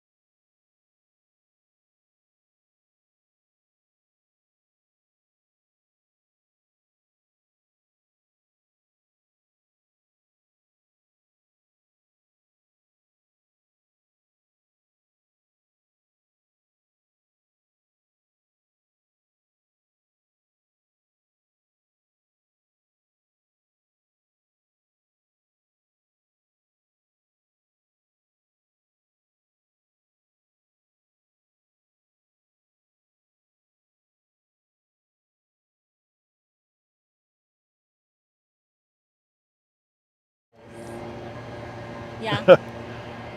Hi, my name is Scott Thielen. I'm the CEO of Union Gospel Mission in Yakima, Washington. And we are continuing these amazing conversations about homelessness in our community. And we've had some terrific variety. It's been a lot of fun. Getting a wee bit tired, but we're going to have a couple more really great conversations. And right now, I have with me Autumn Bernier. She's our VP of Enterprise and Analytics. And what that includes is the work we do in the area of thrift. And if you've been to a thrift store, you have an idea in your mind of what that means. If you've been to one of our thrift stores, you might have a comparison, or you might even have some questions. And so what we thought we might want to do is just to take a little bit of time and talk about the kinds of things that sometimes people wonder about our thrift operation. One of the things that I want to start with is not a question, it's more of a statement, which is our thrift stores are not intended to be separate for-profit enterprises. That's not what they are. They really carry the heart and soul of the mission. And so what I want to emphasize is how we've worked really hard to integrate what we do at the mission with how that's expressed in our thrift store. So I'd love to have you explain more about that intentionality, because it's really there. Yeah. So first of all, we are not separate from the mission, which is a pretty big deal. Just in a lot of ways, our folks, come on, they get hired the same way that our mission folks do. We are a religious 401c3, and so that's ingrained in everything that we do at the thrift stores. We play Christian music, and we work really hard to intentionally connect our thrift folks back to the work that's being done at the mission as often as we can. It is difficult. It is really difficult, because when you're doing the ins and outs of a retail business where we're not a for-profit, but we are, our mission at the stores is to fund the work of the mission. Right. And so we take that job very seriously. But what we make sure of is that we are, really pouring into our folks with devotion and prayer, and really working with them as leaders. And we work to tell the stories of what's happening at the mission in the stores. So if you've been to our stores, you'll hear over the overhead, and the music interrupts, and you'll hear some stories from clients and from folks that work at the mission. And that's not a national thing, right? You're not hearing, national people. Right. You're hearing the people who have stayed right here on North First, their stories and their testimonies. Right. And that's really impactful, especially to our folks who, we do a lot with data at the stores. We have a lot of metrics and a lot of measures to make sure that we are doing the right work and we're focused on the right things. And so to work constantly to tie that back to the why is really important for us. Right. We're not perfect, I totally but we try. Because it's possible, you can imagine an employee just coming in and getting a job at the store and never really even knowing anything about the mission, right? And that would be natural. But what you're doing is you're leading your team to make sure that we're training them well, and we're investing in that. They have an opportunity to visit the mission. They have a sense of who we are. They even volunteer at the mission. Yeah, that's good. So we've had employees who, our shelter has been short-staffed, and they've filled in on a couple shifts. We have a staff member who regularly volunteers on one of her days off and does outreach, and so there's a lot of the employees who have a real passion for what is happening at the mission and the work that's being done there. And we also, from time to time, bring clients from the mission to the stores to be involved in some capacity. Yep, every week our discovery folks come, and that is a really special time. It's a time for both our discovery folks. Those are our clients who are just coming into program, just starting to learn to live in community, just making sure that they're not a little rough, not doing drugs and not drinking alcohol, and that's a new concept for them. But it's also an opportunity, like we're also working with our thrift store employees to teach them how to interact This is good for with them, these right? folks. Yes, To be exposed to absolutely. these clients, Yeah. Because I think there's some natural fear that we have just in even approaching someone that you know is in like addiction recovery, because it's like, what do we talk about? And I don't want to say the wrong thing. And so we're working alongside them, teaching them, how to interact and, how to thank and be grateful and really express that, because that's really meaningful for them. And which is also very meaningful. That's for something their- we realized we needed to lean into more Yeah, at the store. Yeah, but it's also really meaningful for these clients to Mhm. to see that example, to be encouraged. Yeah. Not only to take this in, but also to know that they have value Mhm. and they can offer back. Mhm. So, what are some other questions that you typically hear about thrift that maybe at the community level would be helpful Mhm. for folks to know? So, unfortunately, a lot of the people who are not necessarily asking questions but making comments, especially on social media, are around, why are your prices so high? You got this for free. Yeah. And so There's an answer for that. There is an answer for Yeah. that. And it's the first thing I'll start with is the you got this for free. And I can totally identify with that question, because when I used to shop at the Goodwill, I would think the same thing. I would think, they got this for free. How can they be charging $4.99 Why don't for they it? give it to me? And what I realized now that I oversee thrift stores is absolutely nothing is free. From the time the car pulls onto the pavement at any one of our thrift stores, someone is paying for that. And that's the mission. We lease the buildings that we have our thrift stores in. Those leases are not cheap, just like property everywhere is not cheap.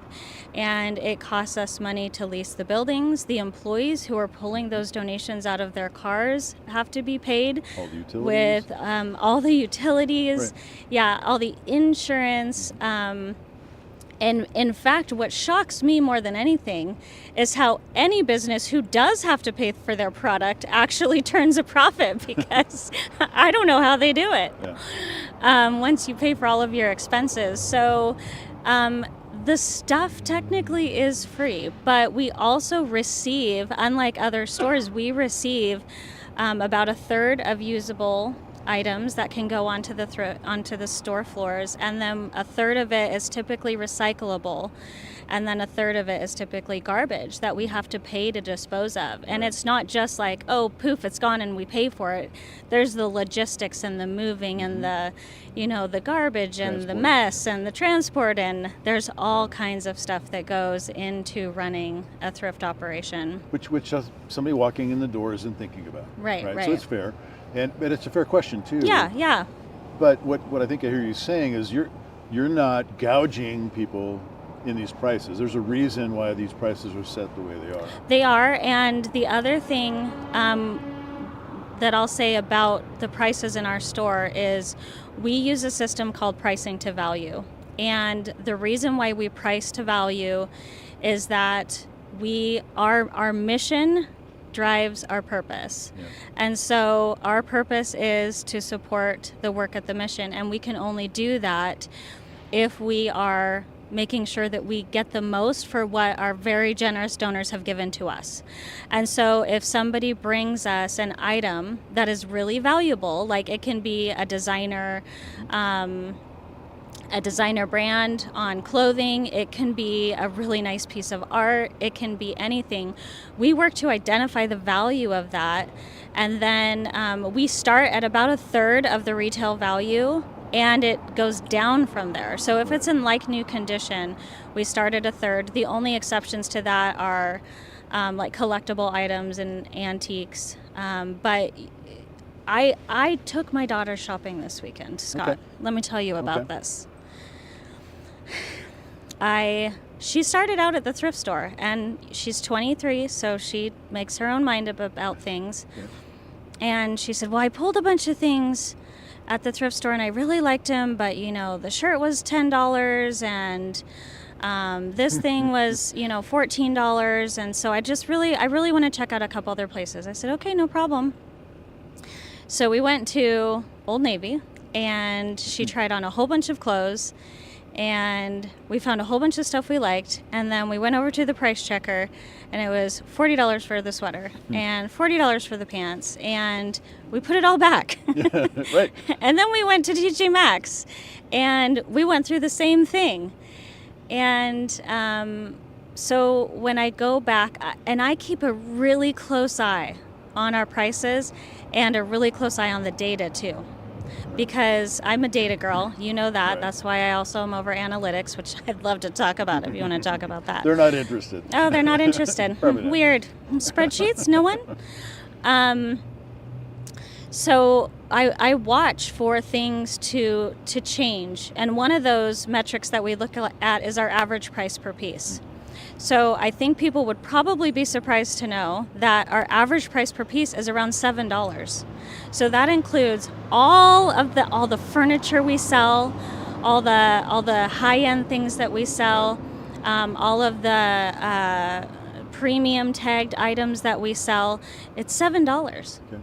So that's seems reasonable. It seems reasonable as a baseline. As a baseline, yeah, and it's actually low compared to what they're doing on the other side of the United States. We have a Coach, and theirs is typically in the $7 to $8 range, and he keeps a close eye on ours, and he lets us know if it's slipping.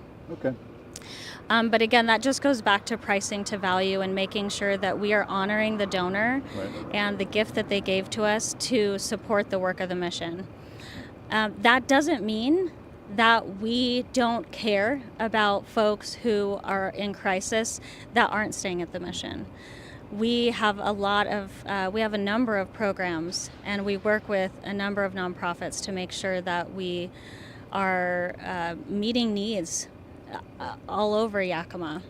And I know that some of those were in our video that you've been showing, but I didn't know if you wanted me to talk about that at all. Go ahead. Yeah, I mean, we can certainly come back to that and mention it here. Yeah. So probably the most sustainable program that we have is our gift card program. We call it our partner gift card program. We have over 200 partners involved in that right now.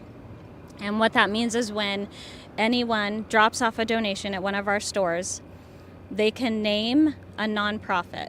And I like to encourage people to name a school or a church, but also another shelter or a place who is, serving people a lot.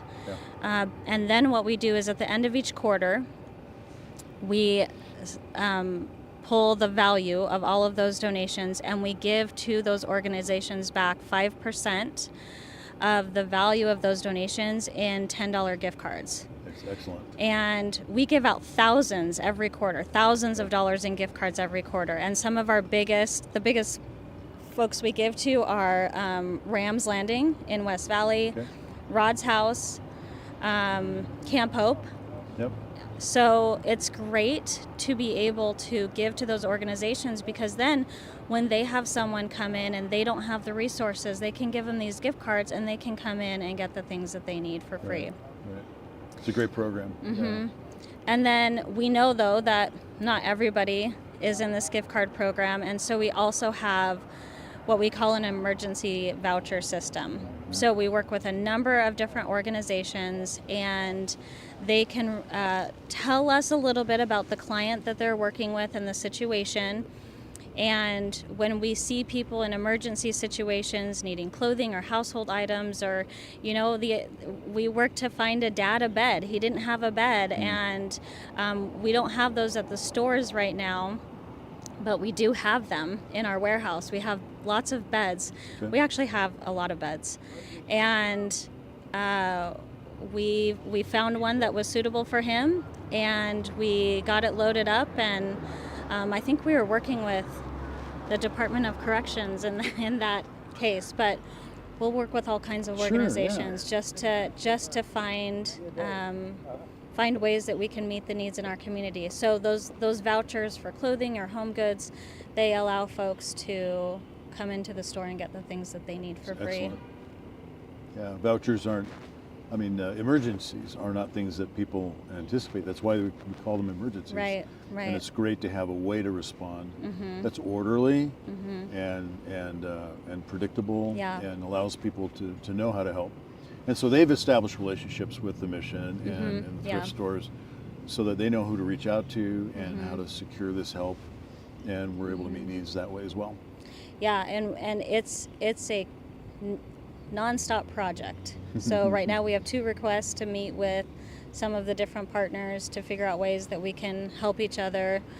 And the school districts are really starting to get involved because the thing I love about working with the school districts is that they are the ones who see The need. firsthand the Right, needs. right. They see the kids coming to school without coats on and without, suitable shoes on. They see the kids who are coming to school in the same pair of clothes over and over again, and they're able to reach out to us and ask for assistance. And that has been really fulfilling to me because I know just from my teacher friends and family how impactful it is to see these kids not having just the tools that they need to even be able to learn in the classroom. My aunt used to tell me she'd stand there with a brush and brush kids' hair as they were coming in. So yeah, that's really special. We're actually connected with 46 different schools right now. Excellent. And churches as well, right? Yeah, we've got, I forgot my number and my paper's over there. The 40s. It was slightly less, like Okay. 43 Okay. churches. Yeah, I don't remember the number, but it's a significant number when you look at schools and churches. Yeah. It's a pretty big group A very large partners. group of partners. Yeah. Yeah. What other questions typically does your staff hear, or do you get on social media about thrift? Why are your prices so high and why isn't this free? That's a big one. Are kind of the big ones. Do you ever get questions about being like Summit being open on Sunday? Does that come up at all? Not from our customers. Okay. Our customers really love that Summit's open on Sunday. I know for the religious community, us being closed on Sundays is a benefit. And we really saw it as a benefit to our employees. And so we took a lot of time before You study this carefully. we did before when we were just thinking about being open on Sunday at Summit. And we really leaned into prayer, and we also had employees who, some, not all, but some, their Sabbath is not Sunday anyway. They're working at their churches, they're working, they're helping in childcare at their churches. Maybe they're a religion whose Sabbath is on a Saturday or another day of the week. And so, we already knew that there were situations where people weren't taking their Sabbath on Sunday. And we were hearing from the community that part of some people's family day was being able to come and shop in the stores. The other side to that, though, that we really leaned into was what we do at the mission is 24 hours a day. Yes, it is. 7 days a week, 365 days a year. Right. And we have come into the situation where we don't really have... I don't want to say we don't have a choice. You always have a choice. But the needs of the mission have only grown. And so we exist to support the work of the mission, and the mission needs that support. But it's also true that we've scheduled open hours after typical church services on absolutely, Sunday. yeah. And there are Christians that would like to be able to drop it off on their way after church, and that's very convenient for them as they're out. Yeah. And it And doesn't some like to detract drop from it off that. before we open too. Okay. That's always Which isn't nice. recommended, right? It's not. Please Yeah. don't do that. That's good. That just came to mind. I don't know if that's on a lot of people's minds, but I know I hear a lot of comments about how beautiful the stores are, and I agree. I think we've really created a beautiful space. I think one of the most incredible things about the stores is that we do get to hire young people. Yeah. And they get to have a first work experience in a culture that's positive and uplifting and Christian in its focus. Yeah. And I'm really grateful that they have that opportunity. And we have to hire a bunch of employees to make this thing work. And we get a lot of young people from churches. Yeah, and there are definitely challenges that come with working with young people, school schedules, sports schedules, and it can be overwhelming for our managers to deal with all these schedules.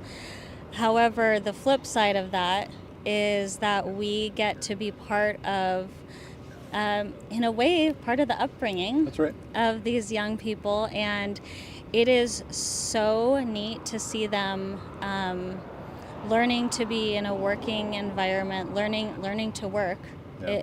It's work. I mean, work ethic in America. Let's not go down that road, but just teaching these young people what it means to work and what it means to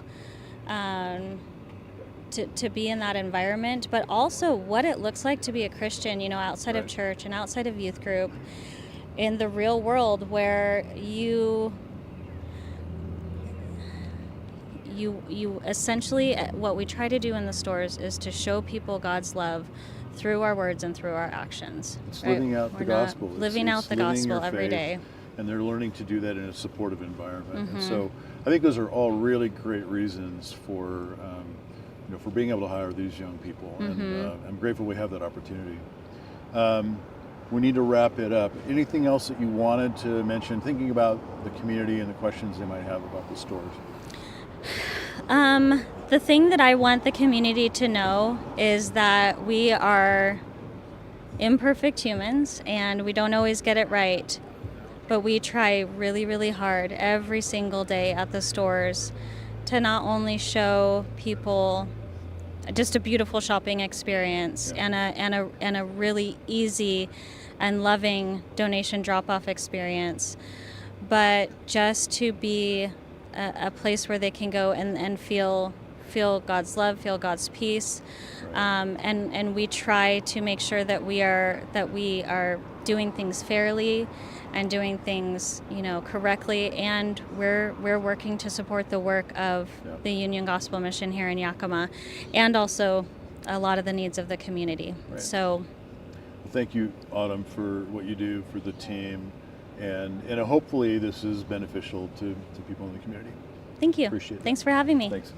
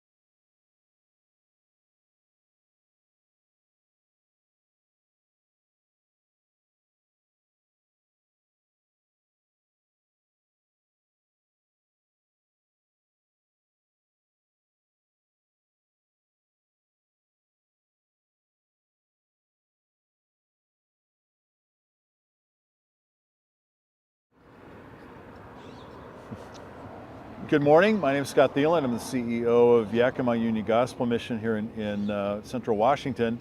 And we're continuing these stories, these conversations we've been having yesterday and today around the issue of homelessness and poverty and how this affects the community. And I'm just really grateful that we've got so many different voices from our community who have been a part of this. And this morning we're going to continue that. I've got with me Dan Brown. Dan Brown is the Executive Director of Love in the Name of Christ, or some of you might know it as Love Inc. And it's another ministry in this community that does a really, really important work in connecting with folks and really helping them to find their footing and get the help they need at key times. And so I'm grateful that our community has Love Inc. And I'm looking forward to how you can share with us. So what I was thinking was you are exposed in the work that you guys are doing to real needs, and you get an opportunity to see how hope emerges, right, in that interaction. Yeah, so absolutely. Just share with us a little bit about what you see. Yeah, we have a program for folks. Most of the folks that come to it are people that are struggling on the edge of poverty. A lot of them living below the federal poverty level. And so we help them short term, and then we have a longer term program that meets on Tuesday nights called Emerge. And a few times a year we have folks that make it through. If they do the entire Emerge program, it's about a year-long process. And so our last graduate, I just wanted to share a little bit about her. Her name was Rocky. Okay. And Rocky came to us because she just felt like she and her family were at the end of their rope. Her husband's, going to Perry Tech, trying to get his, certification to do HVAC. And which so will they help were in the future. It will, but for right now, they were just living on a, single mom income. She was pretty early on in a pregnancy for their second child, and all their credit cards were maxed out, and their rent was due, and they had no way to pay it. She had to go take out a loan to help pay her rent, and for her, that was like the wake-up call. It's like, this just can't keep going this way. We have to do something different. Yeah.